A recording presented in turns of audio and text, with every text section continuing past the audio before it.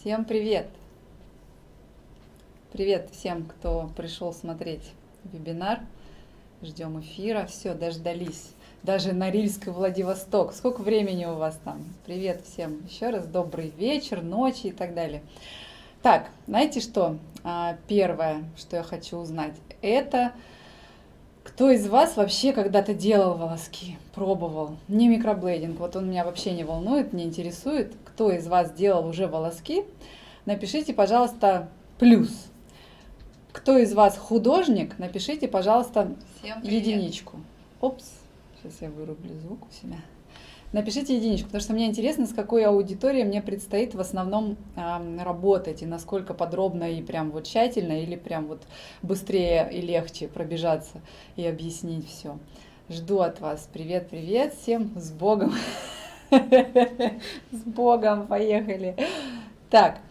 Ну что, сегодня мы будем говорить о волосках. Сегодня теоретическая часть программы я озвучивала. В основном я сегодня буду рисовать на бумаге, планшете и латексе. Буду тщательно и подробно разбирать, вписывать в настоящие живые брови, в сложные на лицах волоски. А пока смотрю, кто тут у нас художник, кто не художник. Оба-на, сплошные художники и все те уже, кто... рисовали волоски. Ничего себе, класс, круто. Это очень меня радует. Есть немножко и минусов.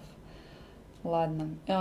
Хорошая новость для минусов. Возможно, у вас есть шанс тоже, потому что не обязательно прям вот быть абсолютно художником, а очень важно видеть хорошо формы. И даже, знаете, в волосковом методе очень важно, это красивая форма на лице, и если в нее вписаны не очень классные волоски, но форма классная, не нарушена ничего, то вам клиент многое простит.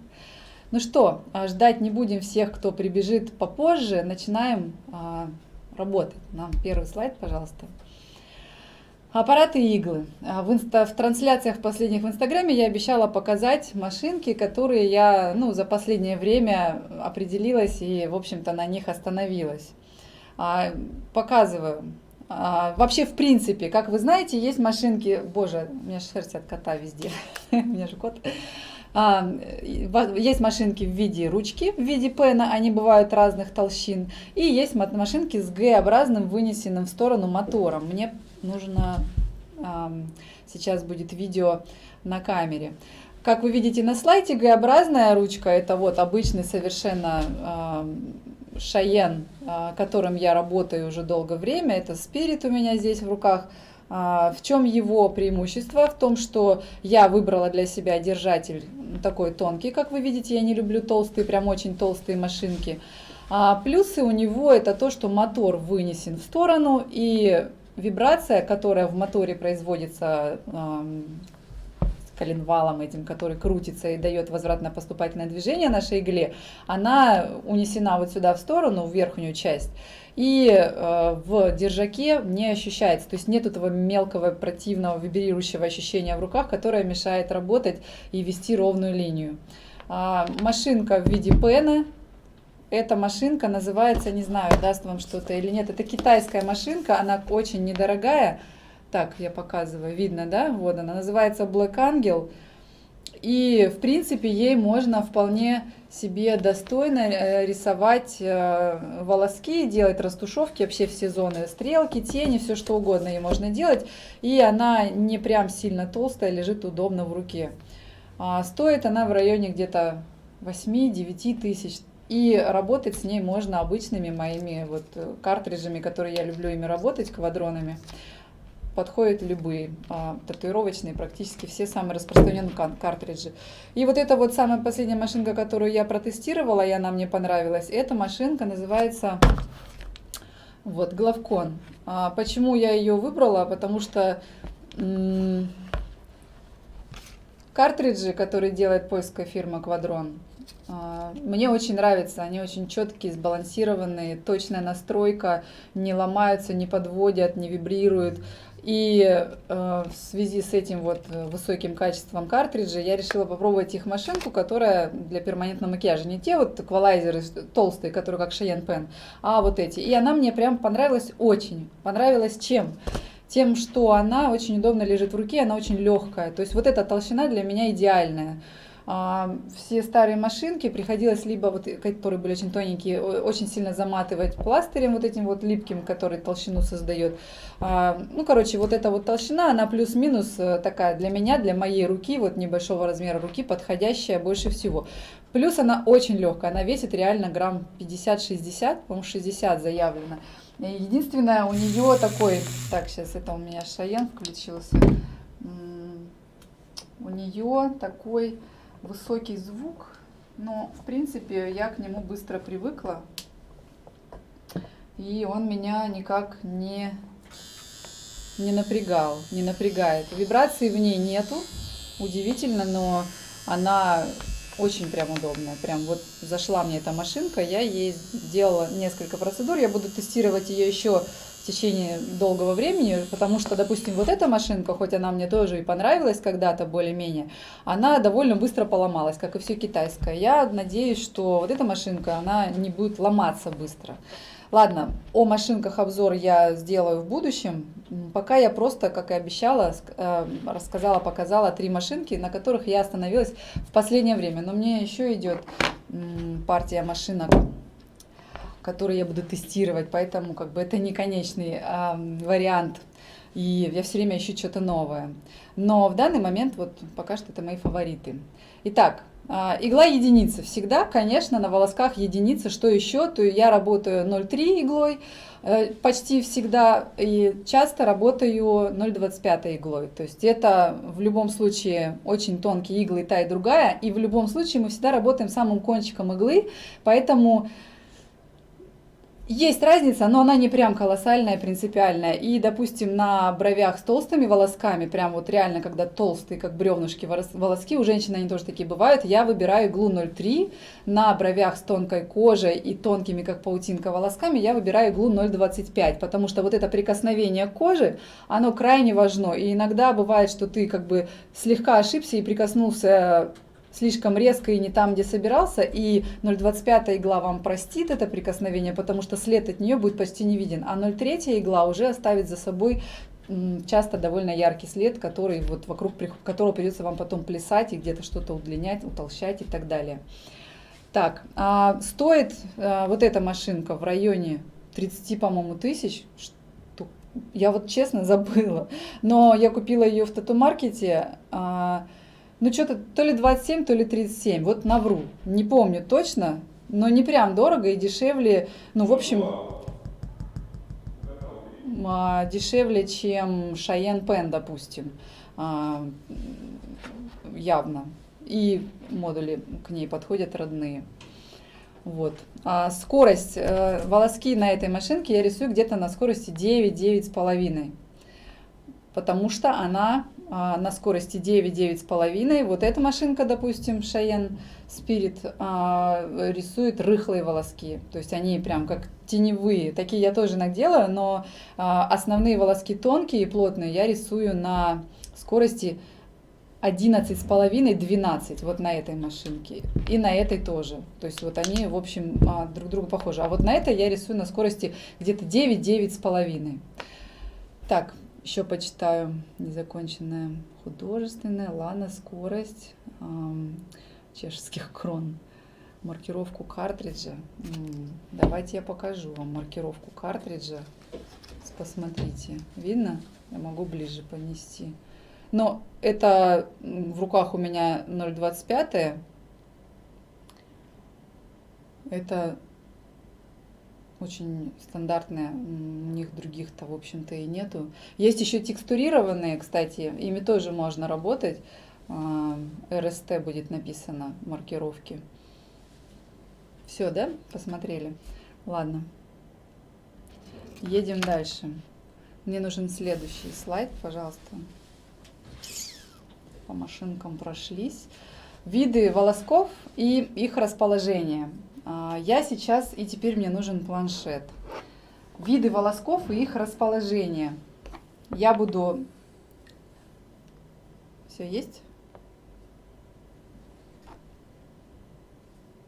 Не пойму, я уже в планшете, да, все. Так, смотрите. Виды волосков и их расположение. У нас есть, по сути, всего лишь 3-4 вида волосков. То есть это пушковый волосок, он тоненький, проходит, мы его рисуем в один проход, и он должен находиться там, где вам сложно нарисовать, влепить туда, нарисовать, допустим, какой-то прям основной волосок плотный. Бывают такие места, но мы об этом попозже поговорим. Пушковые волоски располагаются вот где-то вот в этой области. Это головка, самое начало головки, то место, которое в растушевке мы делаем прям дымкой.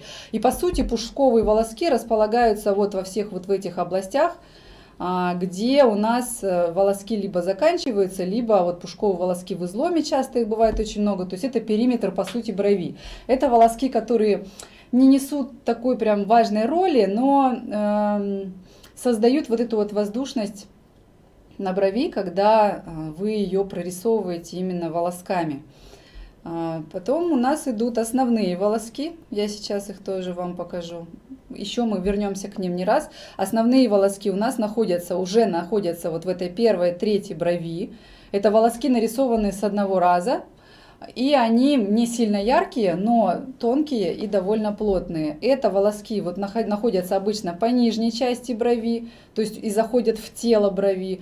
И волоски, которые создают собой излом. То есть, видите, я рисую чуть ниже, чем пушковые волоски я рисовала до этого. И иногда они бывают вот здесь в самом конце хвоста, на большом расстоянии друг от друга, чтобы также эта область смотрелась воздушной. Это у нас зона, получается, для основных волосков. И у нас есть еще толстые волоски или связки. То есть связки — это имитация пучков. Это когда волоски соединяются все в один, допустим. Смотрите, то есть толстые волоски или связки у нас располагаются в середине тела брови и в изломе. То есть вот эта зона, где мы будем рисовать толстые волоски. А их я нарисую чуть позже, покажу, расскажу, как они рисуются. И связки, наши соединения все волосков, которые, смотрите, вот на этой конкретной брови очень-очень хорошо видны. Сейчас чуть-чуть уменьшу. То есть вот у нас, допустим, идет основная большая связка. Вот здесь у нас основная насыщенность идет. Дальше у нас идет вот связка, соединение волосков. И вот такая тоже длинная двойная связка. То есть вот конкретно это. И вот, кстати, вот здесь тоже вот она прорисовывается. Вы должны, если собираетесь рисовать реалистичные брови, вы должны постоянно анализировать брови, наверное, там самых красивых бровястых людей, которые вокруг вас, ваши клиенты, может быть, звезды, знаменитости, просто ищите их портреты в хорошем качестве, скачивайте и на них рисуете. Если нету планшета, можете распечатывать и рисовать, прорисовывать, обводить, повторять. То есть это вот ваше все, это ваша тренировка, которая постоянно должна вами проводиться. Так, и теперь мы должны эти волоски прорисовать. То есть я сейчас... Так, мне следующий слайд, пожалуйста.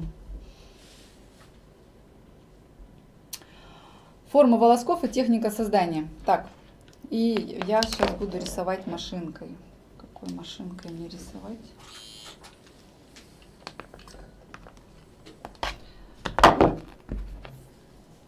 Вот на этом мы остановимся поподробнее. И, кстати, допустим, наши курсы онлайн мастер по волоскам, волосок называющийся, вот весь этот курс заточен на то, чтобы вы научились рисовать именно вот этому прикладному навыку, вы научились, и для вас не было сложно именно прорисовывать волосок сам, но не то что на латексе, а на человеке в том числе.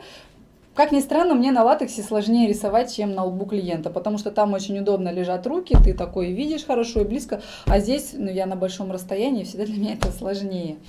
Так, вообще, в принципе, давайте сначала я нарисую вам волосок правильный на бумаге. Так, вот моя рука, все.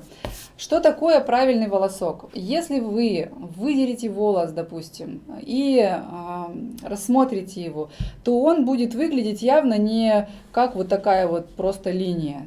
он выглядит, он имеет структуру, то есть у волоса есть тоже тело, есть окончание, начало. Единственное, что то место, где он вырастает из кожи, оно всегда смотрится как бы таким более толстым, и заканчивается он более тонким основанием. Но вся бровь состоит из волосков, они переплетены таким образом, что вот эти пушковые волоски, которые у нас идут по периметру, они как бы начинают каждый следующий волосок, то есть идут по контуру пушковые волоски, потом начинаются толстые волоски, и со стороны, когда мы смотрим, у нас создается ощущение, что волосок с обоих сторон тонкий. На самом деле, если вы выделите, он будет с одной стороны только тонкий.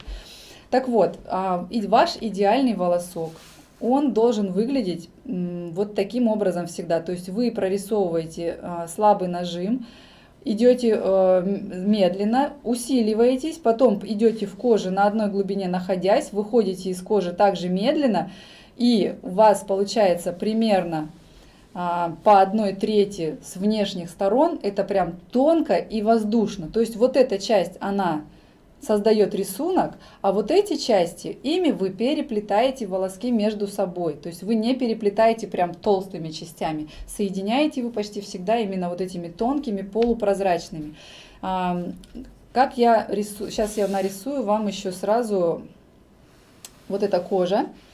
Вот это слой кожи, допустим, где мы должны работать.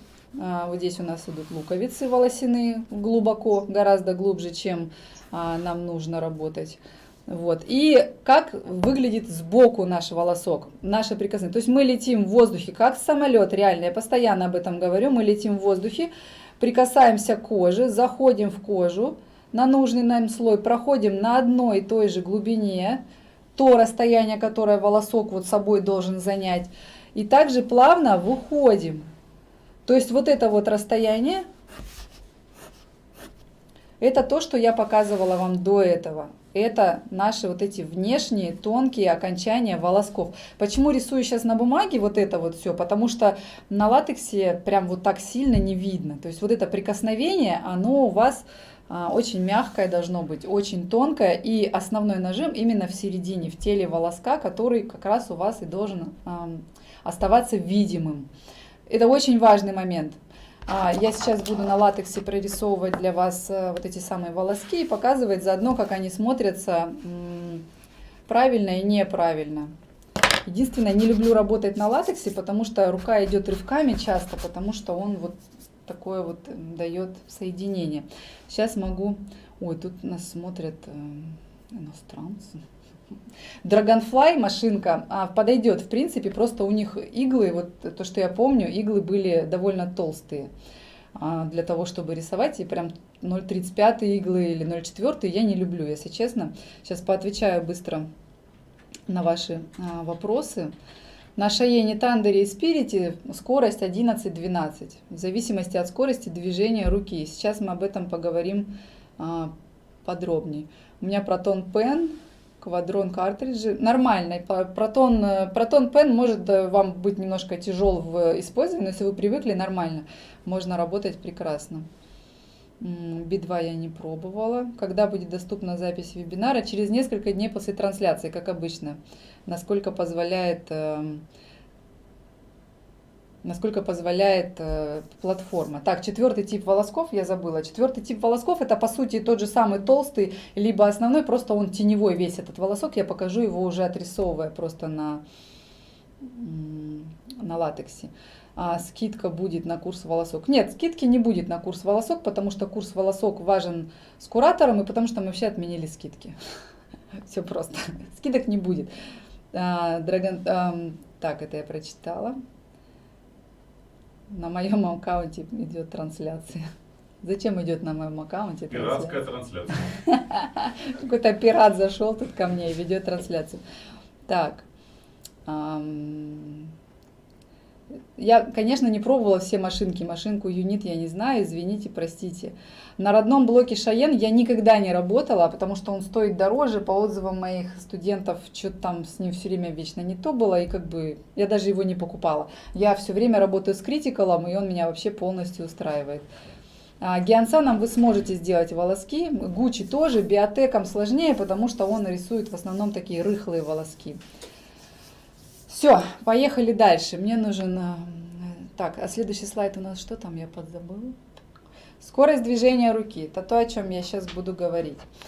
Скорость движения руки напрямую зависит от скорости аппарата и нужного вам волоска, ну как бы и той техники, которую вы выберете. То есть если вы будете рисовать очень тонкие волоски, вот эти вот прям, которые надо выпучить глаза и нарисовать идеально, и если усилить, то попасть нужно точно в него же, то скорость должна быть максимальная, то есть очень быстрая для этого аппарата, допустим, у меня 12, я рисую на 12. И сейчас я вам покажу. Теперь мне надо камеру и очки. О скорости движения руки, даже на скорости 12, я рисую волоски. Что там, хорошо видно? Видно хорошо? Говорите мне.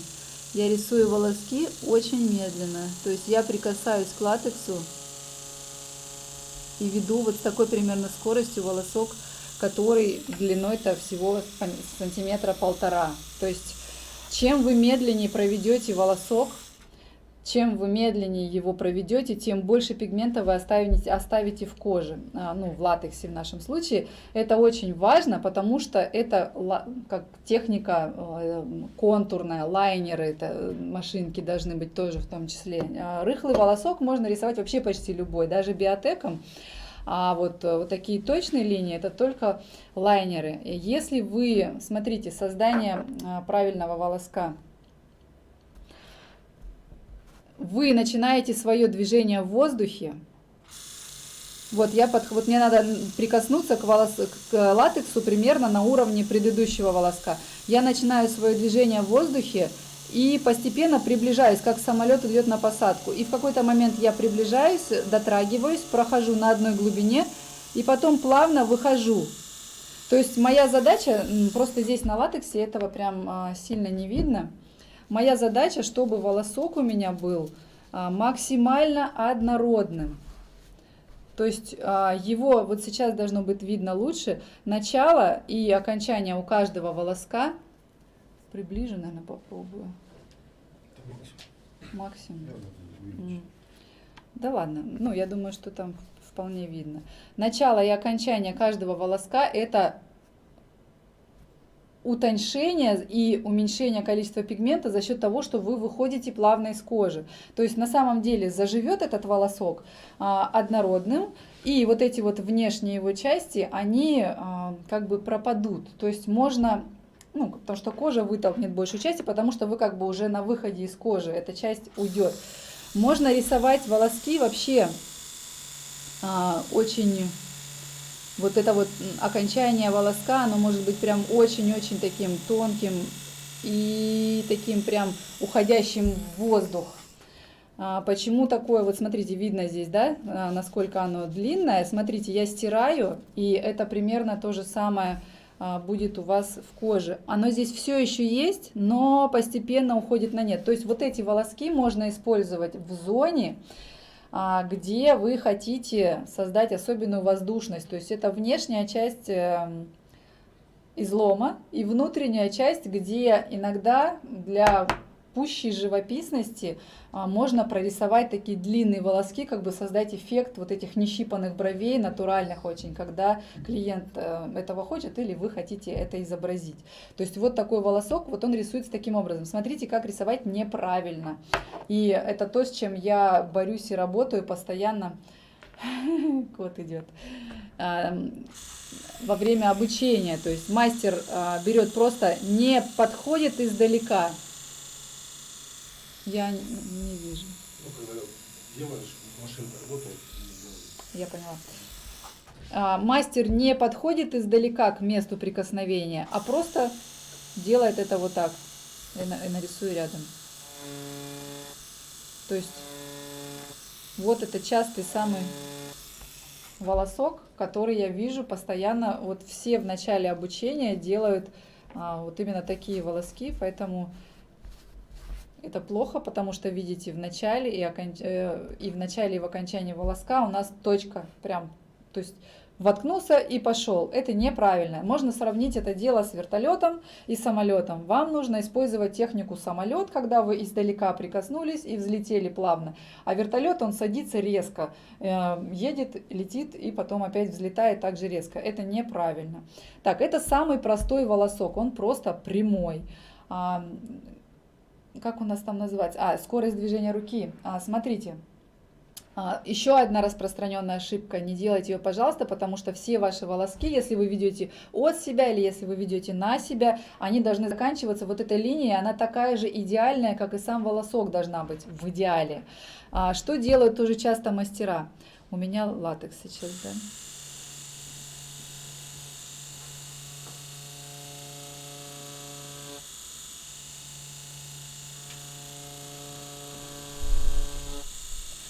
Они делают вот это движение, когда волосок прорисован вроде бы правильно, то есть вел медленно, аккуратно, был молодец, а в конце совершил вот этот чирк.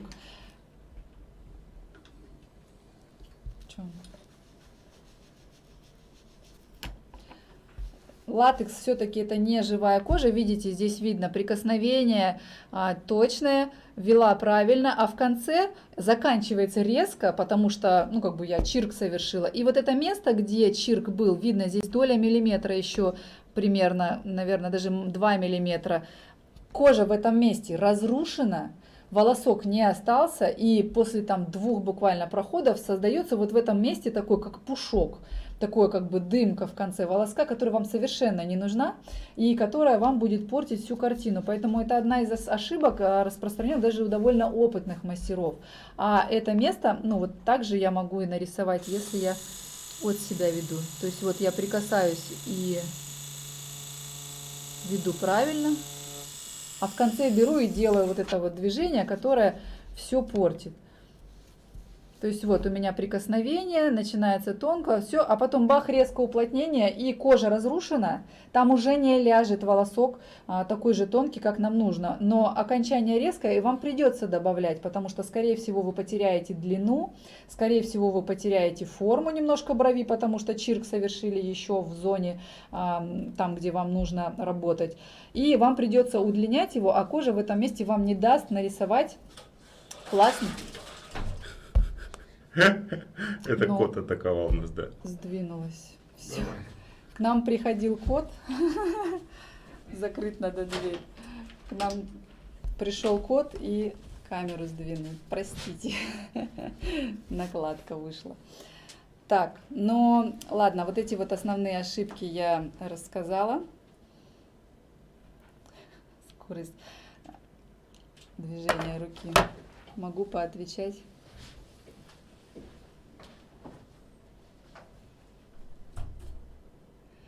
Так, хорошие вопросы пишет, сейчас поотвечаю. Так, кожа не рассечется при таком медленном движении руки. Вы знаете, за всю свою практику у меня единственный раз было такое, когда очень возрастная кожа реально распалась как микроблейдинг. Это было в самом начале моей работы, и я тогда делала где-то, наверное, проходов по 15-20 в каждый волосок, чтобы вы понимали. Я вела и быстро, и всякое, и медленно, и в итоге вот у меня единственный раз за всю мою практику распалась кожа. Вот прям больше как медленно я бы не вела, кожа не распадалась. Нет, поэтому ответ отрицательный. Так, игла под 90 градусов. Смотрите, да, это тоже важный момент. Игла всегда под 90 градусов. Вы должны работать таким образом, чтобы ваша игла находилась максимально вертикально по отношению к коже. Сейчас я вам еще покажу. Смотрите, иногда я рисую, сейчас покажу это еще на камере, но там будет, может быть, меньше видно. Иногда я рисую, вот смотрите, если вот это вот, допустим, вот эти 2 моих пальца, это борозда, в которой я иду, я могу находиться под острым углом кожи, но только если я веду вот и прям по, как бы, острый угол у меня вот в борозде находится. Я понятно объясняю? То есть вот если посмотреть, игла входит в кожу, то есть вот таким образом я могу провести. Иногда на сложной коже я такие волоски провожу. Сейчас покажу, как это выглядит на латексе тоже.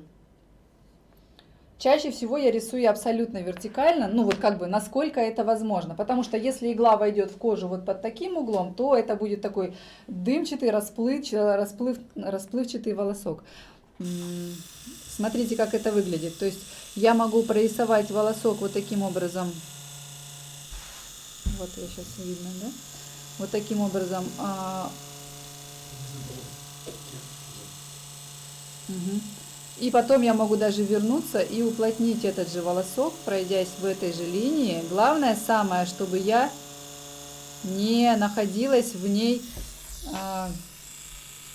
так, чтобы я не находилась в ней под другим углом.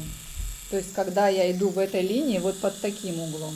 Так нельзя делать, потому что игла входит в кожу и оставляет пигмент под кожей там, где мы видим сверху его все равно. И вот это вот и выглядит как такой расплыв жирный, некрасивый. То есть, но я работаю таким образом крайне редко.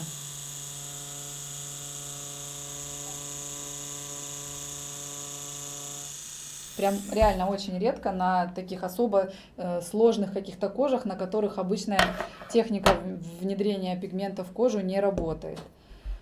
Так, о скорости движения руки мы поговорили. Если вдруг у вас машинка типа Биотека, я работала такими машинками, они на высокой скорости начинают вибрировать, невозможно работать, а на низкой скорости тогда, знаете, если на этом аппарате я веду, допустим, на 2 секунды примерно, 2-3 секунды, то на Биотеке и подобном ему аппаратах по скорости я веду, не знаю, на 7-8 вообще, то есть еще медленнее, иначе этот волосок просто не ляжет. Но зато ими легко делать растушевки. Чего уж там. Это просто аппараты, не лайнеры. Это аппараты, которые вот пиксель кладут вот таким образом, не пиксель, а как бы точки, о которых мы говорим. Так, мне следующий слайд, пожалуйста. Ну, скорость аппарата я сейчас озвучила, в принципе. Допустим, здесь вы пишете про геонсан, я уже не помню, я не работаю геонсаном очень давно. Латекс я вытираю обычной салфеткой, которая у меня в мыле, в фейри. Я же дома, можно здесь всем чем угодно. Так, что остается через год, тень или линия? Это зависит от кожи.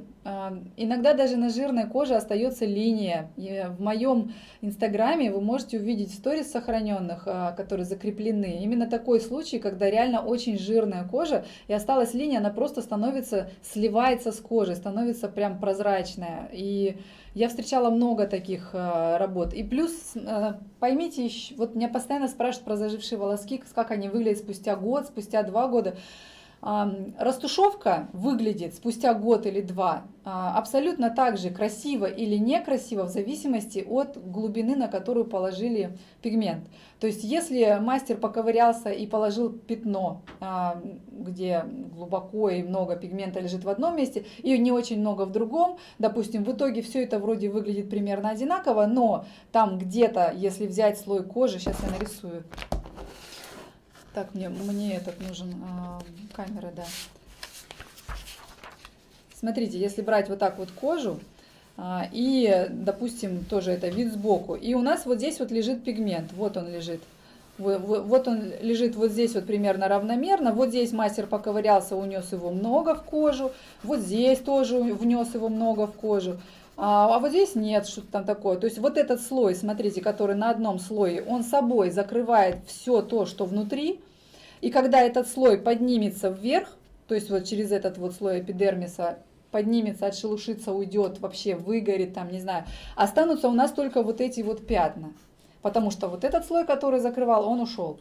То же самое у нас и с волоском. То есть если мы положили волосок, то есть мы не роботы, вы же сами все понимаете, что рука иногда дрогнет. Иногда, как у меня вот последний был мужчина, он просто спал все время и все время вздрагивал. Я замучилась, он пришел, и у него были заглубления, потому что он мелко вот так вот вздрагивал, подергивался, пытался от меня даже отмахнуться. И вот если вы вносили в кожу волосок и вот так вот шли на правильной глубине, шли, потом у вас дрогнула рука, вы ушли чуть глубже, потом пошли опять на правильной глубине, потом немножко ослабили руку и вышли более поверхностно, то есть и опять потом пошли на правильной глубине.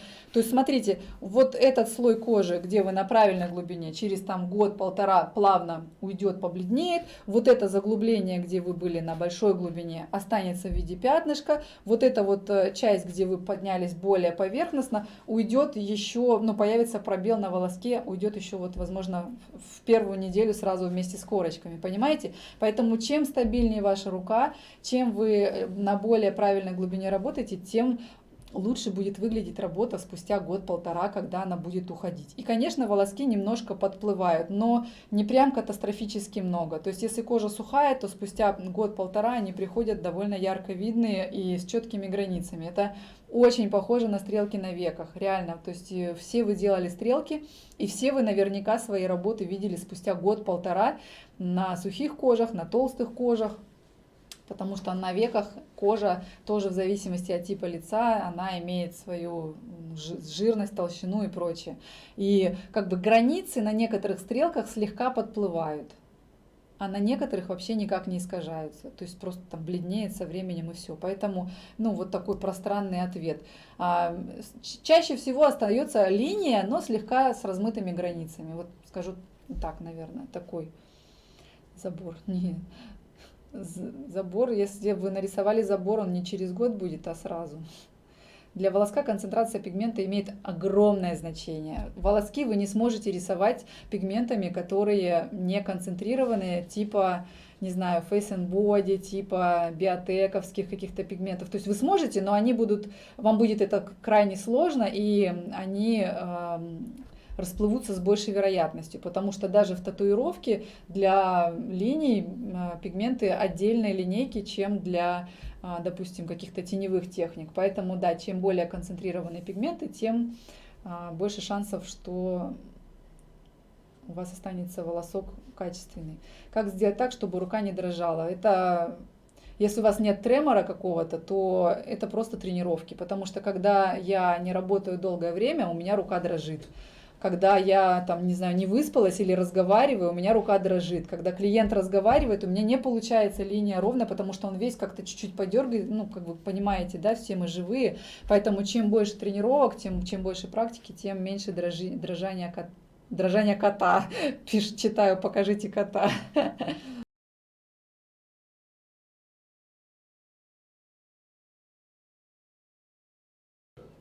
Так, лучше держать так. Как же добиться прозрачной дымки по краям и головкам бровей у брюнеток, да еще и жирной кожи, если теплым пигментом нужно работать плотно? О, какой сложный вопрос. На брюнетках принцип абсолютно такой же, как на блондинках. И, кстати, светлыми пигментами работать в волосках немножко сложнее, потому что вот эта внешняя часть, ее почти не видно в коже. Поэтому темными пигментами даже проще. На ком вы используете холодные пигменты вообще? Но в нашей линейке у нас всего 5 пигментов, и они все не холодные на самом деле. Они все достаточно либо нейтральные, либо теплые. То есть они у меня так называются. Я их переименовала. Теперь у нас это получается блондин, шатен, русый, брюнет и каштан. То есть такие говорящие, как вот цвета волос. Поэтому я больше не говорю холодный каштан. Это у нас какая-то была длинная, большая линейка, я ее уменьшила. Сжала. На геансане скорости не знаю. Так, волоски растекаются, расплываются только если кожа вокруг волоска повреждена. То есть если вы, смотрите, я сейчас еще порисую на латексе. Это то, что я проходила в самом начале, когда я делала по 15-20 проходов в один волосок вообще. Я не могла понять, почему они приходят просто расплывшиеся в дымку, как будто я делала растушевку. То есть у нас задача провести волос и не повредить кожу вокруг. То есть если я провела вот этот волосок, он у меня, допустим, где мои очки? Он у меня, допустим, даже если он не лег прям идеально, я могу еще раз пройти по нему, но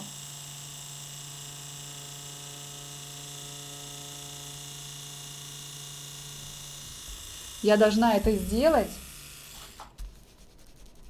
Я должна это сделать таким образом, чтобы он стал ярче, но чтобы он не стал толще. Когда у нас волоски расплываются.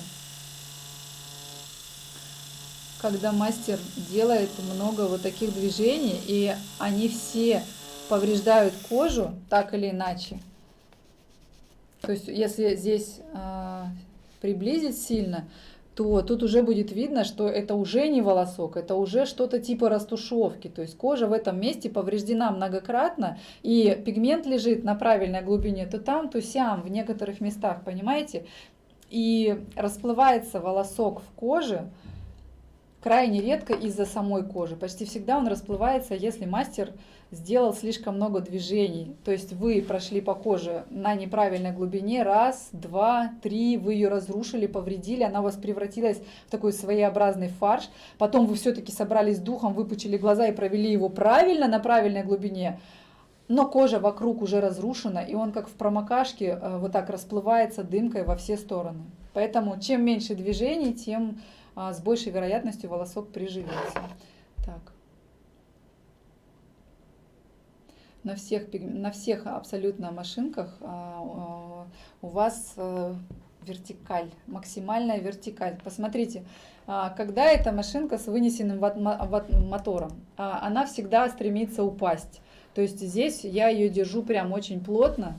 У меня, в основном я буду об этом говорить и показывать в практические дни, мы будем много об этом говорить. То есть я должна держать, чтобы провести волосок, максимально плотно аппарат, и мое движение должно быть максимально уверенным. То есть я ставлю на вот эти два пальца руку и одновременно ею же натягиваю кожу. Но об этом мы будем говорить вот на практике уже, когда у нас будет практическая часть. Если это вот такой аппарат, то его я могу за счет того, что он очень легкий и вообще не болтается, то есть я его держу без особого усилия, я его держу за модуль практически, потому что модуль стоит очень хорошо сам по себе, очень плотно. Это не Геонсан, который за носик держать нельзя. То есть я тоже много лет работала машинками, вот где носик и отдельная игла, все это настраиваешь, ты настроил вот эту всю часть, она не вибрирует, класс. И ты, не дай бог, тронешь эту часть, потому что тут же сбивается настройка, все это опять настраиваешь и тратишь время. А здесь я могу прям за носик держать, и вот это движение мое, оно вообще абсолютно уверенно. То есть если в растушевке мы держим машинку так, что она болтается, то есть без вообще усилия, вот такое движение у нас, то здесь у меня вообще другая постановка рук. Я держу плотно, низко, это на точном тонком волоске, я сейчас говорю о нем. И максимально низко к коже я нахожусь.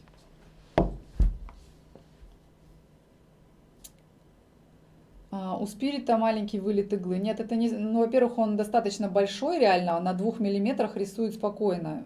Кстати, вот эта вот машинка, у нее тоже вылет примерно как у спирита, даже чуть-чуть меньше, но это вообще не мешает совсем.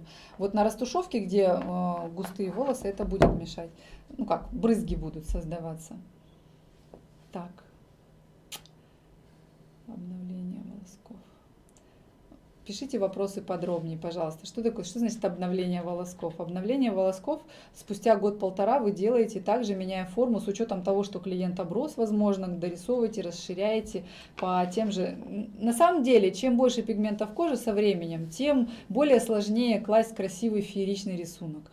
То есть, если вы дождались такого времени, когда клиент пришел и кожа практически вообще пустая, вообще класс. А если клиент к вам пришел и еще видны волоски, то вы работаете по ним же. Где-то, может быть, добавляете что-то новое, но вообще вы должны в идеале повторять старый рисунок, иначе у вас получится каша и грязь. Так, что, давайте, мне нужен следующий слайд.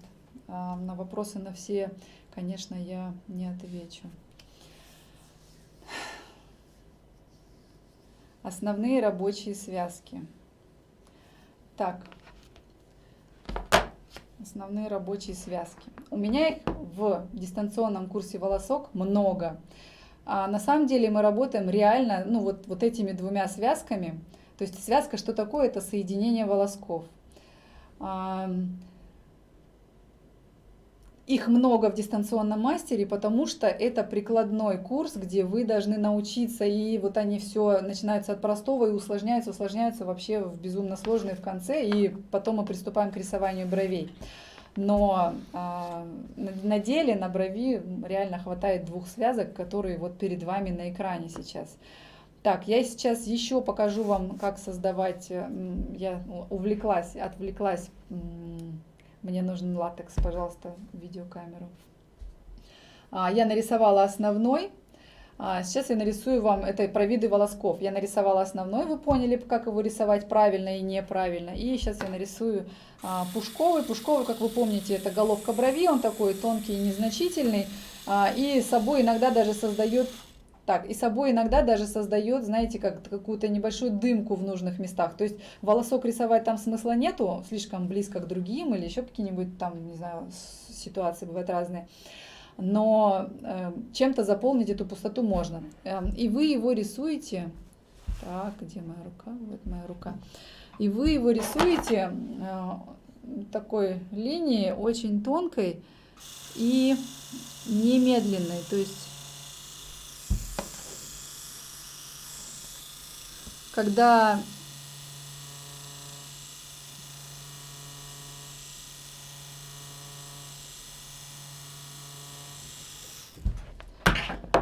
мы не ориентируемся на волосок, который виден сразу после, не знаю, будет тут видно.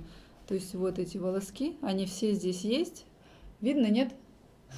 Но их практически не видно. То есть на самом деле в коже они создают собой такой намек на волосок. То есть он то ли есть, то ли его нету. Если останется, если кожа сухая, он останется. Если не останется, он оставит за собой там такую легкую дымку. То есть вот его задача такая.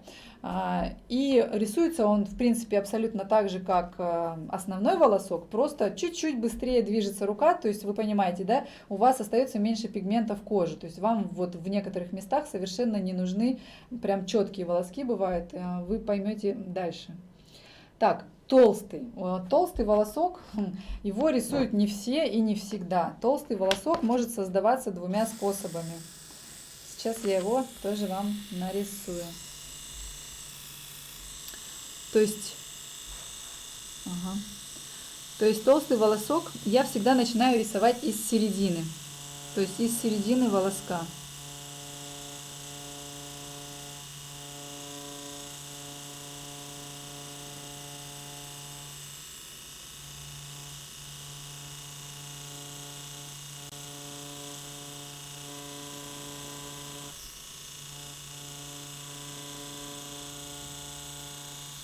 На латексе рука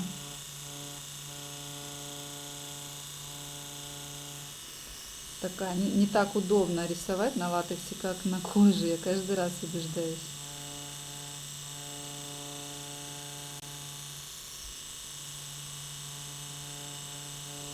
Толстые волоски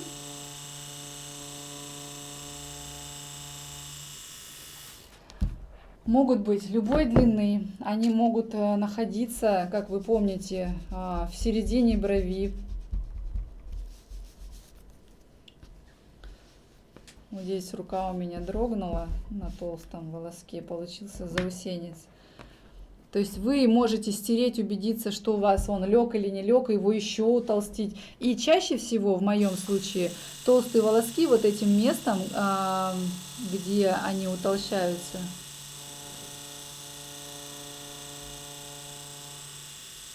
вот в этом месте соединяются в пучок.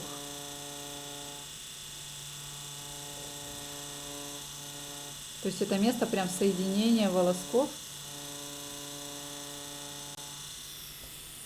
в пучок.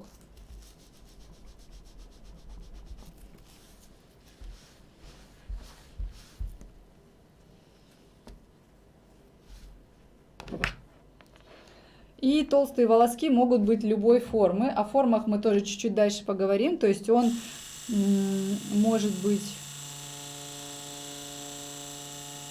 изогнутый. Нарисую новый.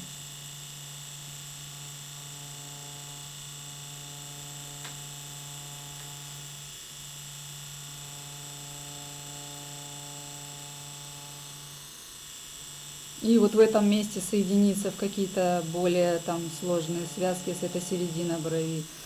И он может быть прямой.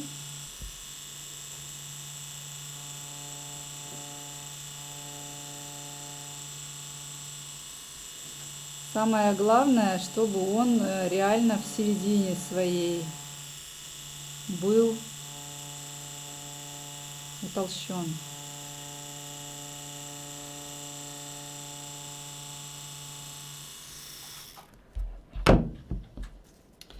То есть вот эта его часть, которая тонкая, которая полупрозрачная, она, видите, какая длинная, но она уходит на нет и с внешней стороны, и с внутренней стороны.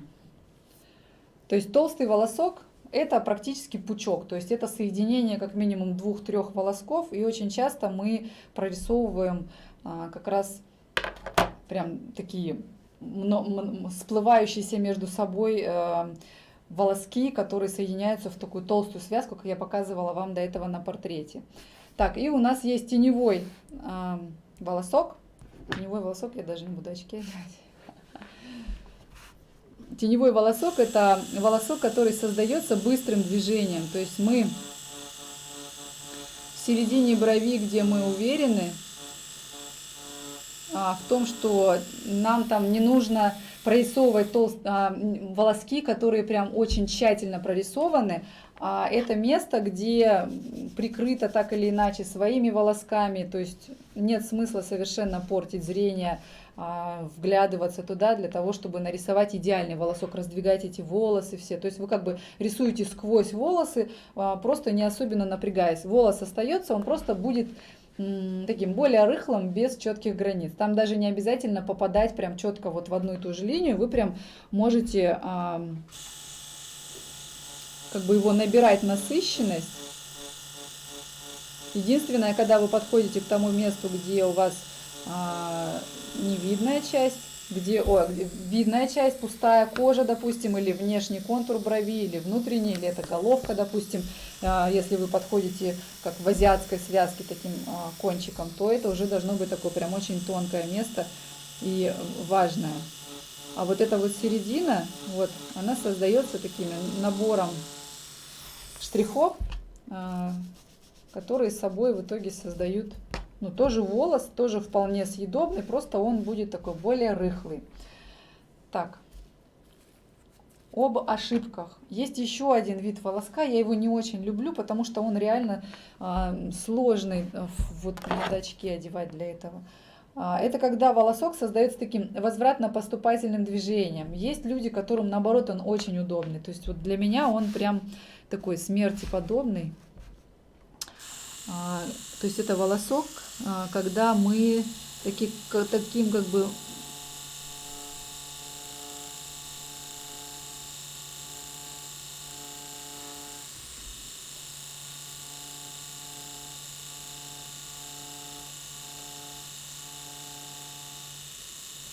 набираем его, как, не знаю, на что он похож,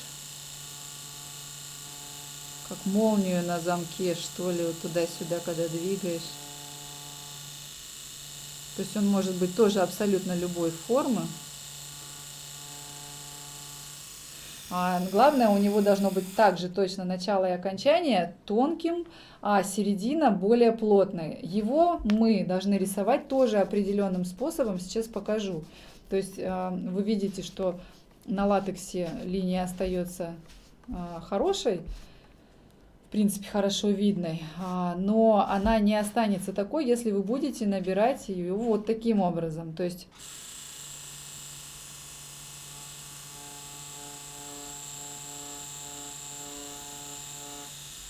или если это движение будет мелким.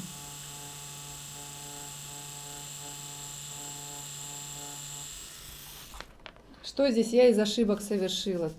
Просто я проскакивала быстрее, и у меня в некоторых местах получаются уплотнения, а в некоторых местах у меня получаются пустоты. И видите, да, он как бы как пунктир выглядит. Такой волосок, он довольно сложный, но некоторым мастерам его вот так вот на большой высоте довольно удобно рисовать. Но это не я, этот мастер не я, не люблю этот волосок. Чаще всего я рисую волосок одним движением прям, ну вы это увидите, когда я буду показывать вам работы на клиентах уже. Так, следующий слайд, пожалуйста, мне. Воткну себе иголку в палец. Так, он был. Типы. У нас что, перерыв? Час прошел? Через 5 минут?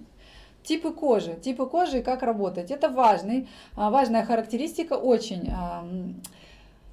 Существует стереотип, что на толстой коже нельзя работать. Знаете, на какой коже я не работаю? На такой, которая похожа на подсыхающий апельсин. То есть она вся в порах, и эти поры, они как кратеры. То есть ты ведешь линию, а у тебя игла то проваливается, то за бугор зацепляется. То есть вот на такой коже я даже растушевку не люблю делать. Эта кожа просто смерть для мастера перманентного макияжа.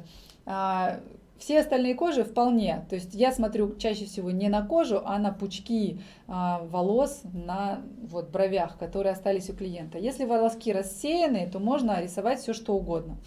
Если волоски очень яркий пучок и лежит где-то вот в районе головки, то вы должны понимать, что все волоски, которые вы нарисуете, вы обязаны рисовать на каком-то расстоянии друг от друга, иначе как бы это бессмысленно, да, если только это не волоски с растушевкой, когда середина прям полностью закрыта растушевкой.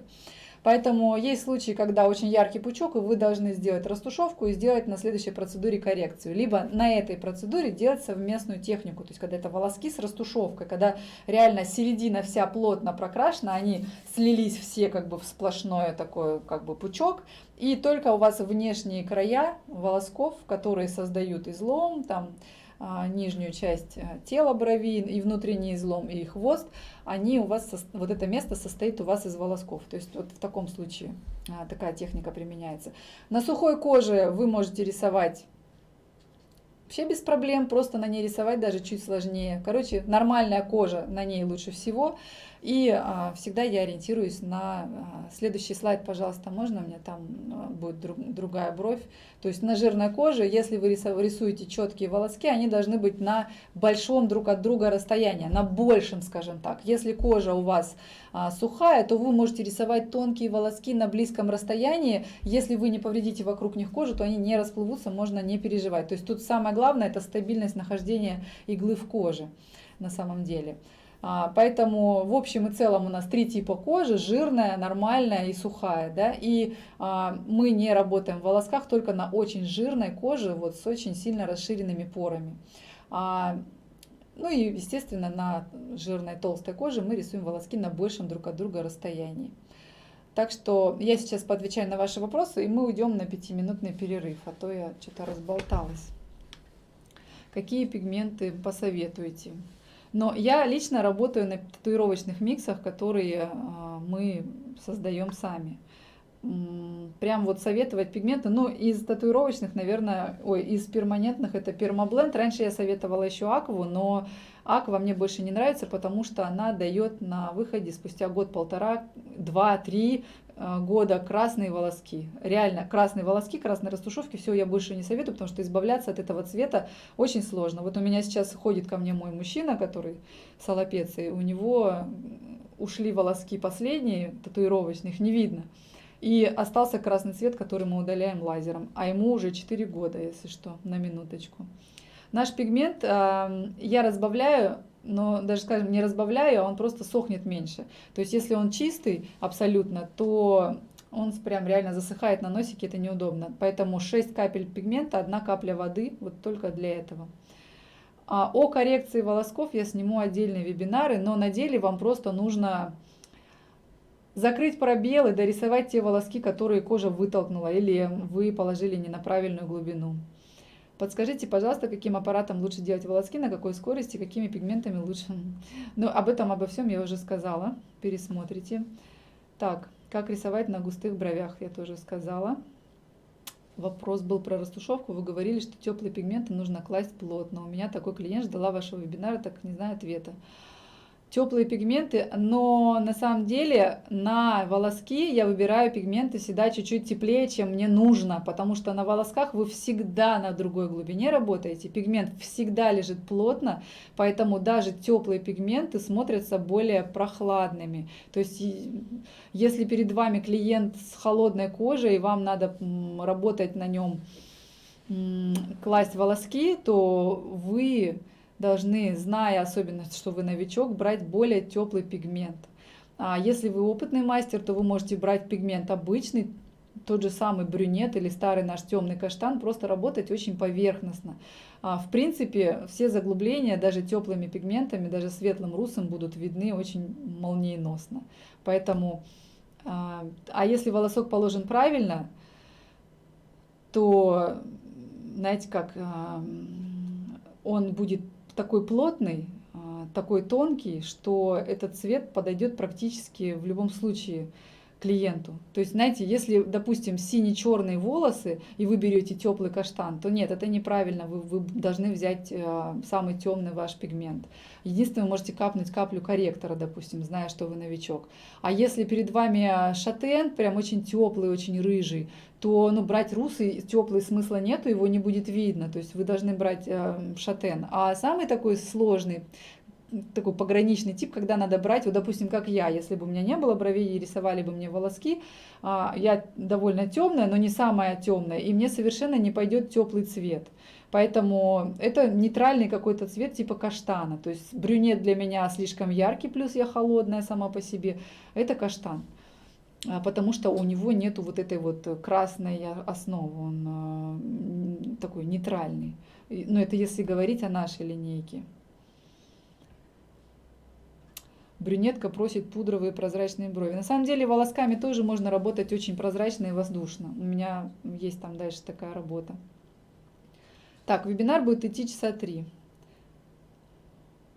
Все, уходим на перерыв. Я через 5 минут приду и продолжу отвечать на ваши вопросы. 260 новых сообщений. Я не успею на все ответить.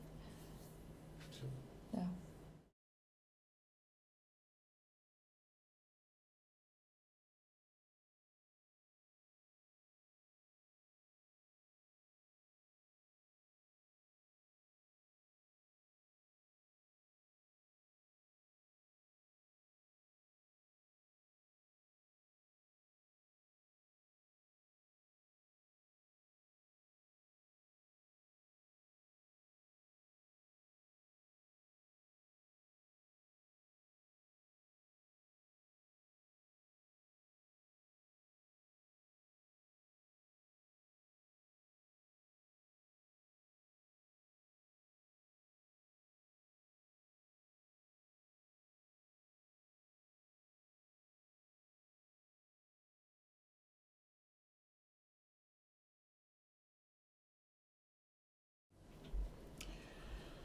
Так, я сейчас быстро проскочу по ответам, по вопросам, потому что очень много вопросов. И вы же читаете вопросы, которые пишут. Пожалуйста, не повторяйтесь, потому что 283 вопроса я просто все физически буду отвечать до утра.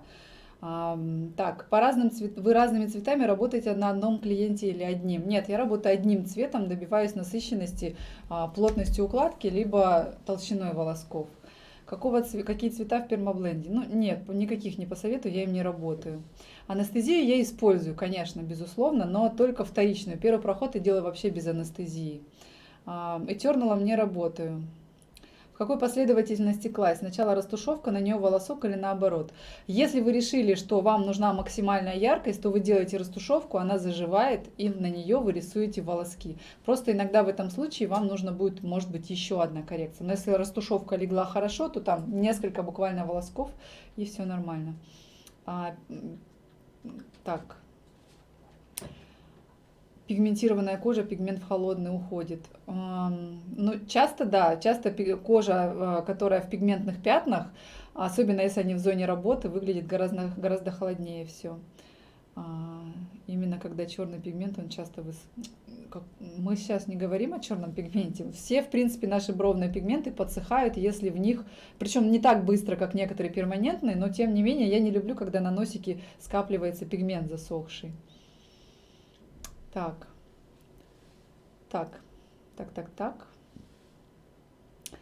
Тренировочное задание для следующего дня. Тренировочное задание вам для следующего дня — это откатать.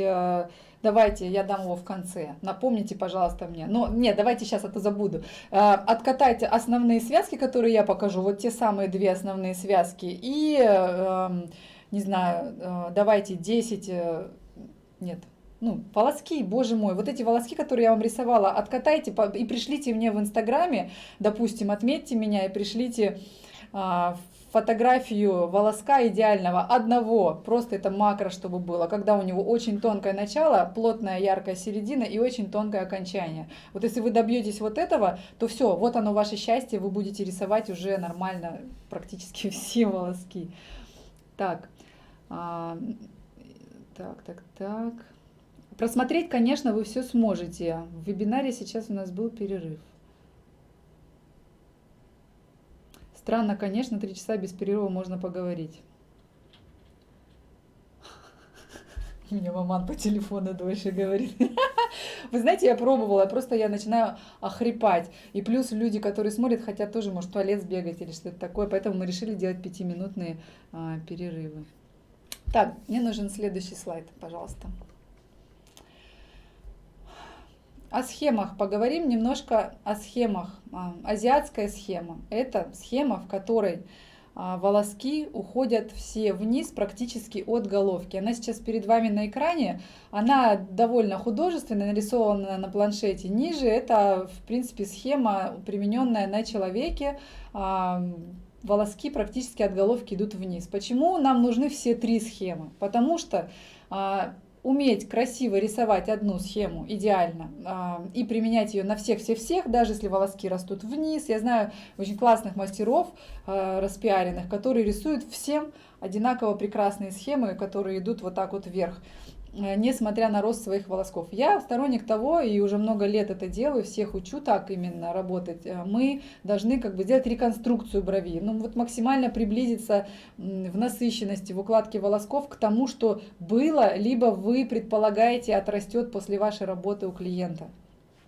Поэтому, если у вас получается европейская схема лучше всех, и вы рисуете абсолютно всех, и создаете вот такие решетки, это не заживет красиво никогда. Потому что, если вы вплелись в свою укладку, это хорошо. Если вы нарушили своей укладкой рост природный волосков, это нехорошо, потому что ваши волоски заживут не так идеально, как вы хотели всегда, и в итоге это будет такое, противоречить будут волоски друг другу. Перед вами азиатская схема, у нее всегда есть линия, где волоски начинают расти вниз, она сдвинута в район головки. Ну, как вы видите, и в... Я сейчас не буду прорисовывать именно ее, я ее прорисую прямо на лице клиента, на сложных лицах я подобрала все возможные, поэтому мне, пожалуйста, следующий слайд. Просто чтобы мы понимали, о чем мы говорим. Европейская, она поскольку европейская, ну как бы не абсолютно все волоски идут вверх, можно рисовать вот с этим вот уголком, где волоски немножко ложатся, вот эти пушковые вниз начинают направление. Можно вообще без нее, то есть если у вас бровь широкая и в районе излома ширина позволяет, то вы можете вот нарисовать вот такую вот двойную, как бы двойное направление волосков и сверху вниз, и снизу вверх, где они идут, соединяются. А если бровь тонкая, то вы просто отсекаете вот эту верхнюю часть, и у вас все волоски идут вверх. Иногда бывают клиенты, не так уж часто, как нам бы хотелось, у которых волоски вот так все растут вверх, и мы обязаны прорисовать вот такую вот схему на клиенте. Давайте, пожалуйста, следующий слайд.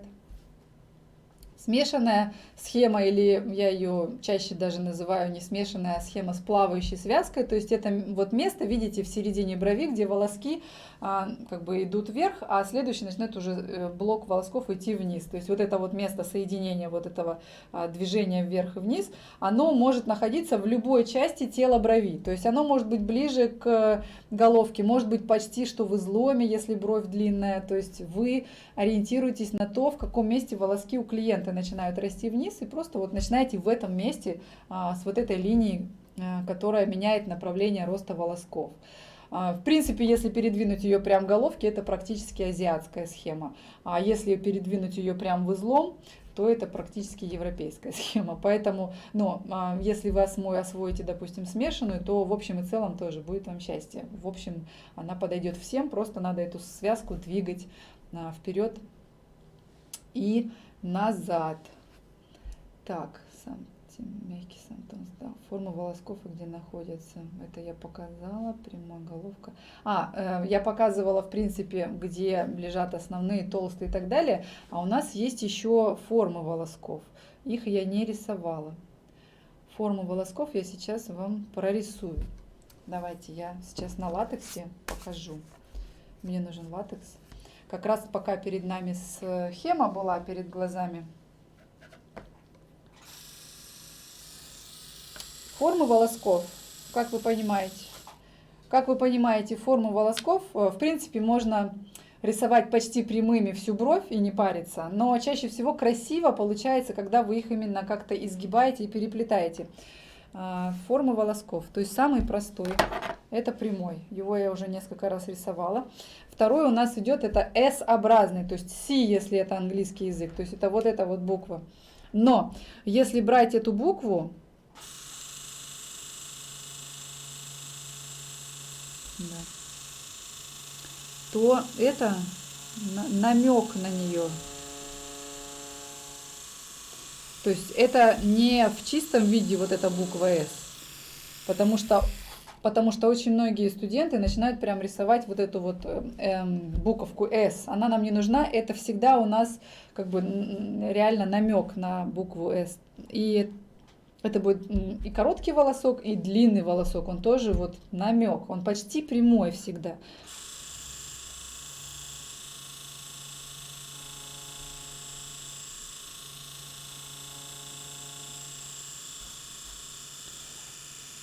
Вы, наверное, заметили, что я рисую волоски и на себя, и от себя. Я в разных частях брови применяю разные движения, в разных, скажем так, условиях формы брови. То есть, когда это очень прямая бровь, не ярко выраженная надбровная дуга, тогда я могу делать вот такое простое движение. Я очень его люблю, но оно не на всех клиентах случается, потому что если надбровная дуга ярко выраженная, то оно становится неудобным. И иногда я начинаю... Иногда я начинаю волоски от середины.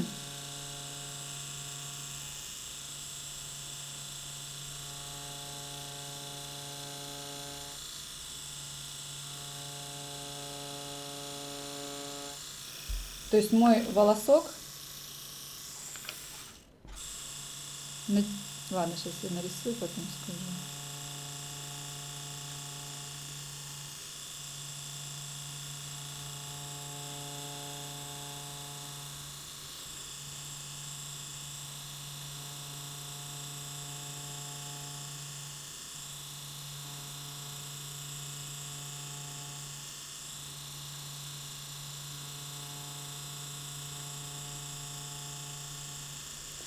Также во всех абсолютно формах волосков важен нажим сам. Нажим вы должны и прям обязаны оттренировать очень сильно, потому что нажим, это как и в растушевке, нажим у вас регулирует глубину погружения пигмента. Вот именно нажимом вы это делаете. Если кожа у вас тонкая, то это как рисование по воздуху. Я иногда рисую, даже не чувствую в пальцах обратной вот этой вот вибрации. То есть настолько нужно поверхностно рисовать.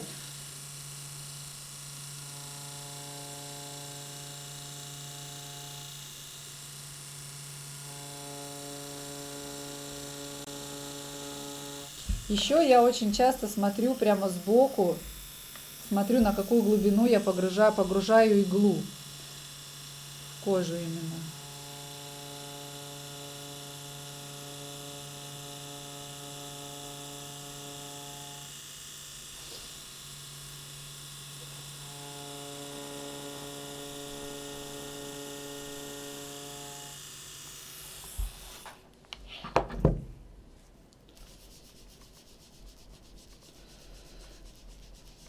Самое главное вам в волосках не заглубиться, как вы помните. Ну, в принципе, это легко решается лазером на процедуре, когда придет к вам клиент.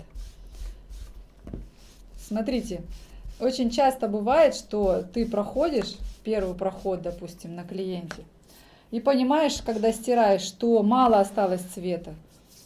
Я выкладывала в Инстаграме работы, где с первого прохода оставалось прям вот все, больше ничего не надо делать.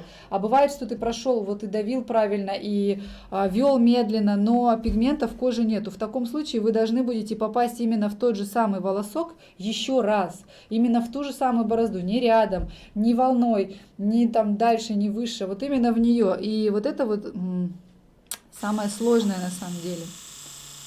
То есть, как я это делаю? Я примахиваюсь в воздухе, то есть я предполагаемый радиус как бы рукой повторяю, и только потом прикасаюсь к коже и провожу это движение.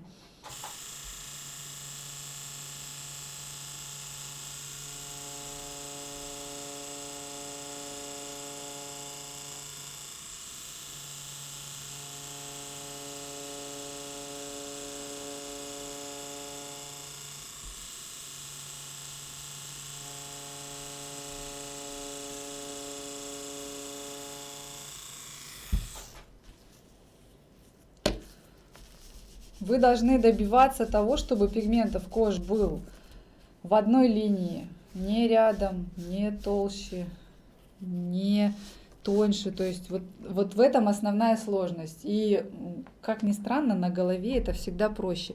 На латексе я еще всегда стараюсь нарисовать длинную линию, хотя такая линия в жизни на лице, конечно, не пригодится. Это у меня по привычке происходит от размашистого рисунка.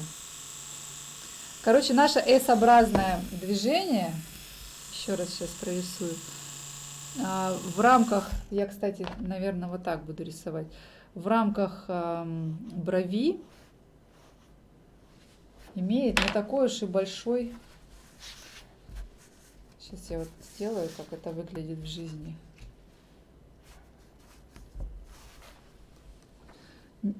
Размер.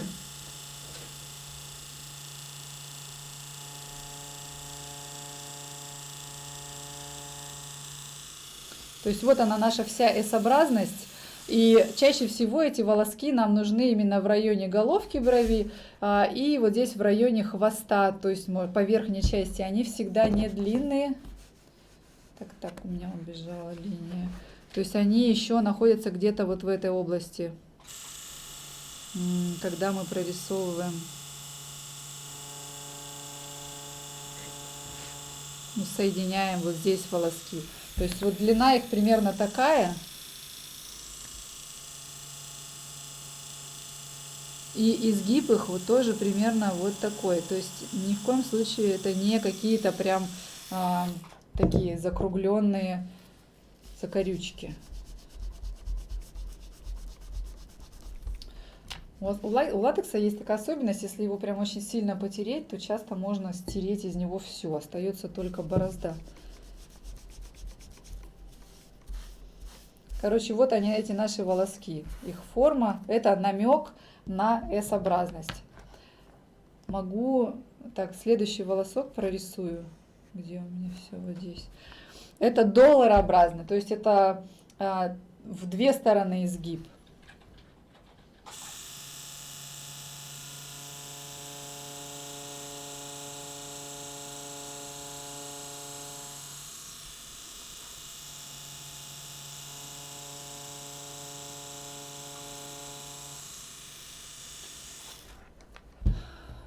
Тоже, смотрите, это не явно выраженная закорючка, то есть это не вот эта вот форма, ни в коем случае.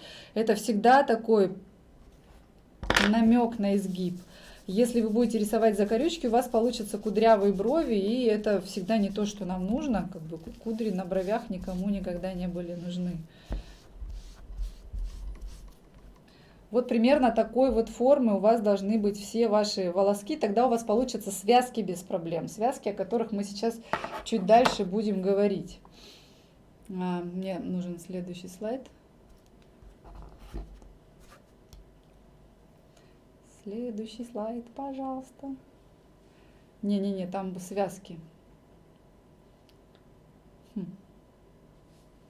Там, где связки, где рогатка и... А ну еще следующий. Это последний, что ли? А назад? Вот они, вот это вот. Странно, у меня слайд куда-то ускакал. Я помню, что он должен был быть. А мне давай его еще раз. Давайте, пожалуйста.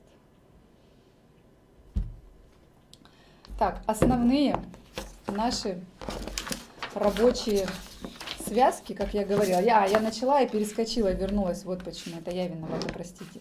То есть это вот, смотрите, рогатка, я называю ее рогатка, у нее может быть форма любая, то есть у этой рогатки вы можете соединить вот таким образом. Вы можете дать такой изгиб в одну сторону, допустим, как будто ветром нагнуло, то есть вот. Вы можете в другую, соответственно, сторону тоже дать. И как бы использовать волоски не долларообразные, а S-образные в этой связке. Как вы видите, здесь использую я, мне, наверное, надо меньше, чтобы было, чтобы дальше было. Так, вот нормально. Смотрите, здесь я использую вот эту связку, вот этот вот волосок. То то есть это долларообразный, как вы помните. И если я его изогну в любую сторону, то я могу, ну, если он правильно нарисован, если он мягкий, я могу с любой стороны присоединить к нему любой волосок. У меня с этим вообще нету проблем, и у вас не будет, если вы не будете рисовать явно выраженные изгибы, скажем так. То есть вот эта рогатка, волосок, то есть это соединение двух волосков, по сути. Вы можете его прорисовывать вот так, как я сейчас показывала, то есть соединяя, ведя на себя. Вы можете это делать, ведя от себя. И карандашом, я сейчас покажу еще это аппаратом. И вы можете делать это таким одним движением, оно очень удобное, запомните его, пожалуйста, и применяйте. То есть вы, смотрите, проводите вот этот волосок, как бы не выходя из кожи, вернее, вы вышли из кожи, не переставляя руку. Вы возвращаетесь и прикасаетесь к волоску чуть дальше, в глубине, там, где безопасно, там, где уже толстая основная линия, чтобы не повредить ваш идеальный тонкий кончик. И потом немножко меняете направление. И вот у вас получилась эта рогатка, и она удобная. И прикол в том, что вы можете тут же вернуться в этот волосок и присоединить другой, еще один, то есть в зависимости от того, сколько вам там места пустого нужно закрыть на брови на вашей.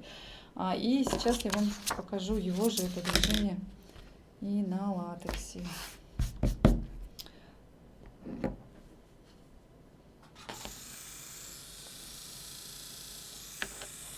Если вы освоите эти... Ой, я все время забываю, со звуком говорю. Если вы освоите эти две связки, вот так вот мягко начнете их рисовать, то у вас будут получаться брови. Надо будет думать только о форме, в принципе, дальше уже.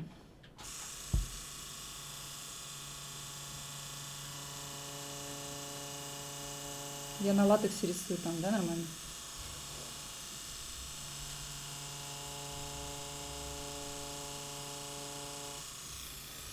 То есть вы соединяете движением на себя.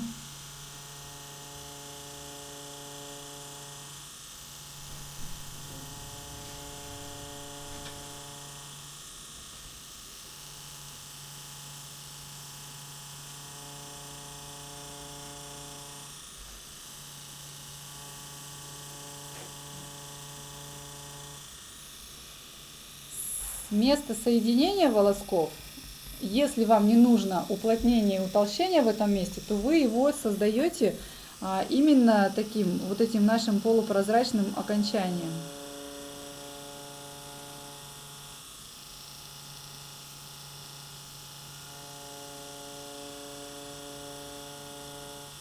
То есть место соприкосновения волосков у нас именно вот эти тонкие края, ну, как бы нашего волоска.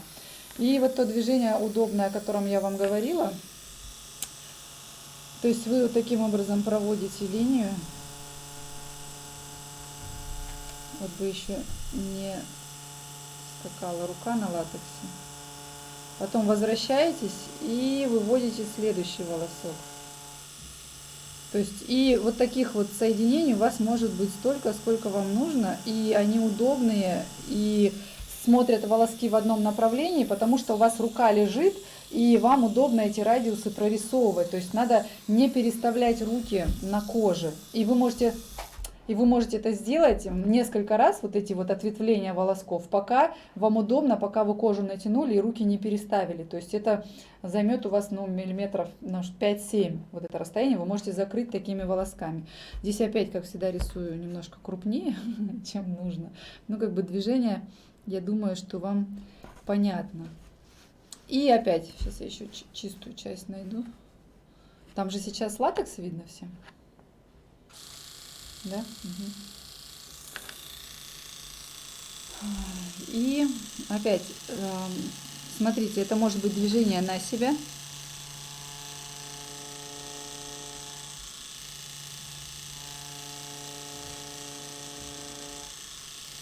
И движение от себя.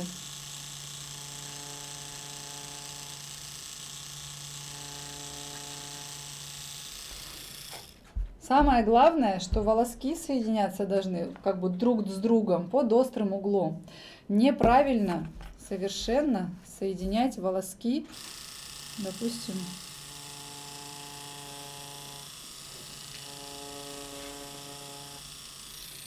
То есть вот это самая распространенная ошибка, которую совершают мастера, когда приезжают на обучение. Они соединяют волоски вот так резко друг с другом. Вроде бы они шли под острым углом, собирались, а потом он берет и резко закругляет и присоединяет один волосок к другому.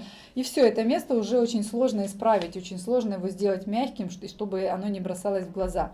Поэтому всегда соединяйте вот под максимально острым углом между собой все волоски, которые будете рисовать. И сейчас у меня тут камера. И следующая наша основная связка — это перо. Я ее назвала перо, потому что она немножко напоминает его. Так. То есть у нас есть основной центральный волосок, условно. Он может быть, может не быть, может стать им любой другой, когда вы выделите его. Ну, как бы начинаем с него. И вокруг него, к нему вы присоединяете, не знаю, по паре волосков с двух сторон.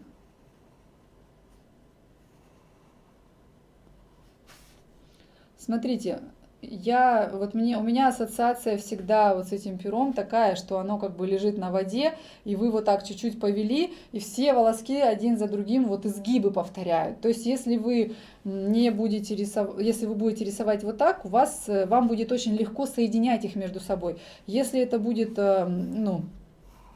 вот такая вот связка, то есть она вроде как и перо тоже, но вот эти вот места, они получаются очень жесткими и очень сильно видны. Очень сложно с ними что-то сделать, и как-то вытянуть и закрыть пустоты между ними тоже сложно. И вот в этой связке вы можете в любом месте присоединить еще волосок, куда вам будет нужно. И видите, в месте прикосновения они должны повторять тот волосок немножко, тот волосок, к которому присоединяются. То есть это такая, можно на досуге просто постоянно рисовать такие связки, их удлинять, усложнять, расширять. И когда есть машинка в руках, вы можете делать это с машинкой. Короче, это может быть бесконечное медитативное задание. И я нарисую ее на латексе. Задание: вам можете отрисовать идеальные волоски и вот такие вот связки к следующему уроку. И после следующих уроков вы отрисуете еще и схемы, те, которые мы пройдем, и разберем их прям очень тщательно.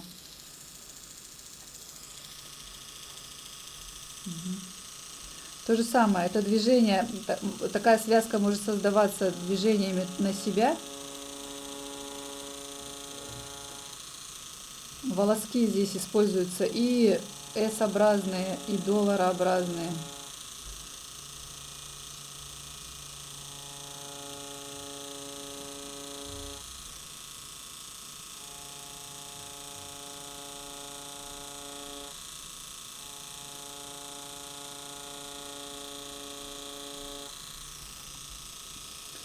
И к этой же связке может быть заданием удлинить ее на, не знаю, на 2 миллиметра.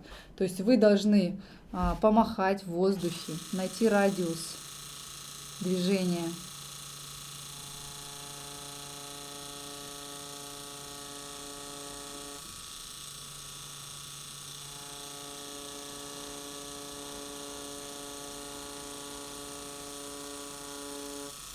Почему так тяжко?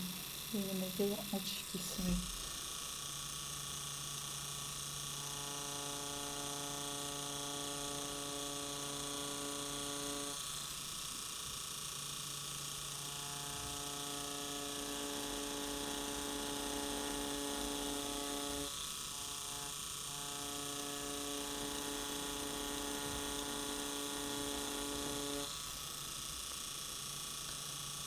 И вы можете контролировать, регулировать жесткость, как силу нажима, сознательно некоторые делать ярче, некоторые слабее эти волоски.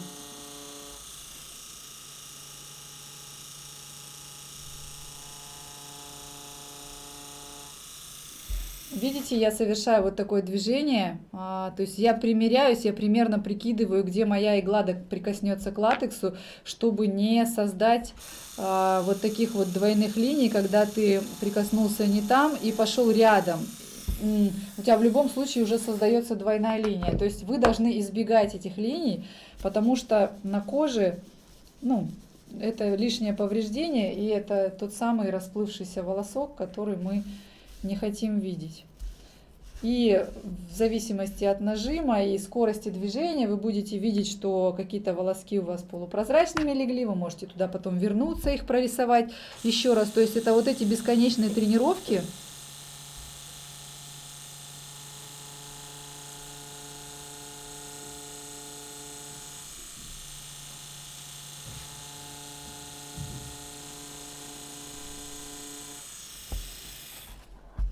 На которые вы, собственно, и должны потратить время, прежде чем приступите к работе на человеке. Потому что как только вы начнете рисовать на клиенте, вы поймете, что, блин, это вообще не бумага, там он вздрагивает, у него может сукровица выделяться, может у кого-то повышенное давление, будет капельки крови выделяться. Хотя в основном мы работаем, конечно же, как и в растушевке, практически на сухую.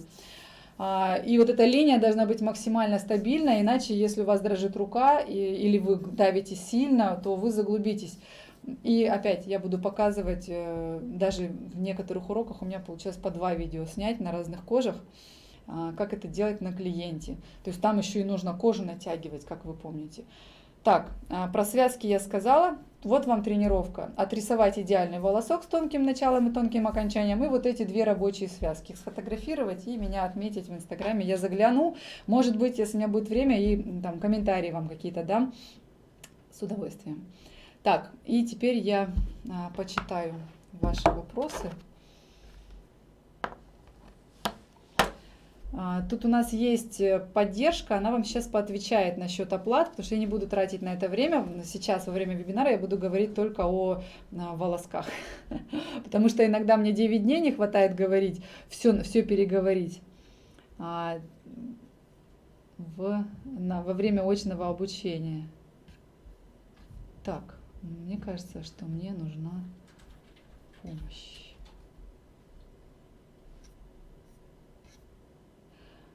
Деревце. На деревце похоже. Но у кого какие ассоциации, это не важно. На эскизе брови. Да, мы сейчас начнем. У меня там целых 5 человек на эскизе. Запись будет. Еще вопрос. Волосок рисуем под углом или прямо? Вы так держите иглу, чтобы нам было видно, или так можно? Мы стараемся рисовать максимально вертикально, то есть иногда это просто не получается. Сейчас я, да, стараюсь, чтобы в камеру было видно мое движение, потому что она вот от меня тут сбоку стоит. А вообще максимально вертикально, если так. Если так быстро рисовать по коже, разве там что-то останется? На самом деле очень часто остается даже при быстром движении. Чем суше и тоньше кожа, тем можно быстрее вести. Вы посмотрите и поймете. То есть, и опять движение зависит от разных типов машинок. Если вот на такой скорости, на 12 я сейчас рисую на Шаене, то да, можно. Если это какой-нибудь биотек, то вы должны реально со скоростью примерно 4-5, а то и 6 секунд прорисовывать каждый волосок. То есть вы пробуете на коже, и если эта кожа вам позволила быстрое движение, то есть остался хорошо видимый след, то вы с такой скоростью и рисуете. Каждый раз это индивидуально зависит от кожи. Как вы относитесь к новой моде на гипернатуральные волоски? Последняя мода на Инстаграме. Ну вообще, на самом деле, чем вы натуральнее нарисуете бровь, тем круче. То есть, но иногда я вижу такие работы, которые... То есть я всегда примеряю на себя. Если я такую не хочу на себе видеть, вот слишком вот такую какую-то лохматую, иногда мне тоже хочется нарисовать что-то такое слишком вот прям художественное. Но я вижу лица моделей после того, как я нарисую что-то очень художественное, и они в таком как бы слегка недоумении. О, у них вот такие лица, поэтому они должны сразу быть счастливы, глядя на себя, то есть без фанатизма. Художество должно быть без фанатизма. Покажите еще раз европейскую на секундочку. Покажи еще раз, пожалуйста, покажите еще раз европейскую схему на секундочку, пока я... Был ли такой, какими карандашами или чем еще рисовать эскиз волосков, что посоветуете? У всех карандашей, у меня тут сейчас, ну вот есть карандаш, но это для рисования карандаш, то есть у него довольно толстый грифель. Если вы его заточите и потом лезвием срежете, сделайте так его, чтобы он был плоский, как лопаточка, им становится очень легко рисовать вот такие вот штрихи. Когда он вот такой просто заточенный в точку, это нелегко, и он очень быстро тупится. А когда он у вас как лопаточка, то вы прям вот так вот прорисовываете штрихи, и да, очень клево. Практически любым сухим карандашом вполне можно рисовать. Так.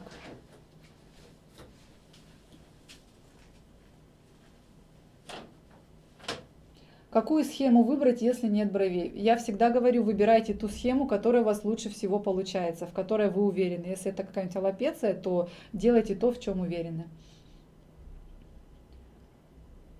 Также интересует вопрос, как правильно и удобнее расположиться клиенту в такой технике. Я работаю вокруг клиента, я не работаю с одной стороны. Вот я еще не освоила, ну, и несколько раз я пробовала пересесть так, чтобы работать лицом к лицу клиенту. Из плюсов это то, что ты видишь картинку в целом, 2 брови, располагать волоски симметрично, удобно. А из минусов то, что ты, во-первых, лежишь практически на клиенте, и я не люблю вот этот вот контакт такой слишком близкий. И мне не очень удобно вести вот с этой стороны брови, когда ты ведешь от себя.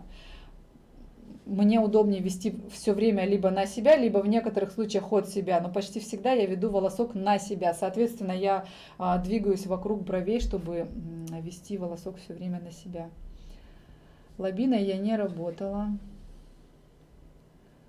Лучше на латексе или на бананах тренироваться? Лучше на латексе тренироваться. Бананы очень быстро разрушаются, и они прям разрезаются. На бананах вы можете тренироваться, когда уже прям совершенством станете. То есть банан похож очень сильно на кожу сухую, а апельсин, соответственно, или помело какой-нибудь на очень кожу жирную. Но на деле лучше всего на латексе. Растушевку на спирите делать, получается, на скорости 8-9. Растушевку на спирите я делаю на скорости где-то 6,5, 7 максимум. Сначала, ну я про волоски и растушевку говорила. Так, ну что, давайте пойдем дальше. Заклеить рот клиента. Показывайте, как рисовать волоски на левой брови у клиента. Я буду показывать это на практике. Вы же все купили практический курс, и у меня будет там, вот я буду показывать, как я сижу, как я веду прямо на клиенте, потому что, ну, по сути, это одинаковое движение. То есть, смотрите, я сейчас на латексе покажу еще раз.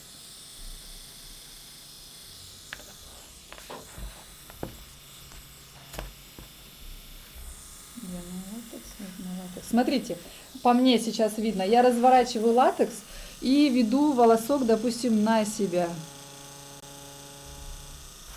А потом я разворачиваю латекс в другую сторону и веду волосок точно так же на себя. То есть на деле я все время совершаю одинаковое движение. Вот в чем прикол. Мне проще, потому что я забыла выключить опять. Потому что я езжу вокруг клиента, и оно движение это похоже. Просто у меня как бы бровь получается такая. У меня нету здесь на латексе пар бровей симметричных. Она у меня одинаковая, только волоски идут как бы в разном направлении. Поэтому, ну вот могу здесь.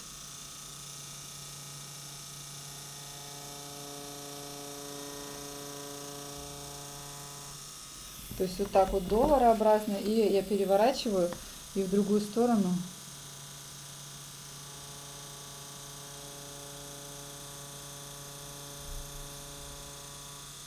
Прорисовываю тоже долларообразно. То есть движение практически одинаковое на самом деле получается. Просто вы немножко по-разному на самой брови ставите руку, потому что у вас в какой-то момент становится рабочая рука еще и очень сильно важная в натягивании кожи. Так. Проблема, как отзеркалить вторую бровь. Правая получается шедеврально, вот левая. Начинайте всегда со сложной брови. И вы можете это в таком случае делать не полностью бровь, а прорисовывать реально скелет. То есть я на самом деле Не рекомендую рисовать сначала скелет на одной брови, потом на другой. То есть есть два варианта. Вы можете прорисовать скелет слева и справа. То есть вот смотрите, сейчас у меня бумага, да? Мне нужно максимально уменьшить. Так, сейчас я настрою. То есть вот у нас, допустим, бровь.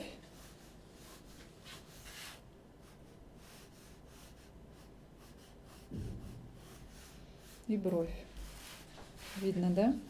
И вот я прорисовываю, ну пусть это будет сейчас такая как бы европейская схема.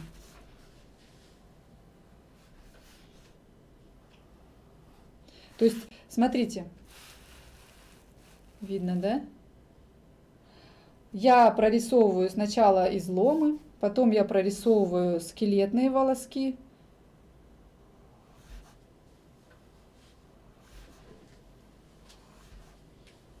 И вот, допустим, на этой брови у меня их 1, 2, 3, 4, 5, 6, 6. На этой брови я их располагаю на соседней. Точно так же стараюсь. Конечно, у вас никогда не получится прям абсолютно симметрично. У вас всегда пойдет немножко там наклон не туда. Отмеряю примерно такое же расстояние и увожу. Вот здесь у меня он раньше начался. И увожу, прорисовываю здесь точно так же скелет. Что-то не так? Ничего. Затем я возвращаюсь, прорисовав скелет на примерно равном расстоянии, волоски расположив под примерно одинаковым углом. Я возвращаюсь и прорисовываю там вот эти вот нужные нам какие-то основные складки, которые прорисовываются у нас, я сказала складки, связки, которые прорисовываются на том месте, где нам нужна тень. То есть вот я прорисовала, я выбрала место, вот это у нас будет тень. То есть я сделала то же самое на соседней брови. И затем я уже заполняю спокойно вверх, потому что здесь как бы проблем совсем нету. Здесь вы просто прорисовываете на равном расстоянии те самые волоски, которые вам нужны. И они уже почти идеально похожи друг с другом. Плюс, когда вы расположите всякие вспомогательные волоски, по идее у вас уже не должно быть проблем с вашей бровью. Ни с левой, ни с правой, потому что они как бы закрывают, заполняют пространство пустые, и уже не различишь, где там какой волосок. Поэтому, попробуйте вот таким образом прорисовывать скелет, потом, на равном расстоянии, с равным наклоном. Я сейчас не сильно старалась на бумаге, чтобы вы понимали. И затем заполняйте. И, кстати, когда у меня передо мной лежат брови, у которых направление волосков меняется в разном месте, я не рисую их абсолютно симметричными. Я прорисовываю вот эту линию, которая меняет направление роста волосков в зависимости от того, где своя находится. Я могу сделать осознанно ее дальше, а на этой брови ближе, в том случае, если волоски расположены именно таким образом. Потому что самое главное, чтобы не было конфликта со своими волосками. И опять надо понимать, что вы имеете в виду под словом одна бровь получается феерична, вторая нет. Иногда бывает, что мастера заглубляются на одной из бровей. В этом бывает проблема. Сколько раз можно заходить за один сеанс в один и тот же волосок? Мой рекорд это 30. 30 проходов в каждый волосок. Я чуть не вешалась, я по 4 часа делала процедуру. Поэтому идеально это 1-2 прохода, а максимальное количество зависит от вас, сколько вы сможете в одну и ту же борозду. Заметьте, просто знайте то, что каждый ваш проход снова и снова по одной и той же борозде ее расширяет, потому что вы никогда не попадете в одну и ту же. Поэтому чем меньше, тем лучше. Сколько времени тратится на эскиз и работу?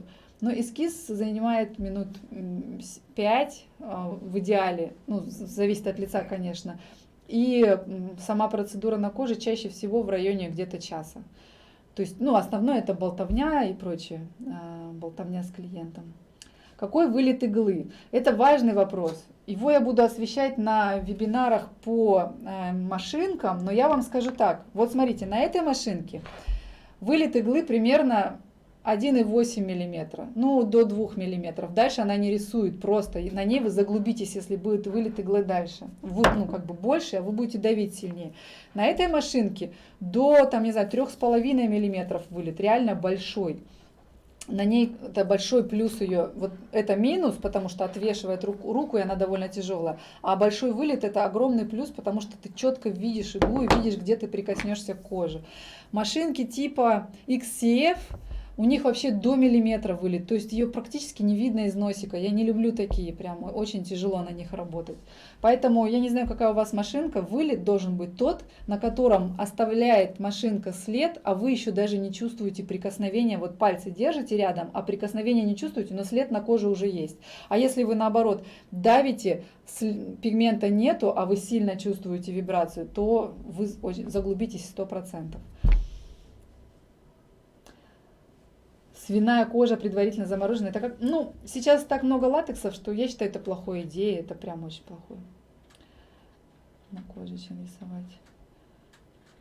Так, вести на себя. Так, ну что, идем дальше. Что там у нас? Повторение семинара можно будет увидеть. Так, ладно. Ну что, давайте рисовать на... Какой там следующий у нас слайд? Как вписать схему?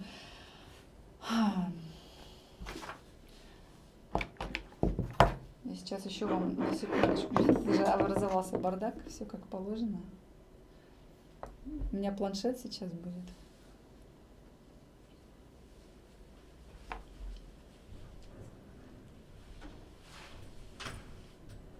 Сейчас найду брови. Смотрите, важный момент у нас это расположение тени на бровях, то есть это тот самый акцент, то есть где у нас находится насыщенность максимальная.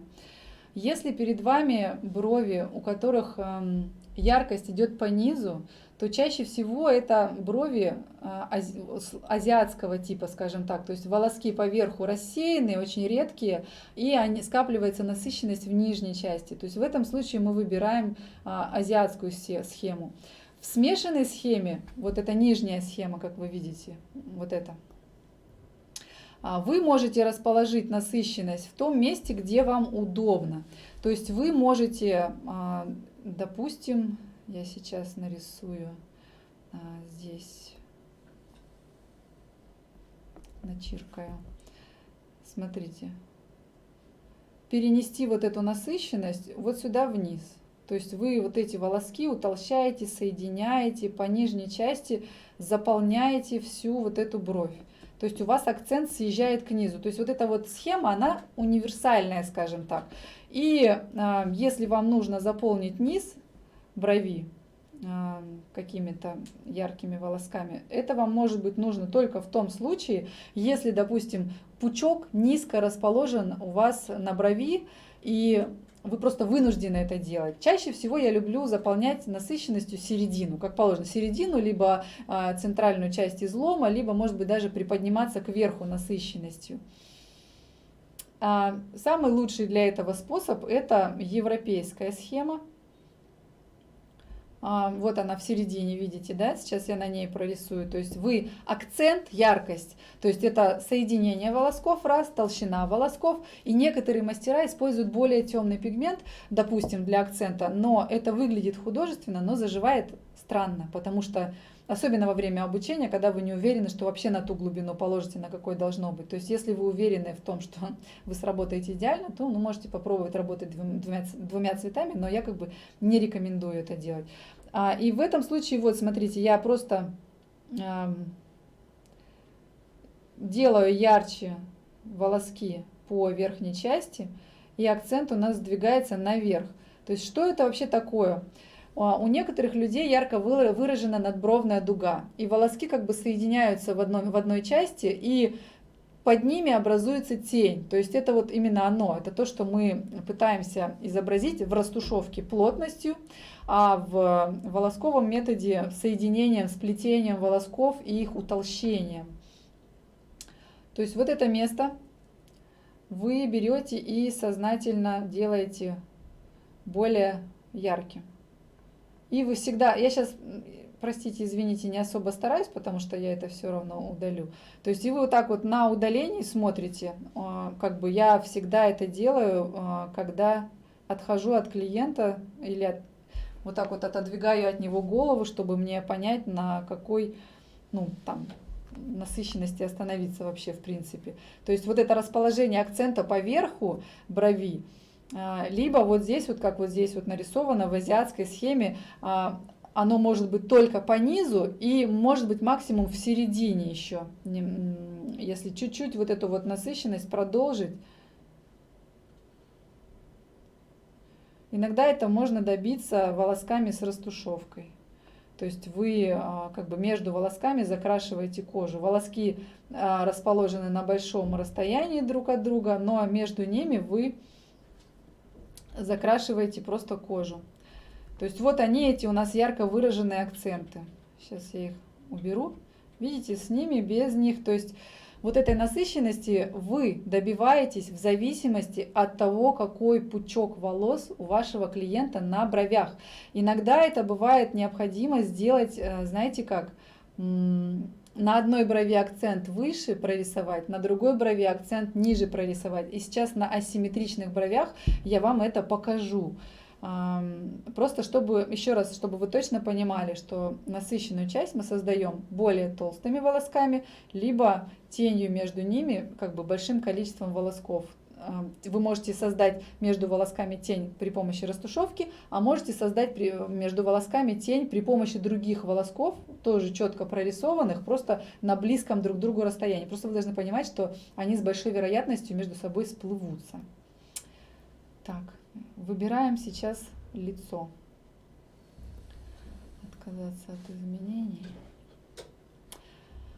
Ой, а у нас, оказывается, уже прошел час практически. Давайте я еще отвечу на ваши вопросы, и тогда лица мы прорисуем в следующем часе.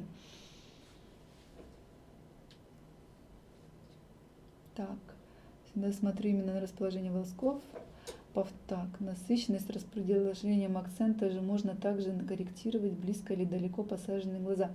Совершенно верно. Вы, если ваши глаза расположены, глаза вашего клиента очень близко, то вы можете визуально как бы растянуть вот это ощущение акцентами, которые у вас в изломе. Ни в коем случае не усиливать яркости у переносицы. Или наоборот, когда у вас широко расставленные глаза, вы прокрашиваете довольно ярко прямо до переносицы, чтобы все ваши волоски и насыщенность у вас у носа была такая максимальная, на что вы способны в этот раз.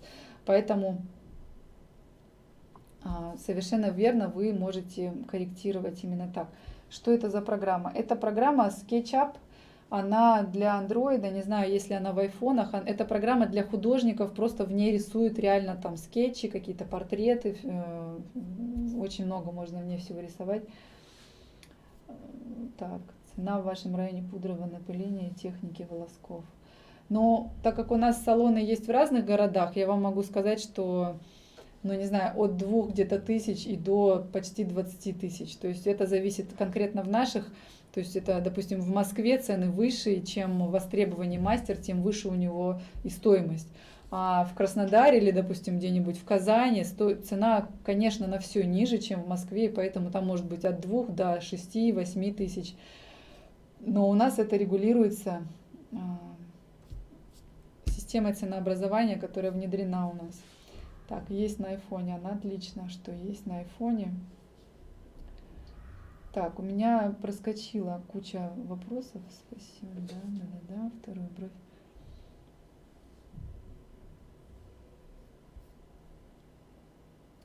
Ну что, неужели у вас нет вопросов, народ? Я поотвечала на все, на какие могла. Давайте прерываемся тогда сейчас на 5-минутный перерыв, и весь следующий час я посвящу рисованию, вплетению и показыванию вам, как... А вы подготовьте, пожалуйста, мне вопросы, только пишите их вот так подробно. Вы родите мне вопросы.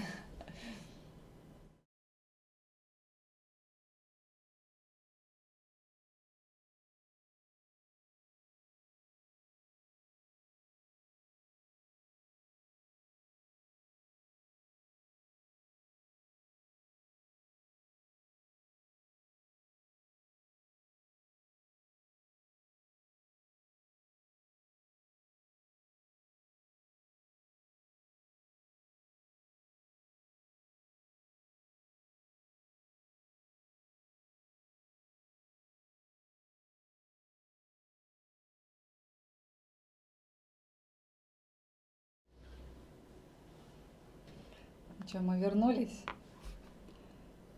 Так. Так.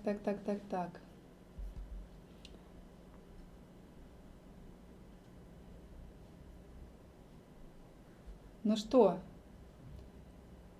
Почему бровный пигмент на одном месте клиента ложится слишком темно, а на другом слишком светло, либо вовсе не пробивается? Но чаще всего это просто разная глубина. Бывает разная плотность кожи. Бывает, что там уплотнение, какой-нибудь шрам или какие-нибудь прыщи, которые зажили, кожа уплотнилась, и в этом месте ложится по-другому. Потому что кожа не абсолютно однородный материал. Если свой цвет бровей светлый, а девушка крашеная брюнетка, какой цвет пигмента брать? По цвету волос или по цвету бровей? Почти всегда я привязываюсь к цвету бровей. Иногда вы можете как бы постараться найти что-то нейтральное между бровями и волосами, потому что волосы на голове красят они безумное количество раз и меняют оттенки. А брови, пучок какой-нибудь серых волосков будет выделяться на коричневом теплом цвете, и это не будет красиво. То есть надо приближаться к своим волоскам. Так. Лена, извините меня, тот же вопрос про растушевку, не волоски. После предыдущих вебинаров, как делать пудровую растушевку пигмента на красной основе, который, следуя вам, должен ложиться плотно.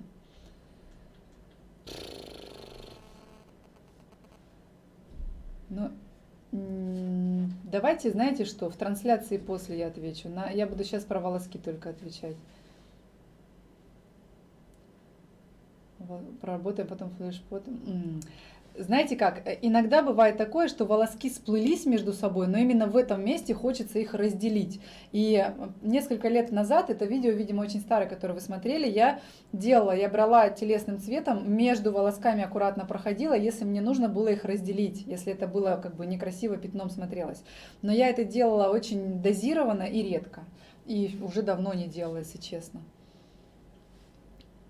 Так. Про цены я не буду говорить. Как лучше учиться? Рисовать волоски на латексе длинными или стараться рисовать сразу в размер брови? Спасибо.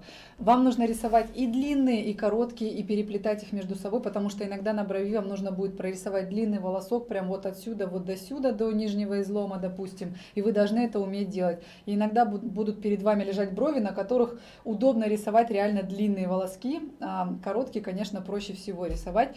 Но на длинных вы можете руку иногда переставлять тоже. То есть это контроль над рукой. На самом деле вам нужно просто практиковаться постоянно. Ага. Какую анестезию, сколько раз на одной брови? Ну, пару раз. Анестезия – это наш коктейль обычный, лидокаин, адреналин и фенистил. Какой уход? Тоже уход абсолютно такой же. Промыть с мылом через 3 часа и больше не трогать, на сухую заживать. Очень часто пигмент уходит в холод. Как этого избежать? Пигмент всегда уходит в холод от большой глубины, поэтому только чуть более поверхностно работать, независимо от глубины. Но я не знаю, может быть, вы берете очень холодные какие-то пигменты, такие бывают тоже реально, которые изначально как графитовые, то с большей вероятностью. Как клиенты реагируют на ошибки или на отчеты мастера, они это видят или это видно только мастеру? Например, слишком холодный на выходе пигмент или несимметричный рисунок и так далее. Реально в 9 случаях из 10 это видно только мастеру, и клиент вообще не видит проблем с тем, что у него там на лице вообще. Иногда, конечно, видит, но чаще всего это в голове у мастера. Так. Кто-нибудь делает волоски без анестезии вообще? У меня несколько раз получалось, но как бы цели такой нету, потому что это действительно не очень приятно, прям полностью без анестезии, потому что такое ощущение, что режешь кожу, потому что движение медленное и прямо то четкой иголкой. Так.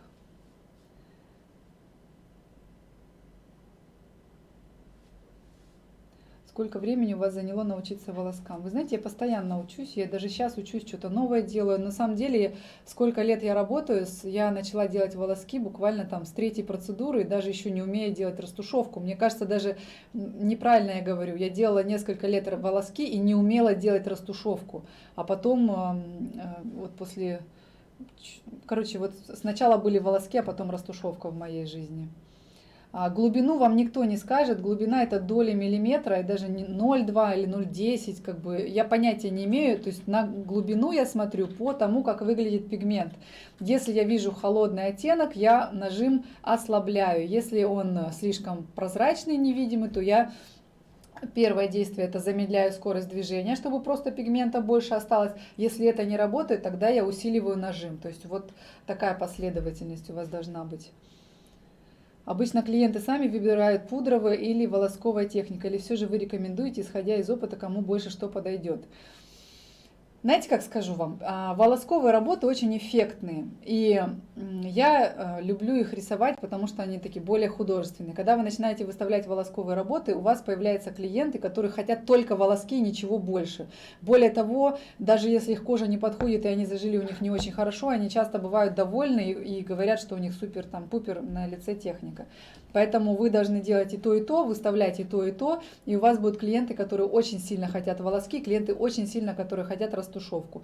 Ну и, естественно, на абсолютно лысых бровях, допустим, смотрятся хорошо волоски, гораздо лучше, чем просто дымка из растушевки. Так, если машинка ротор укладывает пигмент гораздо быстрее, без анестезии, нежели ручка. Но вообще-то все ручки роторные. Я думаю, что единицы работают индукционными ручками типа лонгтаймлайнера или лода. Наверное, вообще почти никто. Поэтому все ручки роторные. Через месяц корректируем волоски. Можно ли использовать бежевый пик для косяков? Ну, по минимуму. Если у вас есть лазер и есть косяк, где-то вы заглубились, то лучше использовать лазер, чтобы этот пигмент осветлился, изменился, поднялся, частично ушел, чем закрывать лежащий на большой глубине пигмент телесным цветом пытаться. Я много раз пыталась, и это не выглядит лучше все-таки после лазера. Так. Бежевый пик, он просто никуда не уходит. Он там остается, просто сливается с кожей. Так, очень толстая кожа, студент. Если очень толстая кожа, какая техника лучше? Если прям очень толстая кожа, все-таки лучше растушевка. На ней просто волоски, нет смысла. Так, а если видите ошибку на процедуре, то можете убрать ремувером. Да. Ну что, давайте, поехали рисовать, а то вопросы сыплются без конца и без края. Смотрите, тут вот у нас брови идеальные. Может быть, у них форма не такая, как всем нравится, но они сами по себе просто идеальные. Они лежат классно, у них нету пустот, они просто расположение волосков идеально. То есть вы ищите такие брови и на них ориентируйтесь при рисовании на своих клиентов. Я ее включила просто так, она у нас как эталон. Ну что, поехали. Вот у нас девушка с очень асимметричными бровями, как вы видите. Я сейчас ее выровняю по максимуму. Создам слои новые. Смотрите, первое, что мы делаем. То есть я тут буду делать это красным цветом, но у вас на деле, на коже вы можете использовать, допустим, белый карандаш или просто карандаш при отрисовке. Как и в растушевке мы находим вот эту нашу центральную линию. То есть я ориентируюсь на что?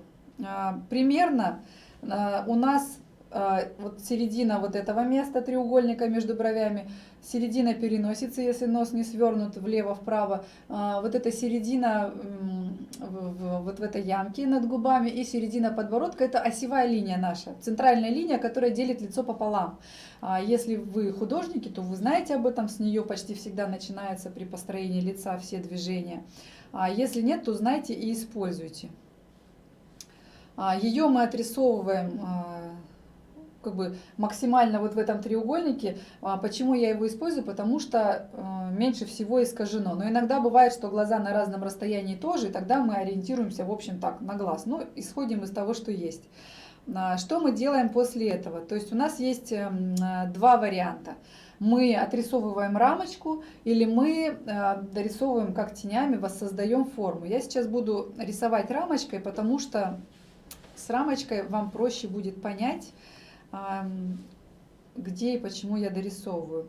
У нас две брови, одна выше, одна ниже, как вы видите, да, то есть нам одну нужно будет опускать, вторую нужно будет поднимать. То есть что я делаю? Я для себя отмеряю примерно, где у меня должна быть, ну, максимально высокая точка опущенной брови. Первое, что мы делаем вообще в принципе, это анализируем. Видите, здесь в этой части брови растут пушковые волоски. Возможно, даже она сама эту форму создала, но иногда бывают настолько же асимметричные у нас лица. Кстати, здесь у нас вполне нам подходит азиатская укладка, потому что волоски начинают свой рост прямо от, видите, вот от этой части уже они начинают свой рост вниз. Так, поэтому я смотрю всегда, насколько я могу подняться вверх, там, где у нас пушковые волоски. Так, мне надо сделать потоньше линию. Так пойдет. Что я делаю потом? Максимально низкая точка опущенной брови – это мой ориентир, где у меня будет располагаться низкая часть на высокой брови. Но я начинаю работать. Вы можете, у вас есть два варианта. Вы можете прямо от переносицы вот эту линию поднять, либо, ну, наверх, я имею в виду. Либо просто начинать рисовать прямо от брови и как бы создавать рамочку, как вам будет удобно. Смотрите, у нас уже есть нижняя часть, нижняя линия на брови. Затем мы находим для себя вот эту точку, максимально высокую часть излома. Как мы ее находим? Иногда вы можете воспользоваться вот этой линией, угол носа переносится, там, центр радужки или... Ой, господи, угол носа переносится. Короче, крыло носа и внешняя часть радужки. Ой, у меня линия пошла не туда. То есть, но, допустим, крыло носа и внешняя часть радужки, на мой взгляд, никому не идет практически, за редким исключением, потому что эта линия создает очень длинное тело брови. Поэтому я, если уж и пользуюсь, то пользуюсь линией крыло носа, центр радужки. Поэтому эти линии мы убираем. И вот примерно здесь она у нас остается. Но на самом деле я всегда пользуюсь максимально высокими пушковыми волосами. Вот где они находятся, это моя точка и есть. То есть я вот от нее отталкиваюсь чаще всего. И так много говорю на этой, на следующих буду меньше говорить, больше просто рисовать быстрее. Что я хотела сказать? И, в общем, я ориентируюсь на то, как я хочу изменить лицо. То есть на рост волосков и на то, как в моей голове это лицо будет выглядеть красивее. Что у нас еще из особенностей? На лбу у нее нарисую. То есть у нас головка брови всегда самая широкая часть, да, почти всегда, ну тоже за редким исключением. И она плавно идет на сужение к излому. То есть, ну, примерно на миллиметр-полтора уже излом должен быть, чем головка брови. Это смотрится красиво. То есть в итоге это как бы... идущая на сужение, такой прямоугольник, да, поэтому что я делаю, вот эту линию я провожу к переносице, немножко, может быть, расширяя вот по верху, то есть вот наше тело брови, как я нахожу, где у меня головка закончится, чаще всего это уголок глаза, видите вон, да, это самая насыщенная часть брови. Это опять я говорю о среднестатистическом, более-менее нормальном лице. Если это какие-нибудь сильно широкие, широко расставленные или глубоко посаженные, там вы уже в зависимости от ситуации работаете. И вот здесь вот ямочка есть, видите? Она есть почти у всех европейцев, во всяком случае. Это место, где у вас оно должно быть заполнено тонкими, такими полупушковыми, очень прозрачными, на большом расстоянии друг от друга волосками. Но как бы это место нужно. То есть ваша бровь не начинается от уголка глаза, она начинается чуть-чуть ближе к переносице, вот примерно где эта ямочка находится. Так, сейчас я лишнюю линию уберу. То есть, ну вот примерно здесь. И так как мы всегда стремимся приподнять, нам нужен визуальный лифтинг. И плюс посмотрите на соседнюю бровь, насколько выше у нее хвостик идет. Это лицо немножко повернуто в сторону, но я как бы буду рисовать почти не учитывая это. С учетом того, что левая бровь у нас выше гораздо, я сразу приподнимаю, рисую практически по верху, то есть моя работа будет сосредоточена в верхней части брови, видите, да, то есть треугольник тоже в точку сходится, линии прямые, потому что это я сейчас рисую как на бумаге, на самом деле на ней надбровная дуга любую прямую линию сделает слегка изогнутой. Понятно, да? Вот, и у меня уже готова получается одна бровь, теперь моя задача отзеркалить ее на соседнюю сторону, с учетом вот того, что мне надо будет соседнюю бровь немного опускать. Что я делаю? Я под таким же углом прорисовываю на таком же расстоянии брови. Как я замеряю? Я, наверное, поверну к вам планшет, что ли? Или нет? Я, наверное, на камере покажу, это будет видно. Мне камера нужна, которая будет показывать планшет. Да. Так, я надеюсь, там ничего не бликует. Смотрите. Блин, лампа бликует. Вот так. Так лучше. Я сейчас тут быстро прикину. То есть, смотрите, вы к клиенту прикладываете не нитку, которая повторит излом его брови. Как лучше видно? Вот так? А просто вот так вот на вытянутой руке, либо просто прислонив к центру брови, к центральной линии вот этот вот ваш карандаш или чем вы там рисуете. Вот смотрите, я замерила, видно, видите, вот расстояние от прямой линии моей центральной до излома. И я просто переношу вот в эту часть. Так, подвинься лицо, подвинься сюда. Ой, у меня планшет устал. Вот так, на маленьком покажу. То есть вот я от центральной линии до излома и переношу ровно вот сюда. Запоминаю, возле какого волоска были мои пальцы примерно, и отрисовываю вот эту вторую вертикальную линию.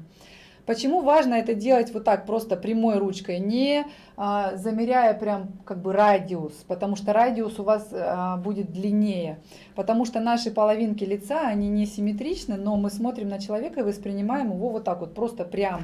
Если замерить у меня вот отсюда от центра и как бы ниткой радиус до излома и вот сюда, то они будут на разном расстоянии у меня находиться. А если замерить вот таким образом, как художники замеряют, то вы найдете точно на правильном расстоянии вот эту вот линию. И следующее мое действие, конечно, там на долю миллиметра вы ошибетесь, ничего страшного, потому что вообще сходить с ума по абсолютной симметрии на абсолютно несимметричных нас дело гиблое. Смотрите, моя линия должна начинаться слева и справа в одной точке, то есть вот эта ширина должна быть у меня вот эта вот максимально одинаковая. И приходить к линии вертикальной, к моей. И так. И потом я смотрю, тоже отодвигаюсь и смотрю на лицо клиента, смотрю, где у меня проходит нижняя линия в хвостике брови. Потому что они должны быть у меня тоже такие максимально идущие в одном направлении.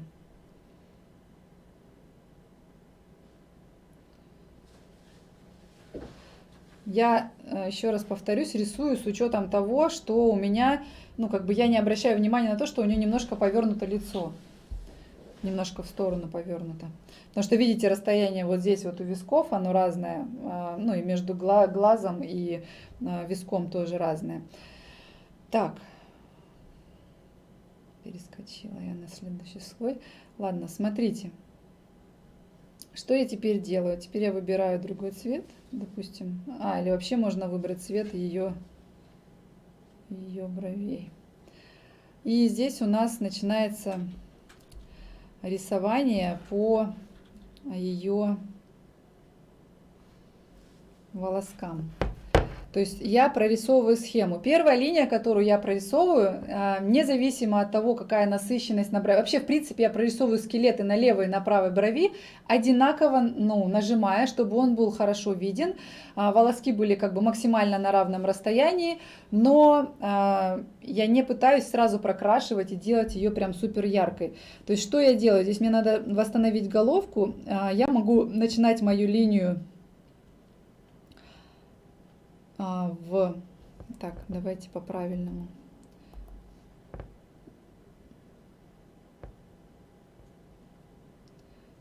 Вот я прорисовываю. Я не всегда начинаю в азиатской связке линию, которая меняет направление роста волосков, прямо от верхнего уголка. Потому что чаще всего проще ее как бы чуть-чуть в середину провести. И я сейчас буду заполнять просто мою вот эту бровь волосками.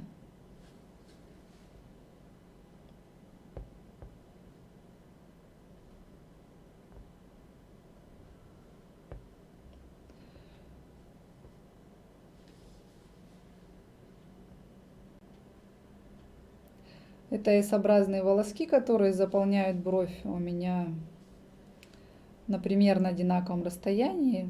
Как бы я особенно не парюсь, потому что мне не нужно оно прям абсолютно одинаковое. То есть я прорисовываю скелет. Я сейчас взяла довольно толстый как бы грифель, чтобы было видно то, что я делаю, иначе тоненький будет не видно. Так, если у вас есть проблемы, то вы можете ровно такое же количество отзеркалить на вторую бровь, постараться. Но я прорисую сейчас вам одну бровь, а вторую просто накидаю, потому что у нас не так много времени, чтобы я успела все прорисовать схемы, все как бы виды. Вот эти волоски в головке, они полупрозрачные и тонкие должны быть у вас. То есть вот я прорисовываю скелет.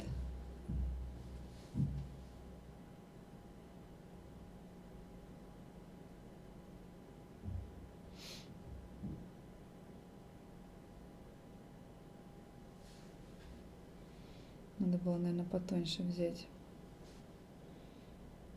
грифель. Ну ладно уже. Какие я прорисовала связки в итоге? Вот они. Это либо вот эта вот связка как рогатка, которая, либо это практически перо, но как бы с внешней части не закрытая волосками. То же самое я должна сделать на этой брови, на соседней. Здесь, кстати, смотрите, волоски начинают свой рост, они здесь как бы...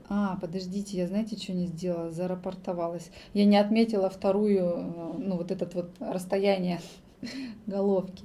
Оно замеряется, нас тоже точно так же вы, как настоящие художники, должны для себя накидать. То есть, вот здесь она будет, я ее черным отметила.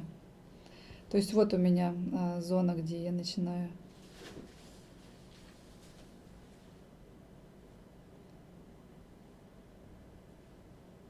Нет, не там.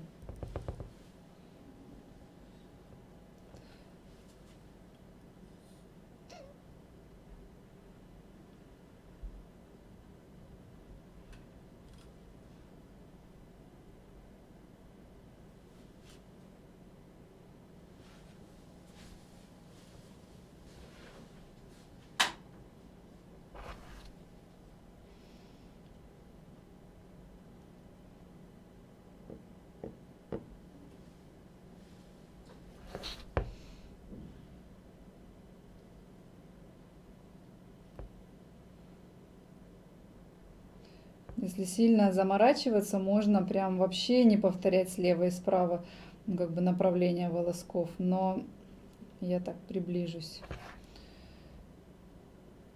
И то же самое я здесь прорисую вспомогательные.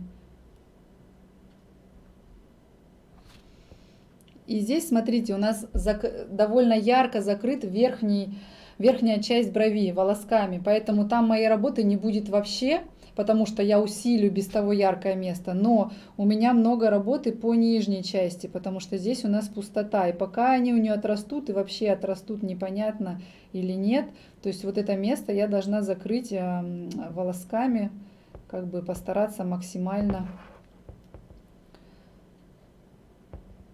Так, прорисовала скелет. Теперь я могу уже стереть это все, то есть что я сделаю, я выключу вот эти слои. И у нас получаются брови, смотрите, они сейчас грубые, потому что я рисовала толстыми линиями, но они уже достаточно симметричные. И что я сейчас буду делать? Я буду на другом слое рисовать, чтобы вам было понятно потом, где я делала. В принципе, будет понятно и так. Где я возьму другую ручку. Смотрите, я заполняю вот эти пустые места волосками. То есть сейчас я не сильно заморачиваюсь прям прорисовкой. То есть в тех местах, где мне нужно сделать насыщенность. Там головку можно, допустим, не трогать вовсе, либо где-то в нижней части прорисовать волоски.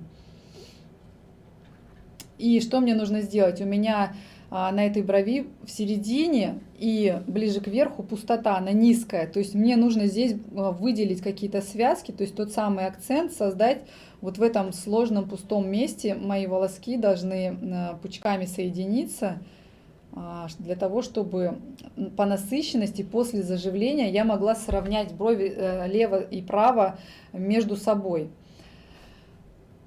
Соответственно, на левой стороне я буду рисовать внизу в основном вот эту всю насыщенность, и вот здесь в головке.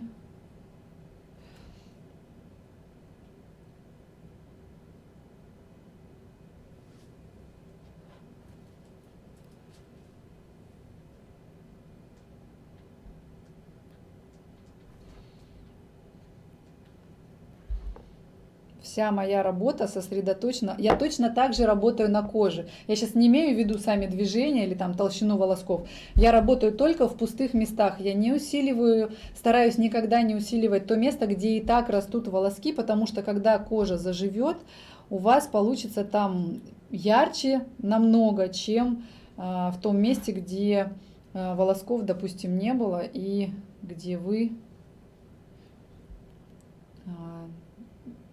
поработали, но они у вас не остались. То есть вот эта часть, ладно, должна быть очень такая бледная, прозрачная. Я тут нарисую пушковые как бы волоски. Ладно, на следующих бровях постараюсь пореалистичнее порисовать, потому что здесь я что-то поспешила. Короче, вот, смотрите, у нас брови, сейчас здесь хвостик дорисую. С учетом повернутого немного лица. Я увеличиваю, приближаю без конца, потому что я на клиентов всегда смотрю с большого расстояния, стараюсь. То есть я отхожу на метр, на полметра, потому что ваша работа никто не будет рассматривать под микроскопом близко. Будут смотреть просто на лицо клиента с расстояния где-то в полметра. Всем своим студентам говорю, прекратите смотреть вот так вот на работу, смотрите на лицо в общем. Для того как раз и рисуем мы толстыми волосками иногда, потому что ты мучаешься, проводишь миллион этих тоненьких волосков, а на деле этого недостаточно, потому что с расстояния в метр эту работу не видно, а насыщенности брови не хватает. Тут по низу не хватает еще.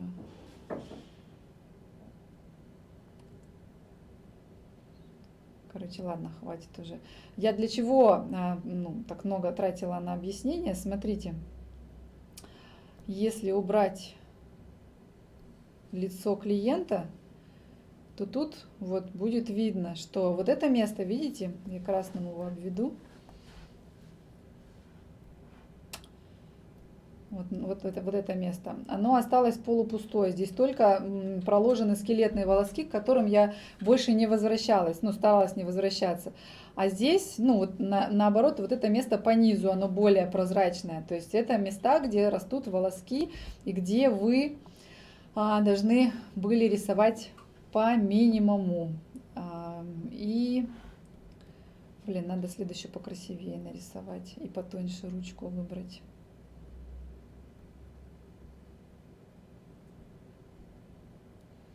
Смотрите, что в итоге у нас получилось. То есть я рисовала внутри рамки, я разместила акценты на одной сверху, на одной снизу прорисовала и не трогала свои волоски.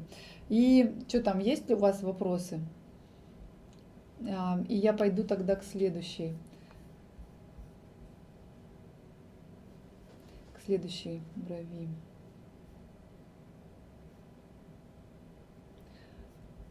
О, сколько тут много вопросов написалось. Так. Есть разница в цене на волоски и растушевку. У нас нету разницы в цене. При смешанной технике тушевку класть поверх волоска или только в промежутках между ними. Сейчас хороший вопрос. При смешиванной технике я нарисую вам это на камеру мне, пожалуйста, переключите.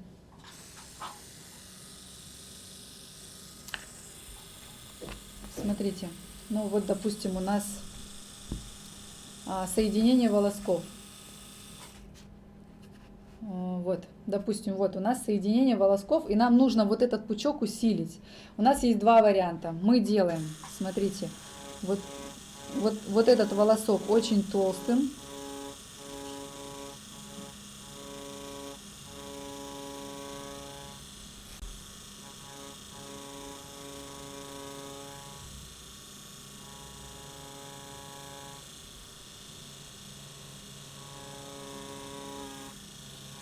И вплетаем в него еще много каких-то волосков, которые тоже утолщаем, закрываем вот здесь вот между ними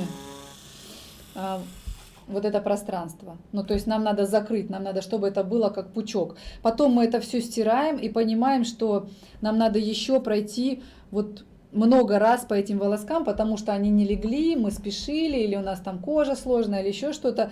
Ну, это сложный вариант, когда вы закрываете волосками. Есть второй вариант, когда вы закрываете, допустим, вот такими волосками, которые как бы теневые. То есть вы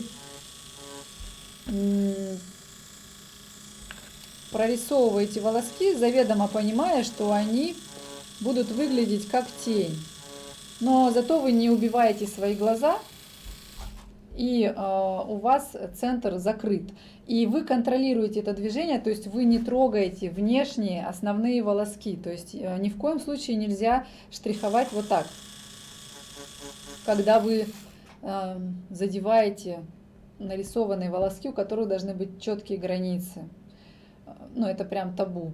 То есть еще один вариант, это когда вы просто делаете между волосками растушевку.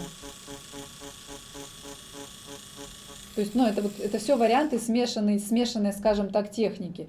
То есть вы закрываете тенью между волосками пространство, но вы должны постараться как бы не дотронуться до этих волосков, чтобы их не разрушить. Но если вдруг все-таки дотронулись, вы не должны разрушить их внешнюю часть. Потому что вот эта внешняя часть должна хотя бы остаться четкой, чтобы был виден волосок. То есть у вас получается такой как бы как локон. Вы не переборщите с насыщенностью, чтобы он не был слишком яркий. И есть у вас еще вариант, когда вы как бы набираете волоски сразу изначально, ну, вот такими теневыми движениями, когда вы понимаете, что у вас середина брови, там лежат свои волосы, и у вас нет смысла там прорисовывать какие-то очень тонкие волоски. И это все просто убийство глаз, и как бы смысла не несет. И тогда вы сразу тоже мягко закрываете вот эти места. То есть у вас будет такой силуэт волоска.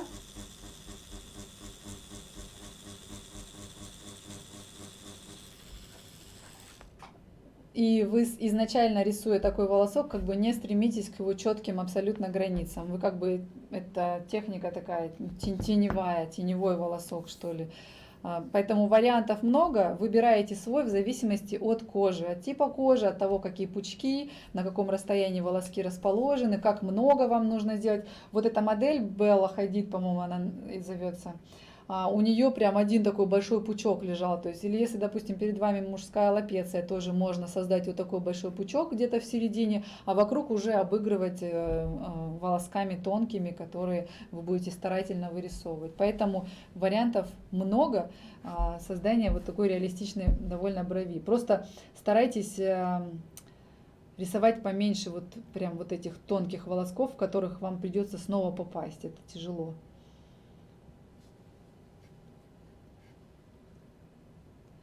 По лазерам я советую обратиться к Виталию Микрякову, потому что я не специалист по лазерам. Если тату-индукции, волоски делать, да, ну, пожалуйста, просто вы должны приноровиться. Насколько я знаю, индукции сложнее работать, но если вы на ней работали долго и понимаете принцип работы, то не вижу проблем вообще. Так.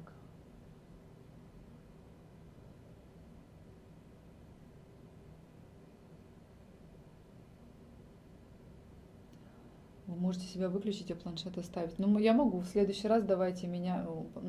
просто он тогда будет горизонтально развернутый, и вы будете боком смотреть. Наверное, нет, не могу. Так, планшет, так, отлично. Вы сначала прорисовываете карандашом, а потом в машинках на бровях или сразу машинкой? Я прорисовываю скелет всегда сразу машинкой, карандашом на бровях я накидываю только на лапециях эскиз.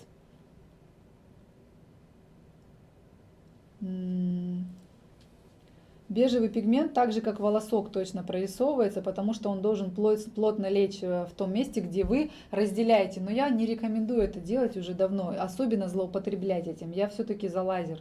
Лучше осветлить лазером. Можно ли пересекать нарисованные волоски? Нарисую сейчас. Хороший вопрос. Смотрите, на латексе.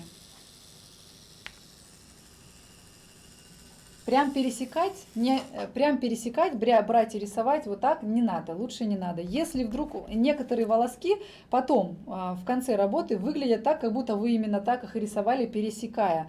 Но на деле, смотрите, вот я тут найду нашу эту веточку. То есть если тут нарисовать этих волосков много,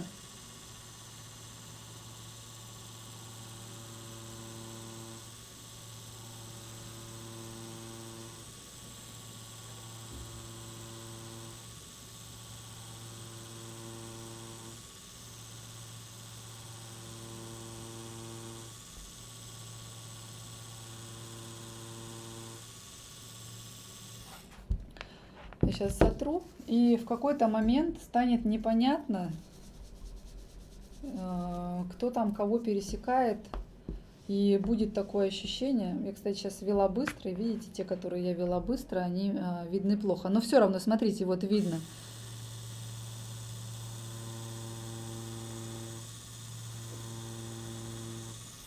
Вот эти волоски, они как бы никто никого не пересекает, но выглядит это все дело пересеченным, потому что они вливаются плавно один в другой. Поэтому нет, пересекать я вам не советую прям, но теоретически, если вдруг где-то у вас будет вот это соединение, вот такое плавное рядом друг с другом волоски, то ничего страшного я не вижу. Но осознанно пересекать не надо. Потому что вы как бы разрушаете внешнюю часть волоска, когда пересекаете его. И знаете, как новички создают иногда такие ошибки.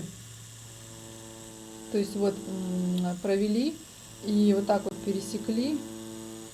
И вот здесь вот вместе соединения получается иногда каким-то образом такое прям уплотнение, как точка яркая. И вот я вот этого не люблю, особенно если вы таким образом как бы пересекаете тонкие волоски. Вот там, где у вас толстые между собой соединяются, там это уже не так важно. А если вот эта часть головки, допустим, или излом внешний, то это очень важно. Там вы можете создать некрасивые такие соединения. Если рост волосков на бровях совсем разный, одна европейская, другая ярко-азиатская, лучше выбирать смешанную. Ну, скорее всего, да. Вы даже можете просто заполнить, то есть вот у вас одна бровь азиатская, одна европейская, ну, я такого, честно говоря, не встречала, чаще это смешанная получается. Вы просто реконструируете одну бровь и реконструируете другую, и у вас на деле со стороны будут просто заполненные брови, никому не будет видно, что там волоски нарисованы не туда. То есть не надо прям сильно заморачиваться в том, чтобы нарисованная схема была симметрична друг другу. То есть волоски расположены на одном расстоянии и так далее. Потому что если форма хорошая и заполнена бровь хорошо, то никому не будет понятно, в какую сторону там растут волоски. Давайте пойдем к следующему лицу, которое я уже прорисую лучше.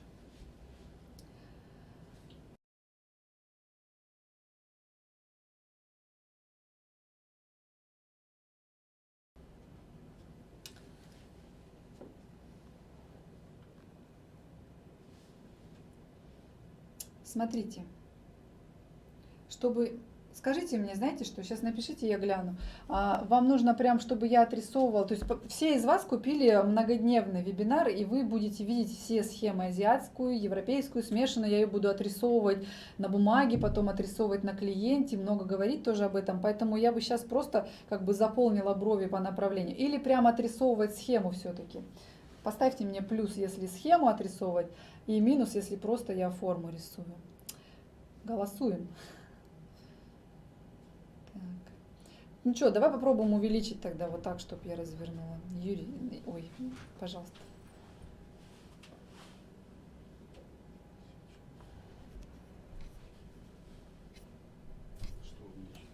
Не заморачивайся.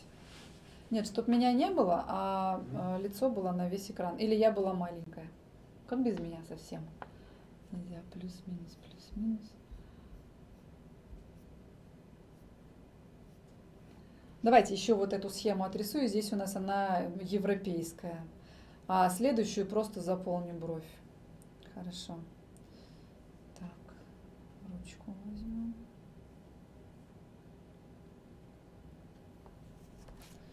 Что, опять находим середину. Примерно прикидываем, где она. Тут брови достаточно симметричные, но расположены низко, и я бы поднимала все это дело вверх, насколько это возможно. И опять увеличиваем, смотрим. Пушковые есть, но их мало, и как бы низковатые брови, чего уж там, не самые прекрасные. Но как меня и просили, я выбирала совсем простых женщин. Давайте расширим ей бровь. Я не сторонник того, чтобы расширять брови прям очень сильно, потому что, блин, я начала рисовать прямо на ней. Сорян, сейчас надо это все убрать.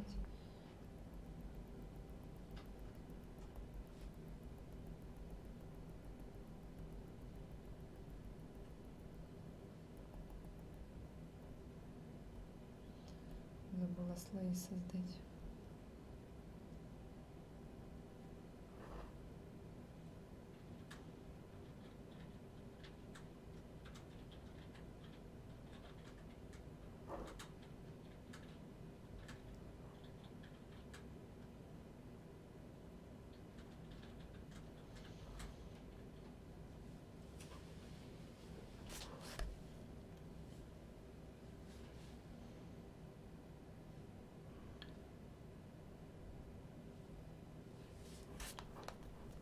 Можно пользоваться ниткой, можно пользоваться линейкой, да боже мой, можно пользоваться чем угодно, лишь бы были симметричные брови.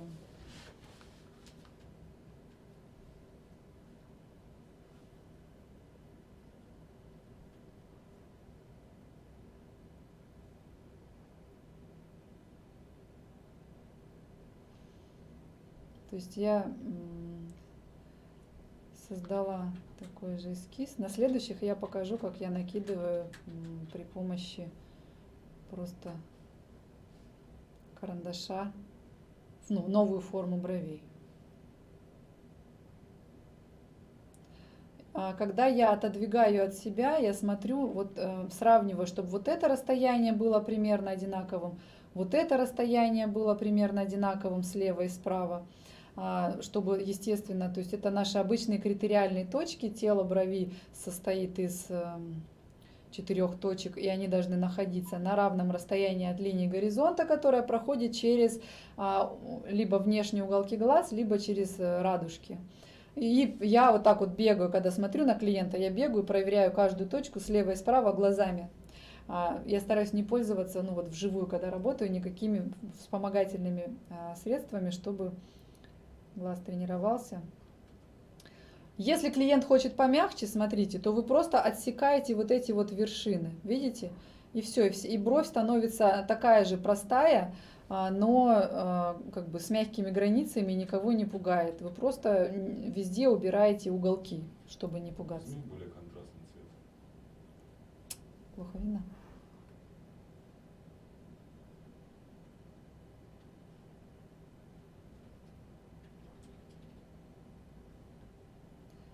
Вот у нас это как бы рамочка, это форма брови, обычная, классическая. Боже, я никогда не парюсь по поводу того, что бровь с прямыми линиями кому-то пойдет, кому-то не пойдет. То есть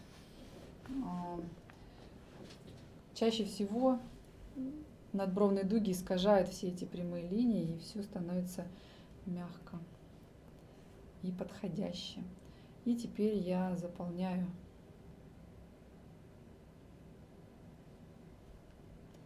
бровь, отрисовывая ее.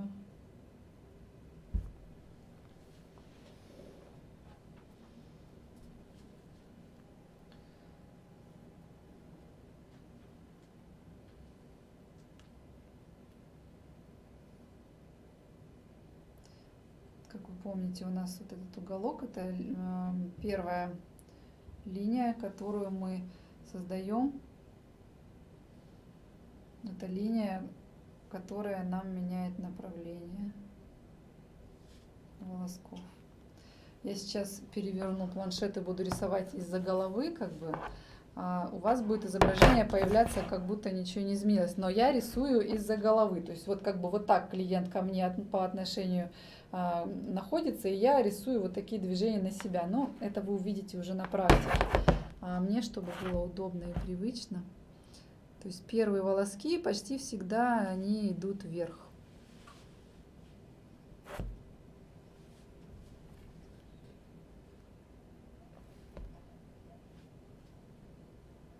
Вот здесь, смотрите, первая треть брови – это волоски, которые у нас S-образные, то есть намек на S-образность. Дальше от середины тела брови у меня начинают идти волоски, которые как долларообразные, то есть они все у меня должны стремиться вот в эту…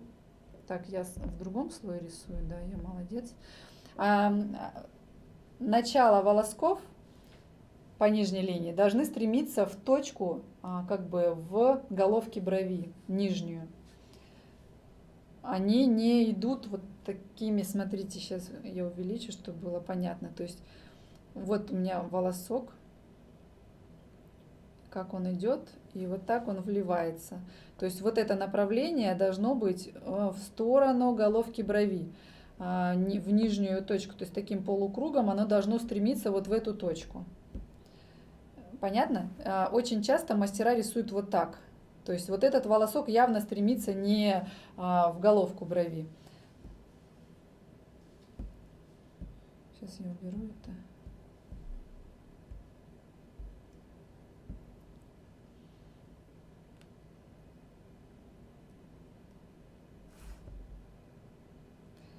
Количество вот этих скелетных волосков вы выбираете в зависимости от того, какой густоты пучок перед вами. Если он плотный, то вы рисуете ближе друг к другу, и у вас волосков будет больше. Если он рассеянный или его вовсе нету, то вы прорисовываете на большом расстоянии, мало волосков, просто так, чтобы с расстояния в метр бровь смотрелась такой насыщенной. Смотрите, я прорисовала скелет. И что я буду сейчас делать? Я уберу вот эти слои предыдущие. И даже вот этот уберу. И чтобы вам было лучше видно. Закройся. Я буду рисовать на этом слое. То есть это такая совсем обычная схема у нас. В головке брови можно создать несколько пучков. Смотрите, вот эти волоски можно превратить в пучки, если вы их просто сделаете как бы чуть-чуть ярче. Они будут выглядеть как пучки на клиенте. Вот здесь вы можете прорисовать волоски такие либо теневые, либо очень тонкие, которые собой закроют это пространство, но не утяжелят бровь. И вот здесь вот снизу то же самое. В принципе, все ваши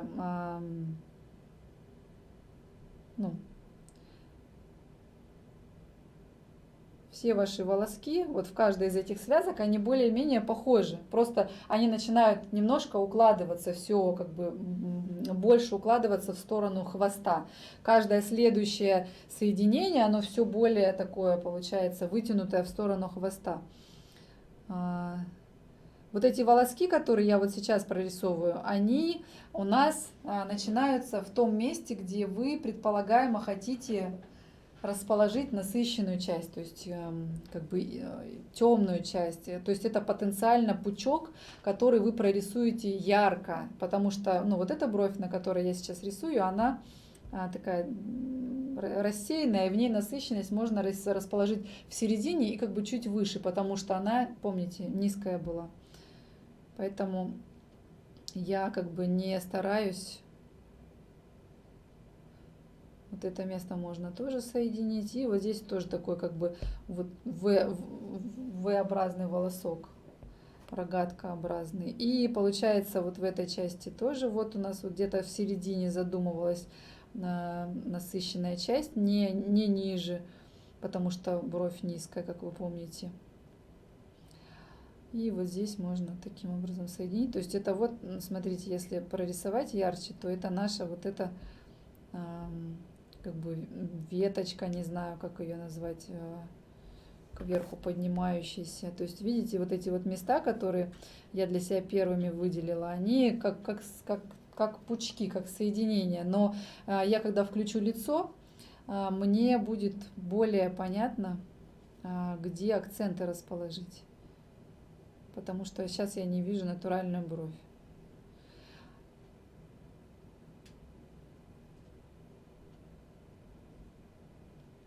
Иногда вы можете вообще ничего не рисовать вот в этих частях, потому что вам нужно там оставить место свободным и как бы не перенасытить бровь.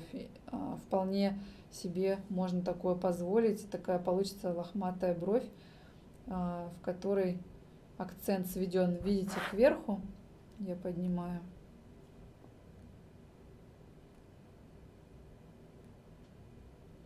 То есть вот эти волоски вы можете даже, в принципе, сразу утолщать, ну, в зависимости от того, какая перед вами работа. И вот у нас вот здесь образуется пучок, видите, вот сам собой. То есть, по сути, если убрать все остальные волоски, то я прорисовала обычную нашу веточку, здесь она смотрится как пучок.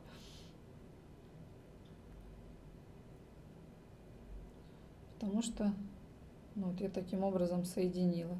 То есть вот здесь можно усилить вот эту часть, а можно усилить вот эту часть. То есть вы должны сами выбрать, где вам нужна насыщенность. Сейчас я ничего не буду трогать, потому что мне надо посмотреть, где там волоски расположены в хвосте, для того, чтобы выбрать место, где я буду делать насыщенность, создавать насыщенность. И я сейчас включу лицо, потому что мне нужно посмотреть на него как бы со стороны, что там у нас получилось.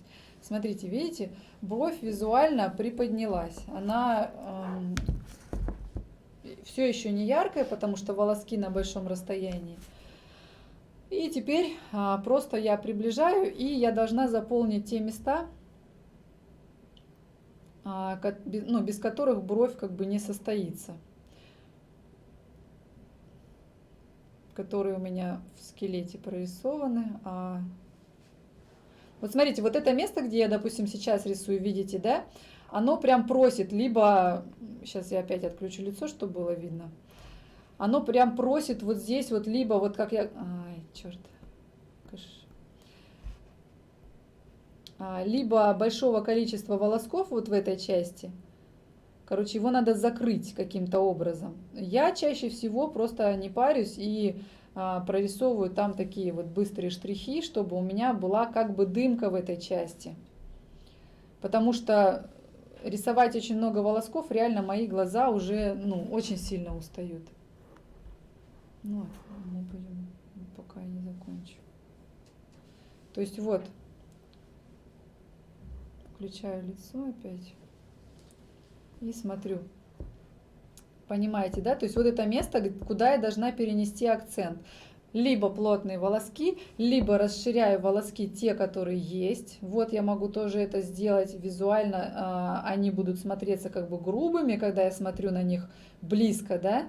Но когда я сейчас отодвину лицо, вы поймете, что ничего страшного. А если с учетом того, что заживут они более бледно, как положено, то вот такая смелость, она вполне себе оправдана. То есть вот они, эти лохматые брови. И вот здесь по нижней части, от ваших желаний зависит, смотря какая бровь, насколько ее можно расширить. То есть можно здесь еще повытягивать такие, иногда нажимаю кнопку, такие как бы тонкие, ничего не значащие волоски, которые создадут вот эту небрежность. Это если клиент, этого желает. Вот. И вот в этой части, один волосок можно прорисовать. То есть, смотрите, я как бы нигде не нарушила роста своих волосков.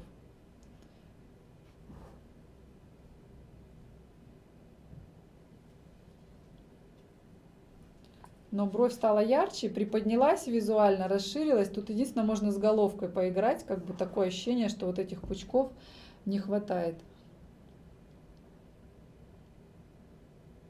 Это все зависит от вашей смелости, то есть насколько вы готовы прорисовать что-то на лице клиента. Но я вам советую быть смелыми, когда вы работаете на моделях, и они это знают, то есть эксперименты ставить нужно на моделях, либо когда вы уже прям очень уверены в своих силах.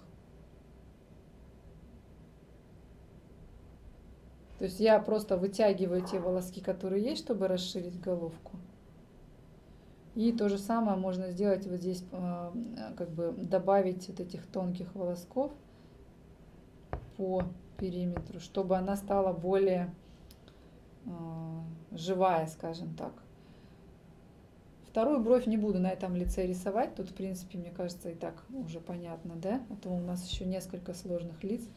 И вот таким образом вы и работаете. То есть я сейчас, когда приближаю, это значит, что я как бы начала работать низко по отношению к брови, прям смотрю, куда веду, линию, все такое. А когда я уменьшаю, это значит, что я вот так отодвигаю голову и смотрю на лицо в целом. Либо вообще сажаю клиента, отхожу на метр и смотрю на лицо в целом. Потому что иногда бывает слишком большая бровь, слишком яркая, уже хватит, пора остановиться. И вот эти наши волоски, помните, да? Вот эти все наши связки, которые мы вырисовывали. То есть вот толстая ее часть, она живет только в том месте, где у вас максимальная насыщенность. Тонкая часть живет вот в изломе, вот в этих частях выходит. Или по нижней линии, вот здесь, вот где у нас нижняя часть излома проходит. Сейчас я сделаю на следующей брови финт ушами, включу вот эту линию, когда симметрично брови рисуются, чтобы не делать двойную работу. Так, по этой есть вопросы? Как предпочтительно расширять тонкую бровь, снизу или сверху, или чтобы основные бровинки были в центре? Смотрю, многие мастера расширяют брови на лобной части. Я расширяю бровь в зависимости от того, где она находится. Если она низко, я пытаюсь ее поднять. Если она высоко, я пытаюсь ее опустить шириной. Если она как бы на том месте, где я могу и сверху, и снизу поработать, я работаю и сверху, и снизу. То есть это зависит от того, ну вот конкретно на этой, видите, эта бровь тонкая, лицо широкое, большое, и бровей явно мало. Поэтому я расширяю по верху. По низу я просто как бы не могу работать, потому что я опущу, уроню бровь. Поэтому каждый раз это что-то такое индивидуальное, глядя на клиента, вы решаете. Так. Про пересечение имела в виду больше рисунок. При обучении на микроблендинге было табу от преподавателя, чтобы волоски имели вид пересечения соединений, хотя в жизни это нормальная ситуация. Да, дело в том, что все-таки в микроблендинге это просто вы порежете вот так, и можно будет квадратики доставать. А в волосках как бы больше позволено, но пересечение часто создает между собой такой вот какой-то треугольник некрасивый. Поэтому либо вы делаете осознанно, соединяете и выходите с другой стороны, ну, чтобы получилось пересечение такое интересное. Так, извините, вижу только комментарии, видео долго загружается. Вы рисуете на модели, когда у нее закрыты глаза, очень мешает в отрисовке мимика. Я прошу всегда клиента посмотреть на мои пальцы сквозь мои пальцы вдаль. И потом я рисую. Если у нее очень мимика сильная, то я ставлю пальцы, вот так как бы сильно надавливаю, расплющиваю. Но я всегда рисую с открытыми глазами. Мастера есть, которые рисуют с закрытыми, но потом все меняется, и я не знаю, как они с этим работают дальше. Я рисую с открытыми. Так, ладно. Как часто вы делаете лохматые брови? Это как раз там мужа в Инстаграме, про которую я раньше писала. Мужа в Инстаграме. Не часто я делаю. Когда мне хочется вот какой-то экспрессии, вот тогда я делаю, но не очень часто. На самом деле мне нравится, но если это просто клиент, то я стараюсь не выходить за зону. Дело в том, что вот эти волоски тонкие, части, которые длинные, выходят за границу, они иногда остаются. То есть мы такие рисуем с учетом того, что эта часть уйдет волоска, а кожа берет и его в себе оставляет, и ты вынужден потом расширять. И, короче, как бы стараюсь по минимуму, но люблю. Так, давайте пойдем на следующее лицо. У нас перерыв. Давайте еще перерыв. Наверное, это уже 3 часа прошло, что ли? Ну, у нас в 3 часа мы не уложились. Еще я порисую. У меня есть еще там пара интересных случаев. Надо обязательно о них рассказать. Поэтому 5 минут на перерыв.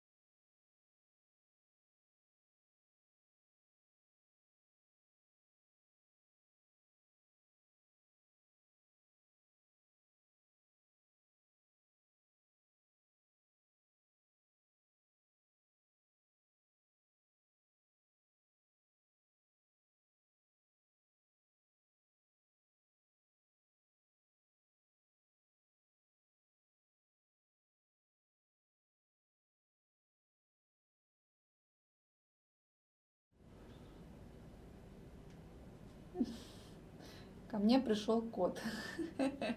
Пока я тут ждала перерыва. Уходи, кот. Уходи. Он тут ходит у меня. Так, на чем мы остановились? Выбираем следующее лицо. Вообще вам нравится, вот как я вот это вот объясняю? Почему я такой акцент сделала? Потому что просто это крайне прям сложно и непонятно людям, которые не художники, да и художники некоторые тоже не совсем понимают. То есть дается схема, он ее накладывает на бровь и просто равномерно всю ее усиливает. Я же делаю акцент на том, что вы должны бровь как бы реконструировать и усилить только пустые места, потому что если вы начнете усиливать те места, где волоски растут, то у вас будет бесконечно эта погоня за яркостью, все ярче, ярче, ярче делать. Так.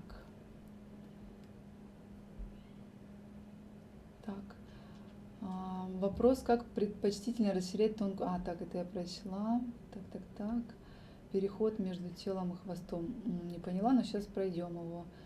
Как работать на правой брови? Как часто вы делаете лохматые брови? Так, это я все читала. Можно сразу называть тон пигмента, подходящий для каждой предоставляемой модели. Ага. Так, я уже забыла, кого я там делала. Давайте я сейчас озвучу. Допустим... Ну вот на этой вот, допустим, клиентке, смотрите, у нее серые волоски. Я даже не смотрю на бровь, на ее волосы, какого бы цвета они ни были. У нее серые волоски, я бы выбрала либо каштан, либо брюнет, в зависимости от руки. Кожа у нее плотная и не сильно толстая, поэтому я, наверное, выбрала бы каштан, потому что на такой коже ложится ярко достаточно обычно в волосковой технике пигмент. Если я выберу у нее цвет волос, я даже сейчас вам покажу примерно, смотрите, вот такой какой-нибудь очень теплый, как вот у нее пряди есть, во что это у нас выльется. То есть я буду, надо толще линию выбрать, то есть я буду прорисовывать волоски, а они будут отличаться, ну, по цвету, по тону. Дело в том, что у нее вот тут два пучка есть в головках, вот яркие самые, и мне придется в некоторых местах добиваться большой яркости, и это место, оно будет, ну, таким слишком теплым, то есть это будет видно, ну, не знаю, вот так вот сильнее сделаю, потому что долго рисовать. Понимаете, да? То есть нам надо, чтобы пигмент вот на этих бровях зажил таким красивым, благородным серо-коричневым цветом. Не красно-коричневым, а серо-коричневым. Потому что ее волоски сами по себе вот такие серые.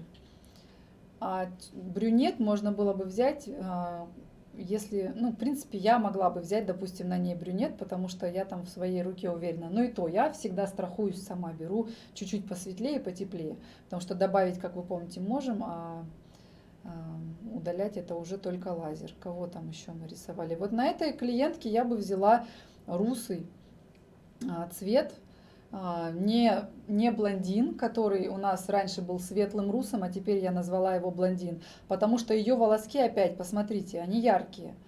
Есть маленькая возможность, что они крашеные, но судя по корням холодным волос, это ее волоски, и они вот такие тоже сероватые. Как бы блондина будет недостаточно явно.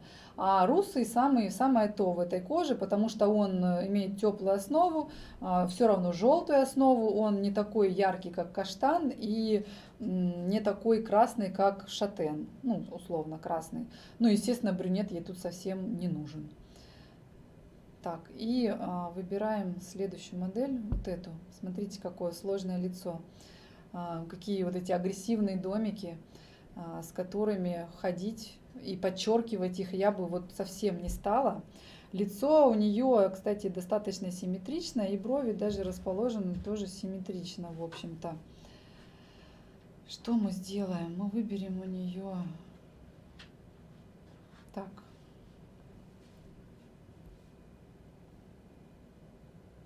Как интересно эта линия выстраивается.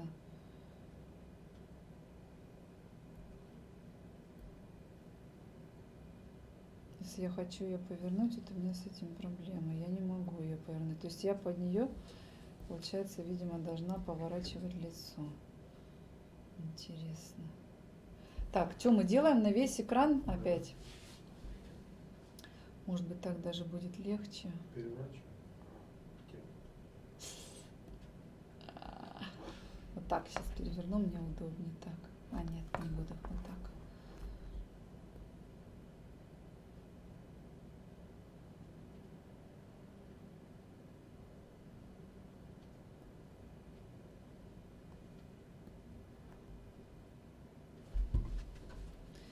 На ней сразу буду накидывать волосками. Мгм.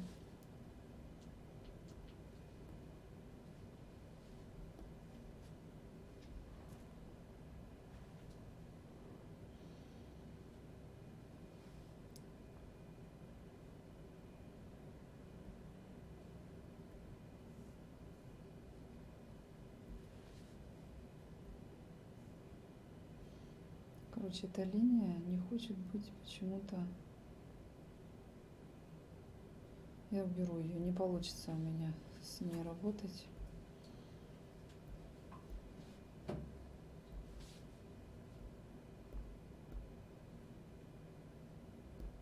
Все, короче, начинаю просто рисовать.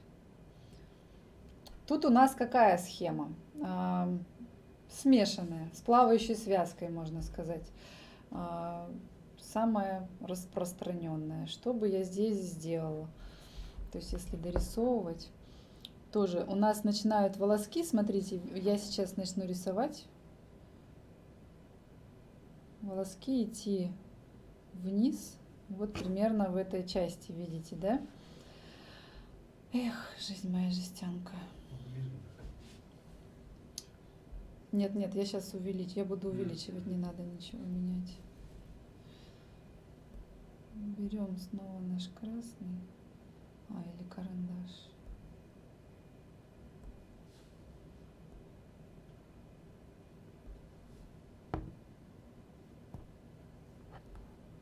Как я отрисовываю, когда у меня просто карандаш, и я хочу клиенту показать, как он будет выглядеть. Без линий, допустим.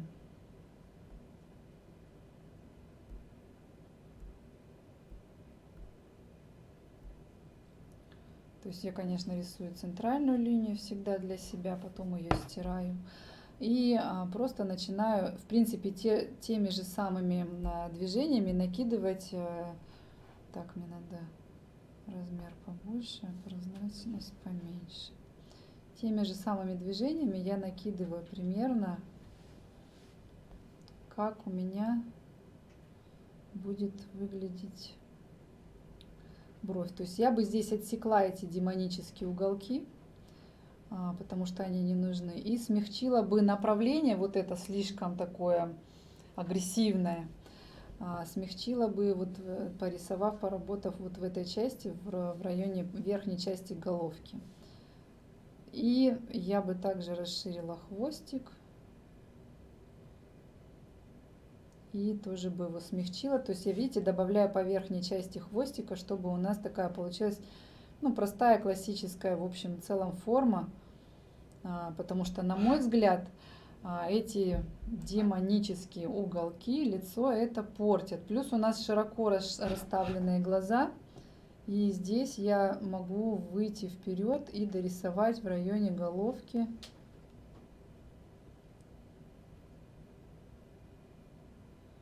Ну, вот такая примерно у меня получилась форма. Посмотрите на эти волоски, которые создают вот эти уголки.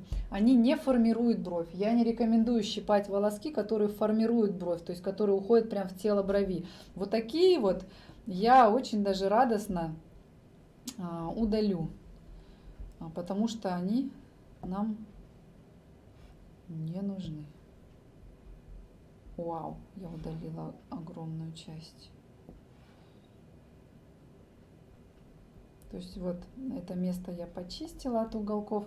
И сразу, ну это, конечно, не пинцет, тут, видите, грубовато все. И сразу я, некрасивый цвет получился. И сразу я на второй брови делаю то же самое. Уголки вот эти удаляю, потому что они погоды не делают, бровь нам не формируют. в общем и целом мне только мешает. То есть это я сейчас эскиз рисую как бы карандашом, вы помните, да? И то же самое я делаю со второй бровью. То есть я для себя... Я для себя накидываю точки, на которые я буду ориентироваться. Забыла цвет выбрать.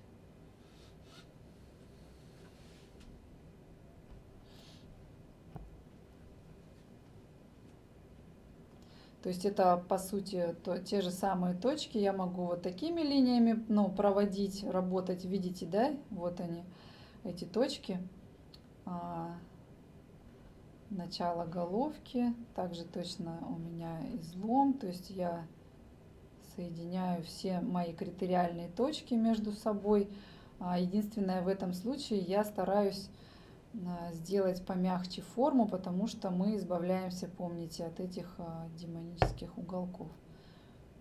И я закрываю карандашом сразу пустые места. Моя задача, чтобы она глянула на себя в зеркало, и ей понравилось ее новое как бы лицо. И обычно я этого добиваюсь такими прям легкими касаниями карандаша, либо можно работать тенями, либо если это мужчина, допустим, и он вообще может быть шокирован какими-нибудь четкими слишком бровями, то вы можете прям прорисовывать волоски.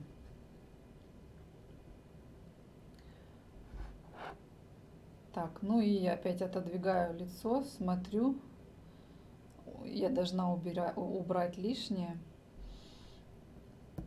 Когда переворачиваю планшет, я теряюсь, где там что у меня. То есть я убираю вот эти все места, которые мне мешают.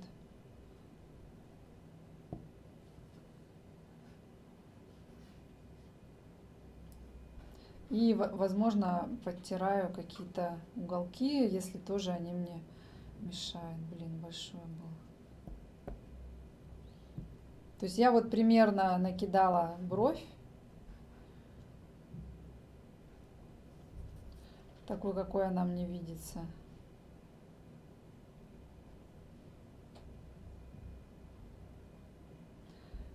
Головки надо прорисовать лучше, потому что они получились откровенно страшненькие. Блин, на планшете все-таки я редко рисую кому-то брови, но на нем проще всего показать всякие тонкости.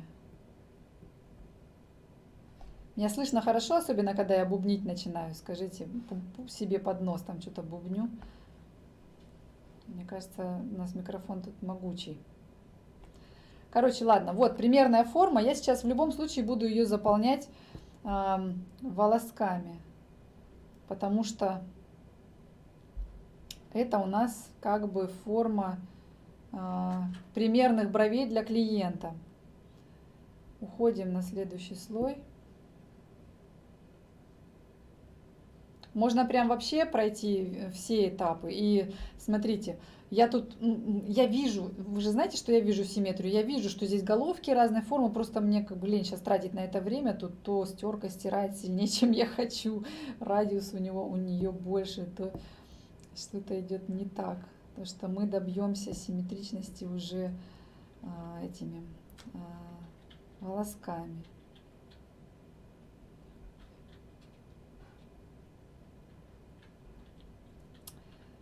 Так, создаю новый слой, этот убираю. И на новом слое я беру красный цвет, то есть это то, что я делаю в жизни. И вот точками отмечаю основные как бы линии, чтобы их не потерять в процессе. То есть вот это то, что я должна не потерять. То же самое делаю я и на клиентах. Отмечаю для себя максимально высокие, максимально низкие точки. Как бы все основные критериальные и еще некоторые между ними, чтобы линии вот эти мои мне были хорошо видны. Ну что, и начинаю рисовать на последнем слое убрав в общем и целом брови. Смотрите, у меня остались мои красные точки. И теперь я должна прорисовать волоски в тех местах, где мне не хватает бровей у этого человека. Интересно получилось. И это я делаю на новом слое. Так, что у нас здесь схема смешанная. Возьмем смешанную. То есть вот у нас первые волоски, которые... Вот эта линия, первый волосок, видите, он какой длинный. Это линия, которая меняет направление роста наших волос у клиента. То есть здесь она должна начаться от внешнего края и закончиться у низа излома брови по внутреннему краю. Ну, понятно, да, вот здесь вот в этой части. Эта линия у нас как бы зона табу, за нее мы не выходим, когда прорисовываем нижние волоски. Обычно я сразу после нее начинаю прорисовывать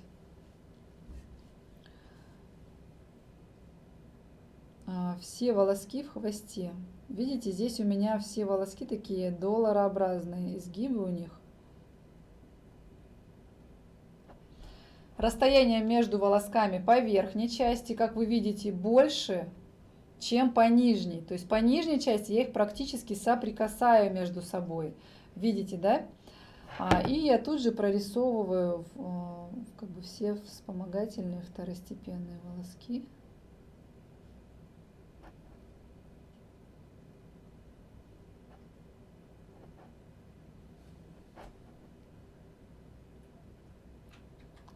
На самом деле в бровях, в натуральных, вам нужно будет научиться смотреть сквозь волоски, не особенно их раздвигая, а как бы рисовать сквозь них для того, чтобы видеть рисунок. Когда волоски отодвигаешь, начинаешь рисовать, что пришло в голову, не ориентируясь уже на рост своих, поэтому я стараюсь этого не делать.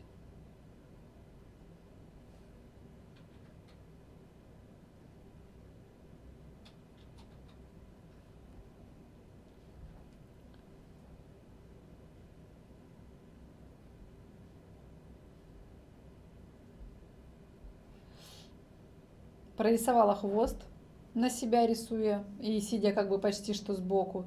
И ухожу в головку. Я почувствовала кожу, да, если это у меня была бы моя модель.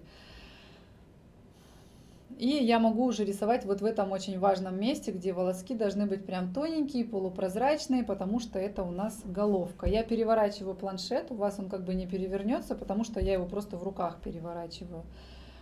И начинаю соединять волоски. То есть тут я сразу начинаю с головки. Я могу нарисовать прям такие вертикальные волоски.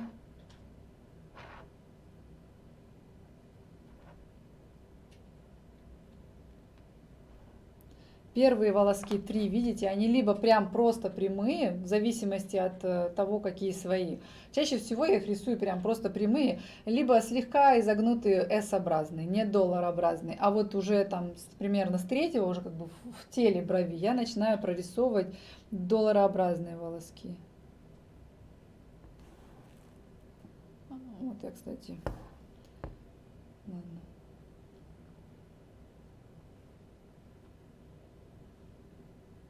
Видите, все они у меня вливаются вот в тот первый самый волосок, как бы все в него. Я там где-то выскочила за него, но просто взмахнулась. И давайте то же самое сделаем на этой брови. То есть я тут же могу отметить для себя точку, то есть это примерно вторая точка от головки, с которой у меня поменялся направление роста волосков, потому что здесь брови достаточно симметричные, сами по росту волосков я имею в виду.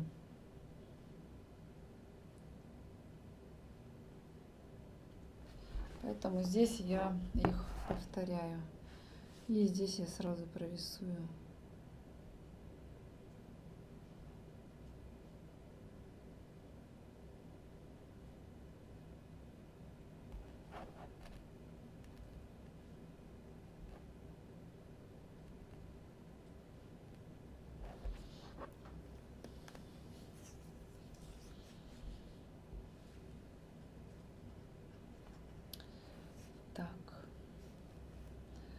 Помните, да, расстояние между волосками по верху у нас больше, чем по низу. Для чего это нужно делать? Для того, чтобы вы могли там вписать такие полупрозрачные волоски, и верхняя часть у нас на всех связках, в общем, все равно очень воздушная должна быть. Волоски тоненькие должны быть.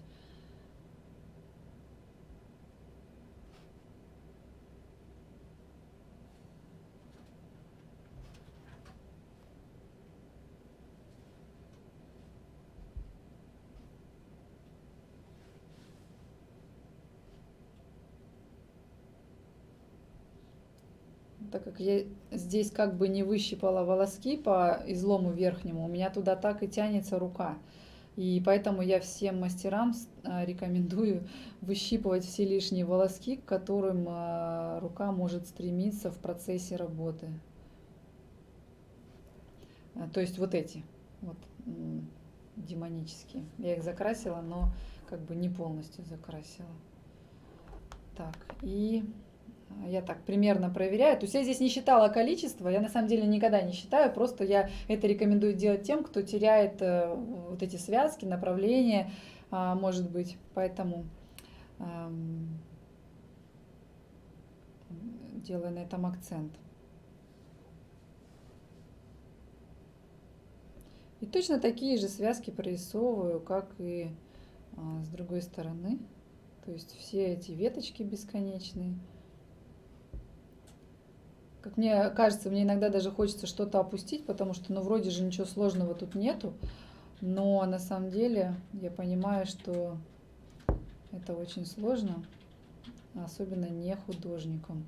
Смотрите, здесь у нас, как и в прошлый раз, на одной из моделей, низ должен быть закрашен активнее, чем вверх. Наверху у нас только скелет, никаких утолщений, ничего мы делать не будем, потому что там волоски есть свои. Мне даже там не хочется прорисовывать никаких вспомогательных, ну как бы остальных.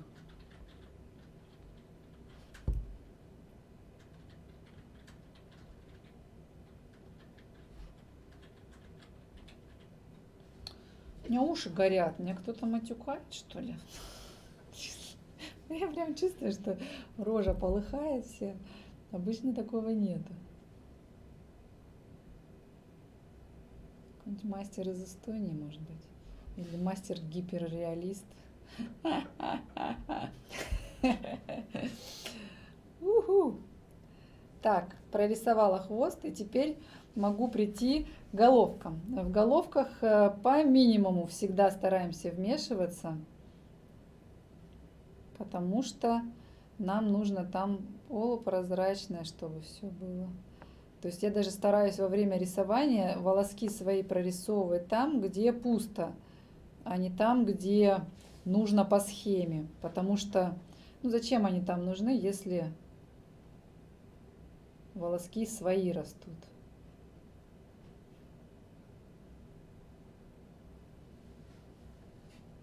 И в принципе и хватит. И уходим на вторую бровь. Делаем то же самое.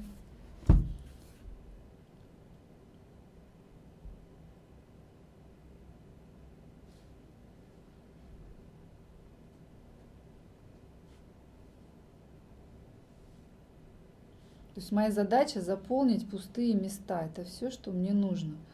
Потому что переизбыток пигмента никому не нужен в коже.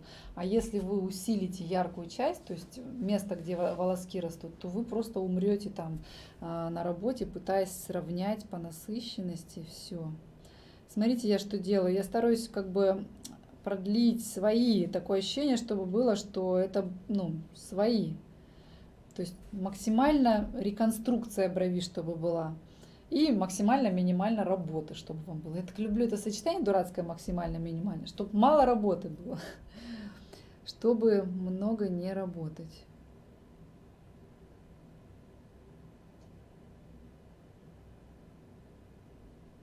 Ну все, туда не полезем.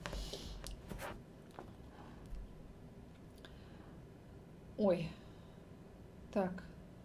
Надо убрать лишнее. Видите, она странная получилась, потому что у нас излом поверху я не выщипала на этом эскизе. Так, что я сейчас делаю? Я убираю красные точки Я убираю вот это, оно убрано, это убрано. Так, и вот здесь я убираю лишние волосы.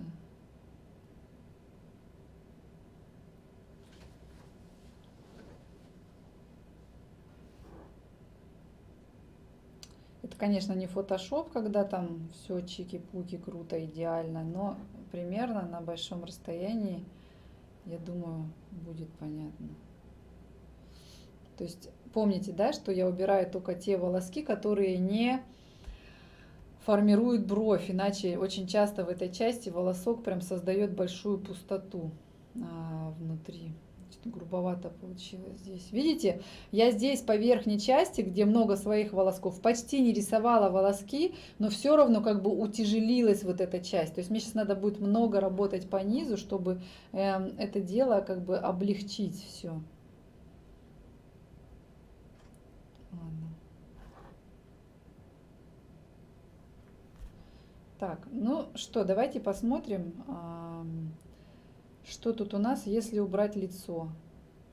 Ну, вот такая схема, видите, да, самая распространенная, и она сейчас почти одинаково прокрашенная. То есть я сейчас что буду делать? Я буду усиливать пустые места, где нет своих волосков, и когда мы сделаем это снова в следующий раз, ну вот я уберу лицо, вы поймете, что у меня акценты в разных местах на этом конкретном лице. Я снова выбираю цвет наш темный. Так. И рисую. Чтобы не было много прям сильно работы, только там, где не хватает.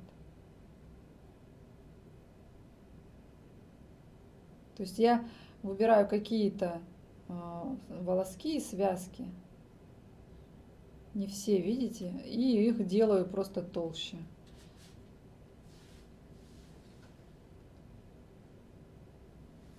Я так делаю, в принципе, всегда.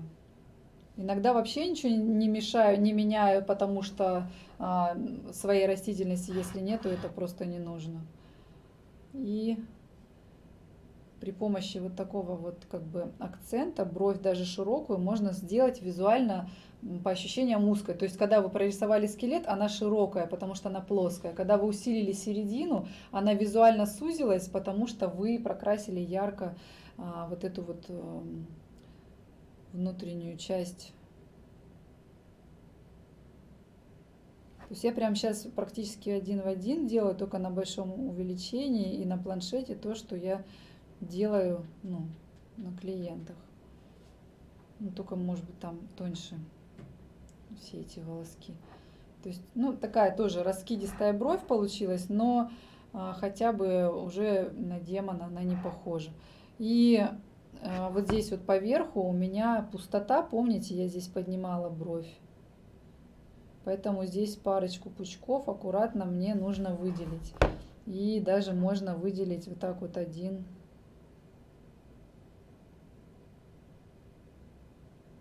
Два пучка.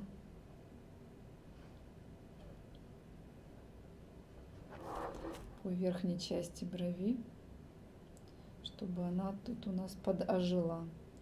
То есть вот такая у вас художественная работа. Видите, я постоянно отодвигаю, чтобы посмотреть, что там, где у нас надо дорисовать. Тут у нас еще широко расставленные глаза, помните? Значит, здесь можно вот эту часть более активно сделать.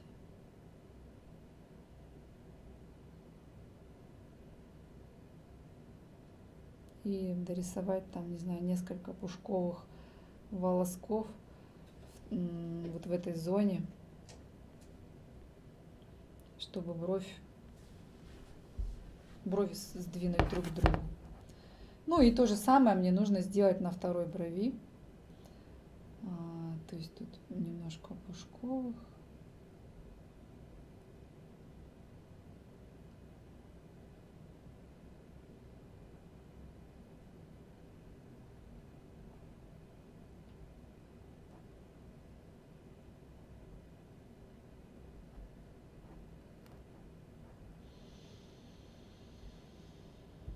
Ой. Мне кажется, это последняя бровь на сегодня. Что-то я опять удлинила вебинар. Так, вот здесь у нас такая зона, видите, низ пустой, а верх яркий из-за того, что там своих много волосков. Но я не буду их прореживать, я сейчас попытаюсь за счет усиления низа.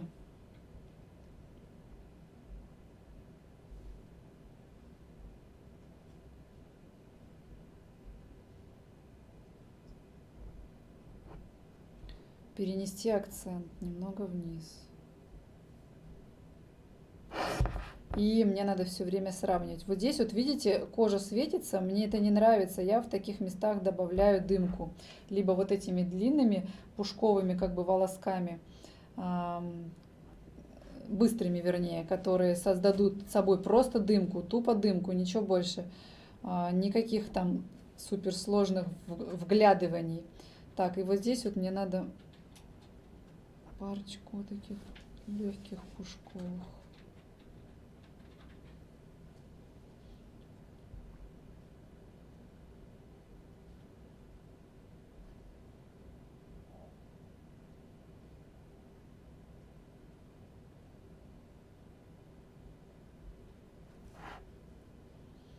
И все время надо проверять, чтобы не переборщить, чтобы не переярчить, чтобы не заиграться, потому что я иногда, допустим, сама страдаю тем, что увлеклась, что-то рисовала, отодвинула голову и думаю, о-о, хорошо, что станет бледнее, и хорошо, что это модель. Короче, главное не заигрываться, не нарисовать лишнего, отпустить вовремя. Ну, короче, вот, примерно так. Здесь, конечно, еще можно там поиграть с какими-то нюансами, с шириной, там, с воздушностью. Но давайте посмотрим, как изменилось лицо. Вот сейчас вот здесь еще не хватает. То есть вот это вот надо себя останавливать. Так, вот здесь еще волосок, вот здесь волосок, а потом такой смотришь, и получается слишком ярко. То есть ваша задача сделать так, чтобы волоски вплетенные не смотрелись отдельно существующими, чтобы было ощущение, что это свои. Так, ну что, я вот здесь сделаю чуть поярче, потому что слишком, ну не поярче, а вспомогательных нарисую, потому что слишком много на той стороне своих росло. То есть вот это то, чем вы должны заниматься. Постоянно рисовать, постоянно смотреть на лица. Ладно, на мой взгляд, здесь можно даже еще чуть-чуть сдвинуть головки бровей друг к другу и расширить их. Но у нас мало времени. И вот здесь вот смотрите. Смотрите, они издалека смотрятся разными, да? Левая бровь у нее как бы более широкая в изломе и более низкая, да? Но на деле они одинаковые, просто вот здесь я такая не удосужилась прорисовать вот эти волоски более ярко. А они нужны, ну, чтобы стали одинаковыми. Либо на той брови надо было рисовать более прозрачно. Видите, все, бах, и стали похожи. То есть в волосковом методе я что люблю? Буквально одна-две волосинки где-то, бах, и всю картину меняют просто полностью. А в растушевке не так. Я люблю все-таки больше волоски. Я надеюсь, что после этого вебинара я вам жизнь упрощу, а не усложню. Ну, короче, ладно, вот таким образом тут можно дорисовывать очень долго. Тут смысл в том, чтобы вплести нарисованные в свои. И сейчас я отключу лицо. Блин, ну они все равно достаточно симметрично прокрашены, но все равно видно, видите, что акценты немножко в разных местах распределены. И можно включить лицо и посмотреть, было-стало. Вот я хотела показать было-стало, но не получится, потому что я перепутала слои, видите, и на этом слое рисовала. Ну ладно, я могу так показать было-стало. Включу, сделаю снимок экрана. Сохранить. было. Встала в галерее, посмотрим.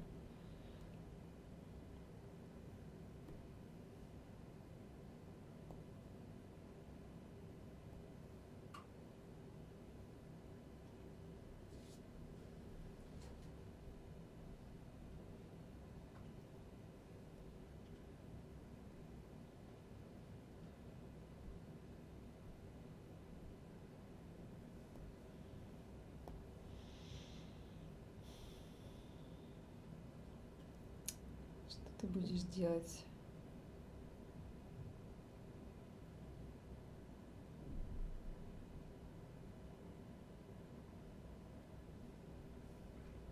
Сколько движений, чтобы только показать было, стало.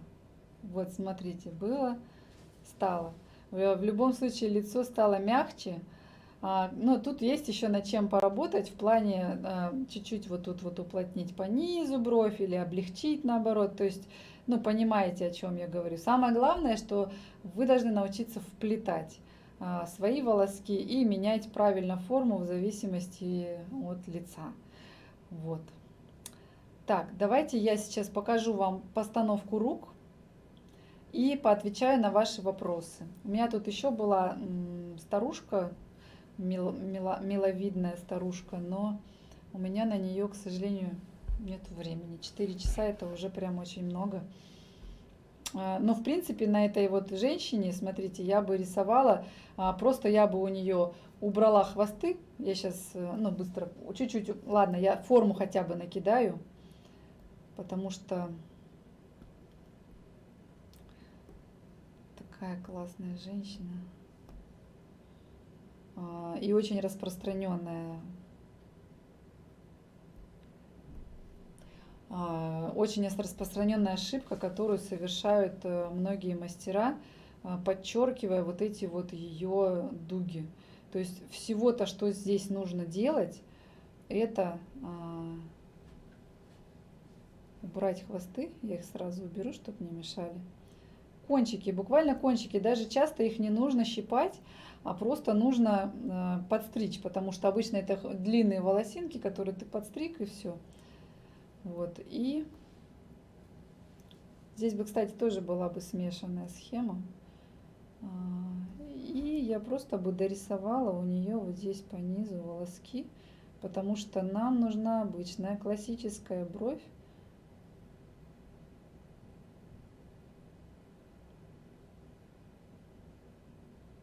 которой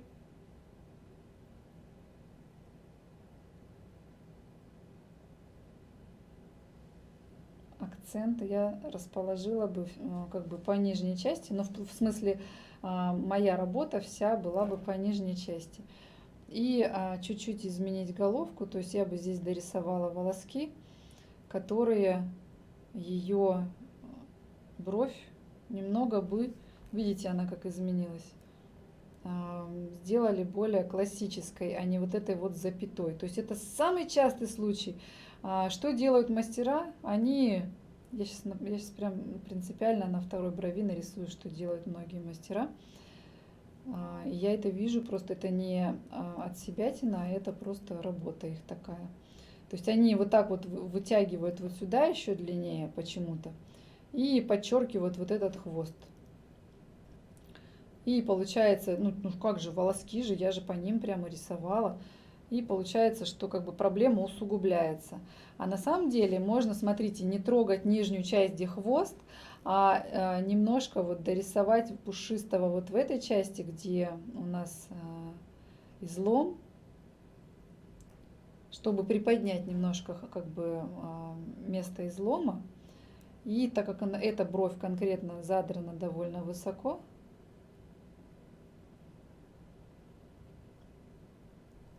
порисовать в районе головки. То есть такая обычная пушистая бровь. Если хвост кажется тонковатым, коротковатым, то его надо не уводить крючком вниз, тоже пушистыми дымчатыми волосками прорисовать там по верхней части. Просто эту работу на этом лице видно не будет, потому что надбровная, потому что висок уводит бровь за угол. То есть все, мы открыли глаз, убрали вот это вот направление вниз, потому что и уголки глаз уже со временем опускаются вниз, и потому что свои брови вот так росли вниз. То есть и наша женщина, у нее брови расположены на большой высоте, и это хорошо, что они не опустились, но благодаря вот этим длинным кончикам все равно смотрелось такой вот, как будто гравитационный птоз. Поэтому мы подняли, открыли глаз и сделали ее чуток помоложе. Вот, все. По эскизам я заканчиваю, отвечаю на вопросы. Так, ну вот на этой модели у нее кожа тонкая, на вид. Не, кожа такая обычная, нормальная, не тонкая. Просто она возрастная, и вы должны помнить, что на возрастной коже больше пигмента остается. И я бы взяла ей тоже пигмент, наверное, либо каштан, потому что здесь мне не хочется никакой теплоты. Она холодная вся сама по себе, ей не нужны... Вот так у меня падают машинки. У меня дома склад машинок, и все они все время падают и роняются, и разбиваются. Вот, я бы у нее взяла бы либо холодный русый, либо каштан, потому что у нее все-таки какой-то есть оттенок слегка красноватый, но это вообще не из области теплого красного цвета, ну, как бы это какой-то каштан, такой холодный, короче, цвет более, либо нейтральный, либо холодный. Но, наверное, все-таки я бы с русого начала на этом лице, потому что красноты все-таки не надо. Вот, по пигментам вроде все. Эскиз рисуете с открытыми. Ага, спасибо за комплименты. До какого числа возможно оплатить по спеццене? Хороший вопрос. Вам ответит сейчас поддержка. Самое главное, что после того, как закончится вебинар, если кто-то хочет все-таки докупить оставшиеся дни, на которых я буду показывать именно на работы на коже, то да, вас просто сразу перекинет на ссылку для оплаты. Так.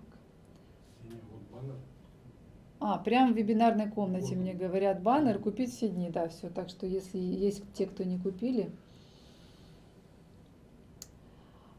картриджи Vertix я, по-моему, пробовала.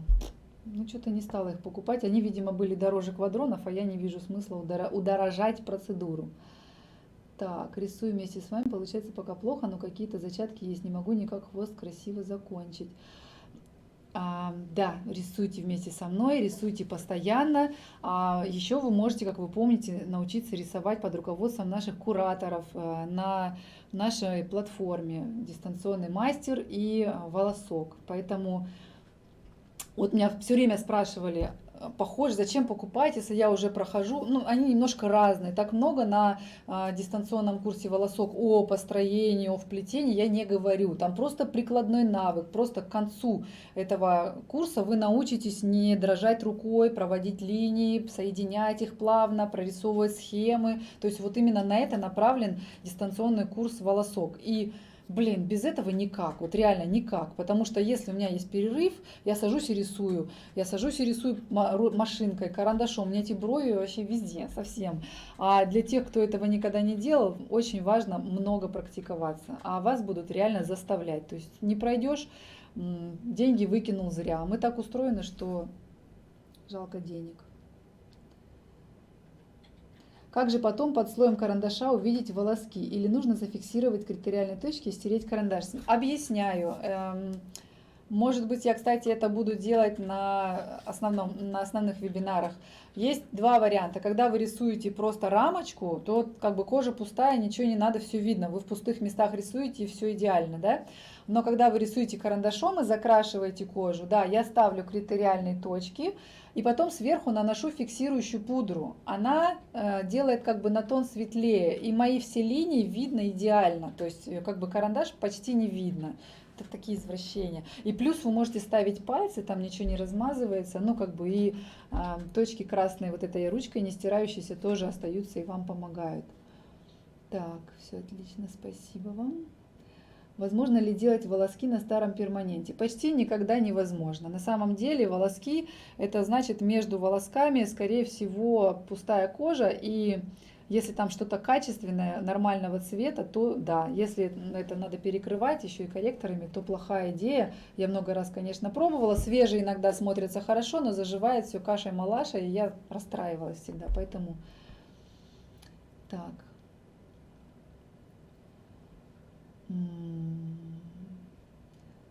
Не могу найти красной гелевой ручки.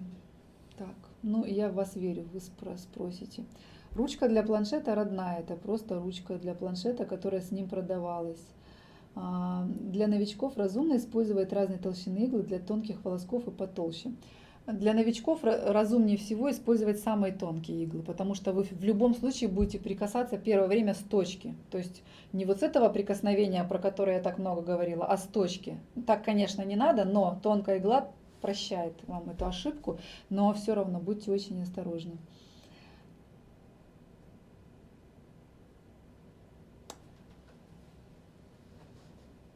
В европейских связках идут вверх, в Азии вниз. Совершенно верно. В азиатской связке прямо от головки уже вниз все волоски имеют направление в точку, вот в крайнюю точку в хвосте. То есть, в европейской связке они все идут вверх. На самом деле даже вот тут вот в районе хвоста, но единственное, они в хвосте, вот от излома и в хвосте, они как бы тоже имеют направление вот уже вниз, но не по нижнему краю брови. Но мы будем говорить об этом еще в следующие дни. Так. Чем отличается техника нанесения разных вариантов волосков машинкой? Чем отличается техника нанесения разных вариантов? Вы выбираете технику, то есть когда вы освоите все варианты, вы поймете, какая в вашей руке проще. То есть реально я много лет рисовала вообще только одно движение, то есть это только вот такое движение на себя. Я прошла, стерла, ничего не осталось, я еще раз прошла, чуть медленнее, чуть нажим усилила по тому же самому волоску. Потом я начала рисовать вот так на себя и от себя, потому что от себя получается очень красивая, такая как паутинка линия, прям классная. Потом я начала рисовать вот такие волоски, вообще вот как бы напылять его, удлинять в длину. Потом я начала рисовать некоторые волоски прям вот такие плотные, туда-сюда вот таким движением. Главное, чтобы не было пунктиров в этом случае. То есть пунктир создается, когда вы проходите, сейчас на планшете покажу. Пунктир создается, когда вы проходите вот так примерно. Видите? На планшете. Сейчас еще раз прорисую. То есть возвратно-поступательное движение правильное, когда оно идет в одной борозде, и когда вы как бы проходите и туда, и назад одинаковое расстояние, только немножко выдвигаетесь вперед. Что? Не видно, где вы рисуете. Блин. Вот так? Вот так, да? Еще раз, смотрите. Вот возвратно-поступательное движение, вот оно работает только когда вы работаете вот таким образом. Туда-назад, вперед-назад и на там миллиметр выдвигаетесь вперед. И у вас получается равномерно закрашенный такой волосок. Не работает, когда вот так вот делают. То есть как бы уплотнение, как штрих-пунктир получается. И часто выглядит это нормально, пока не сотрешь. Стираешь, и получается вот такая вот линия пунктирная. Поэтому, когда вы отточите все эти вот навыки, вы поймете, в каком случае, на какой коже работает. Потому что то, что работает на сухой коже, вообще не работает на жирной и так далее. Поэтому способов рисования волоска много, но на каждой коже он немножко разный. Спасибо за комплименты.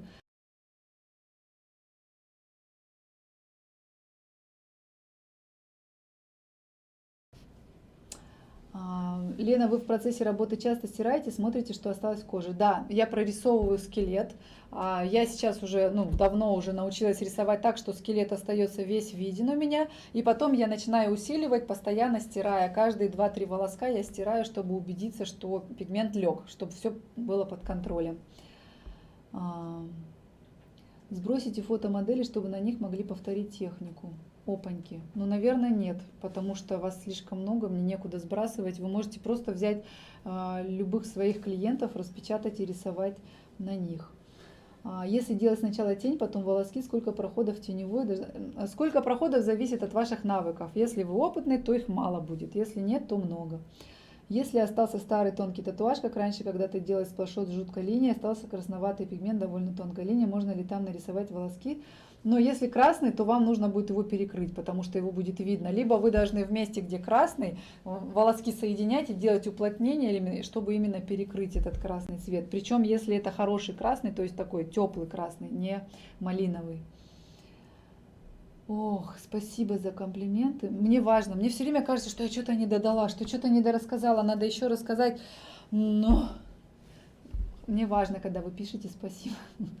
Так, мы продаем наши пигменты, да. Исходя из этого дня, я совершенно не художник, и раньше не рисовала волоски, понимаю, что смогу. Супер, супер, класс. Так, комплименты не буду читать. Корректоры к нашим миксам покупать нужно, если вы работаете по перекрытиям. Есть мастера, которые вообще не берутся за перекрытие, тогда они не нужны. Кстати, да, вот пишут, рисую в большом масштабе бровищи. Первое время рисуйте большие. Главное, с учетом того, что если большая бровь, то и линия должна быть толще. Иначе получается на большой брови много тонких линий, вы запутаетесь. Акву я больше не рекомендую. Так.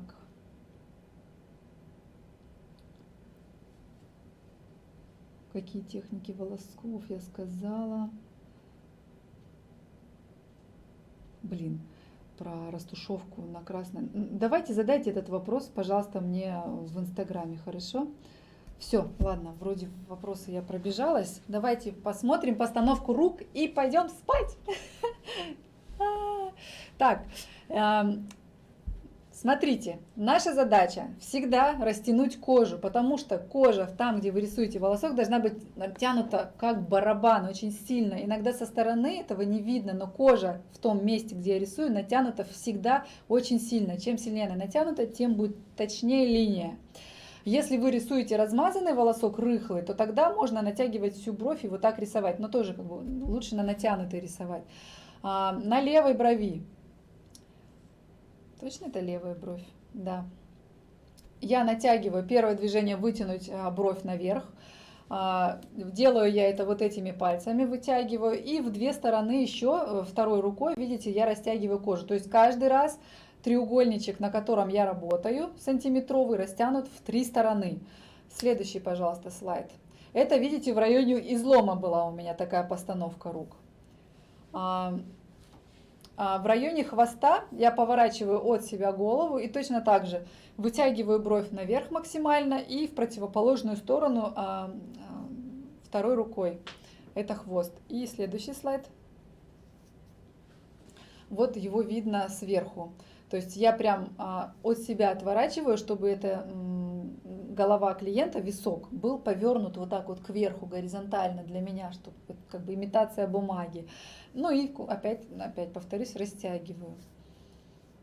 Следующий слайд. И головка. В головке я, если волоски у меня лежат наклоненно, или, допустим, это азиатская схема, то я даже не переезжаю, я рисую как бы сбоку. Если у меня волоски вот такие, вот вертикальные, как в европейских многих, вот такие прям, или... Ну, короче, тогда я рисую из-за головы. Просто переезжаю из-за головы, веду на себя с левой брови, на себя с правой брови. Постановка рук тоже видите, да? Вытягиваю кожу на лоб и в противовес натягиваю. И следующий слайд, пожалуйста. Вот. И правая бровь у меня. Получается, первое мое движение левой рукой я вытягиваю бровь наверх. А правой рукой, правую руку вот этими пальцами я ставлю на косточку, не на глаз. Я никогда не ставлю на глаз. И прорисовываю, пока мне удобно. То есть рисую только в зоне натяжения кожи. Следующий слайд, пожалуйста. Ставлю, смотрите, когда тело брови, ну, в принципе, и хвост брови, очень важный, или, как бы сказать, важный способ натягивания кожи, это не исказить ее, то есть вы должны натягивать кожу по точкам. Посмотрите, у меня указательный палец стоит в головке на точке А, то есть это верхняя точка головки брови, а большой палец стоит в районе излома. То есть натянута кожа, видите, да, одновременно две точки верхние натянуты так, чтобы верхняя линия моя была такая же ровная, как на эскизе. То есть ни в коем случае вы не можете взять и натянуть середину брови, у вас исказится форма брови, волоски ваши лягут неправильно, и вы еще и зафиксируете неправильную, некрасивую форму брови. Поэтому, натягивая кожу, вы должны следить за тем, чтобы не искажались линии. Вот эти прямые наши линии красивые. Ну и в головке тоже. Левой рукой я натягиваю, вытягиваю ее наверх. Уже я могу безопасно ставить прямо на бровь руку свою рабочую, натягивать кожу, потому что хвост у меня пройден. Ну и волоски прорисовываю также на себя, все время на себя. То есть я вот так работаю уже много лет. Все.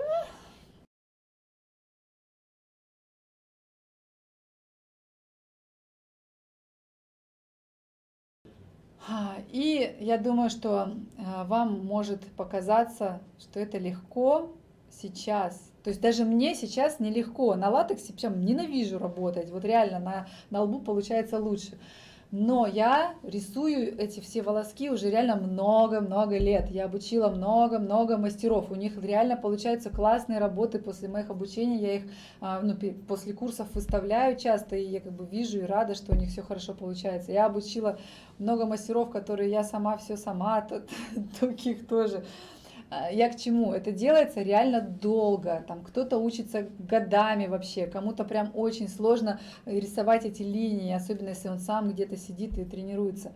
Лучше всего это делать по таким обкатанным программам, по которым вот я обучила уже очень много мастеров. Мой курс «Дистанционный мастер.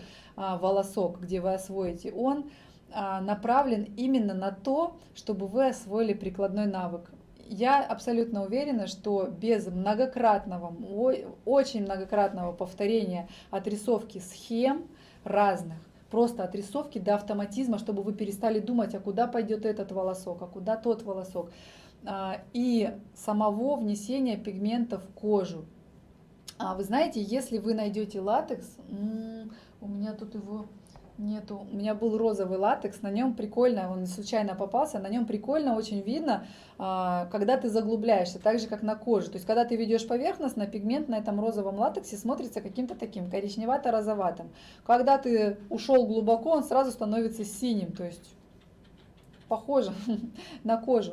Вот, и миллион просто использованных латексов для того, чтобы откатать само это движение уверенное, когда рука не дрожит, когда вы умеете рисовать волосок всеми возможными способами, то есть и чтобы он был такой рыхлый, как бы теневой, и чтобы он был очень четкий, плотный, тонкий, нарисованный с одного раза, и чтобы он был прямой и S-образно изогнутый, и долларообразно изогнутый, чтобы вы могли соединить их, когда вам нужно. Это все огромное количество практики. Пожалуйста, не думайте, глядя на, там, не знаю, мастер-классы мастеров или какие-то их трансляции, что это легко. Это не легко. Это легко будет только единицам, потому что я вот сколько работаю, столько и делаю, все время мне кажется, да блин, что же это такое, вот там вот эти волны Эллиота и все прочее. А я это делаю постоянно. И у меня мастера плачут некоторые, когда у них сложно это получается. Поэтому приготовьтесь к тому, что это через большой труд. Я готова вам в этом помочь, если вы пройдете наши дистанционные курсы «Волосок». Вы можете пройти его самостоятельно, только в том случае, если вы очень ответственный человек. Вот как я купила курс у Усмановой про идеальную задницу и даже не включила его, блин. Реально. Аня включила, посмотрела первые 2 части, подумала, я все и так знаю, у меня жопа все такая же. Что-то я увлеклась. Да, как бы нету тренера. В идеальной форме я была только, когда занималась тренером постоянно, который мне говорил, ниже, сильнее, а ну-ка бери вес, который я тебе дал. То есть почти для всех работает работа с тренером, то есть с мастером, то есть с куратором. Поэтому на деле я рекомендую вам покупать курсы с куратором. Длится он 2 месяца. За 2 месяца вы реально научитесь делать вот эти процедуры на латексе. И у вас будет возможность пройти работу на клиенте тоже под руководством куратора. Он с удовольствием вам поможет, если вы уложитесь в этот срок. И, кстати, мы готовим еще один проект. Это где будет такое онлайн присутствие мастера с вами. Вы можете купить хоть сколь угодно мастер-классов, и потом этого мастера, он с вами в прямом эфире будет вам говорить: нет, подожди, натянула неправильно, не по точкам, там нажим усиль, у тебя машинка сейчас неправильно, ты слишком быстро. То есть все эти ошибки. На самом деле, во время обучения своего очного, когда ко мне приезжают студенты, я сажусь работать за них прям по минимуму, потому что они реально по месяцу у меня тренируются дома. Я просто подхожу и говорю: нет, стоп, ты натянула не по точкам. Сейчас ты отложи машинку и там натяни правильно, поставь руки. Она это делает. То есть я не вмешиваюсь. Это как бы принцип работы такой основной у меня. И это работает, поэтому с куратором, который смотрит и подсказывает словом, вы сможете в скором будущем проходить все, в принципе, зоны, все техники, но, естественно, с предварительными длинными тренировками. Поэтому я буду рада, если у вас получится самостоятельно. Еще больше я буду рада, если у вас получится с нашими кураторами, которые вам помогут и подскажут. Все, я была рада с вами сегодня общаться. Купить курс этот вы сможете, не знаю, по спеццене внизу вы купите все дни этого вебинара волоскового, все схемы и отработка на коже. И вам придет ссылка на покупку, я думаю, что придет ссылка вам на электронный ящик на покупку дистанционных курсов волосок, которые вы так жаждете освоить. Продам почку к вам на обучение. Но уже в ближайший год вы ко мне не попадете, только если онлайн. Только так вы можете со мной поучиться. Ну все, давайте, тренируйтесь, отмечайте меня, я, не знаю, к 10 первым зайду, посмотрю на страничке, если вы отметите меня в своих тренировках на латексе. И встречаемся с вами через неделю на отработке. Я не знаю, какую я схему первую поставлю, наверное, может, европейскую. Все. Всем спасибо, что вы были. Пишите, как оно вам. Пишите мне отзывы, я буду очень рада в Инстаграм. Все, всем пока.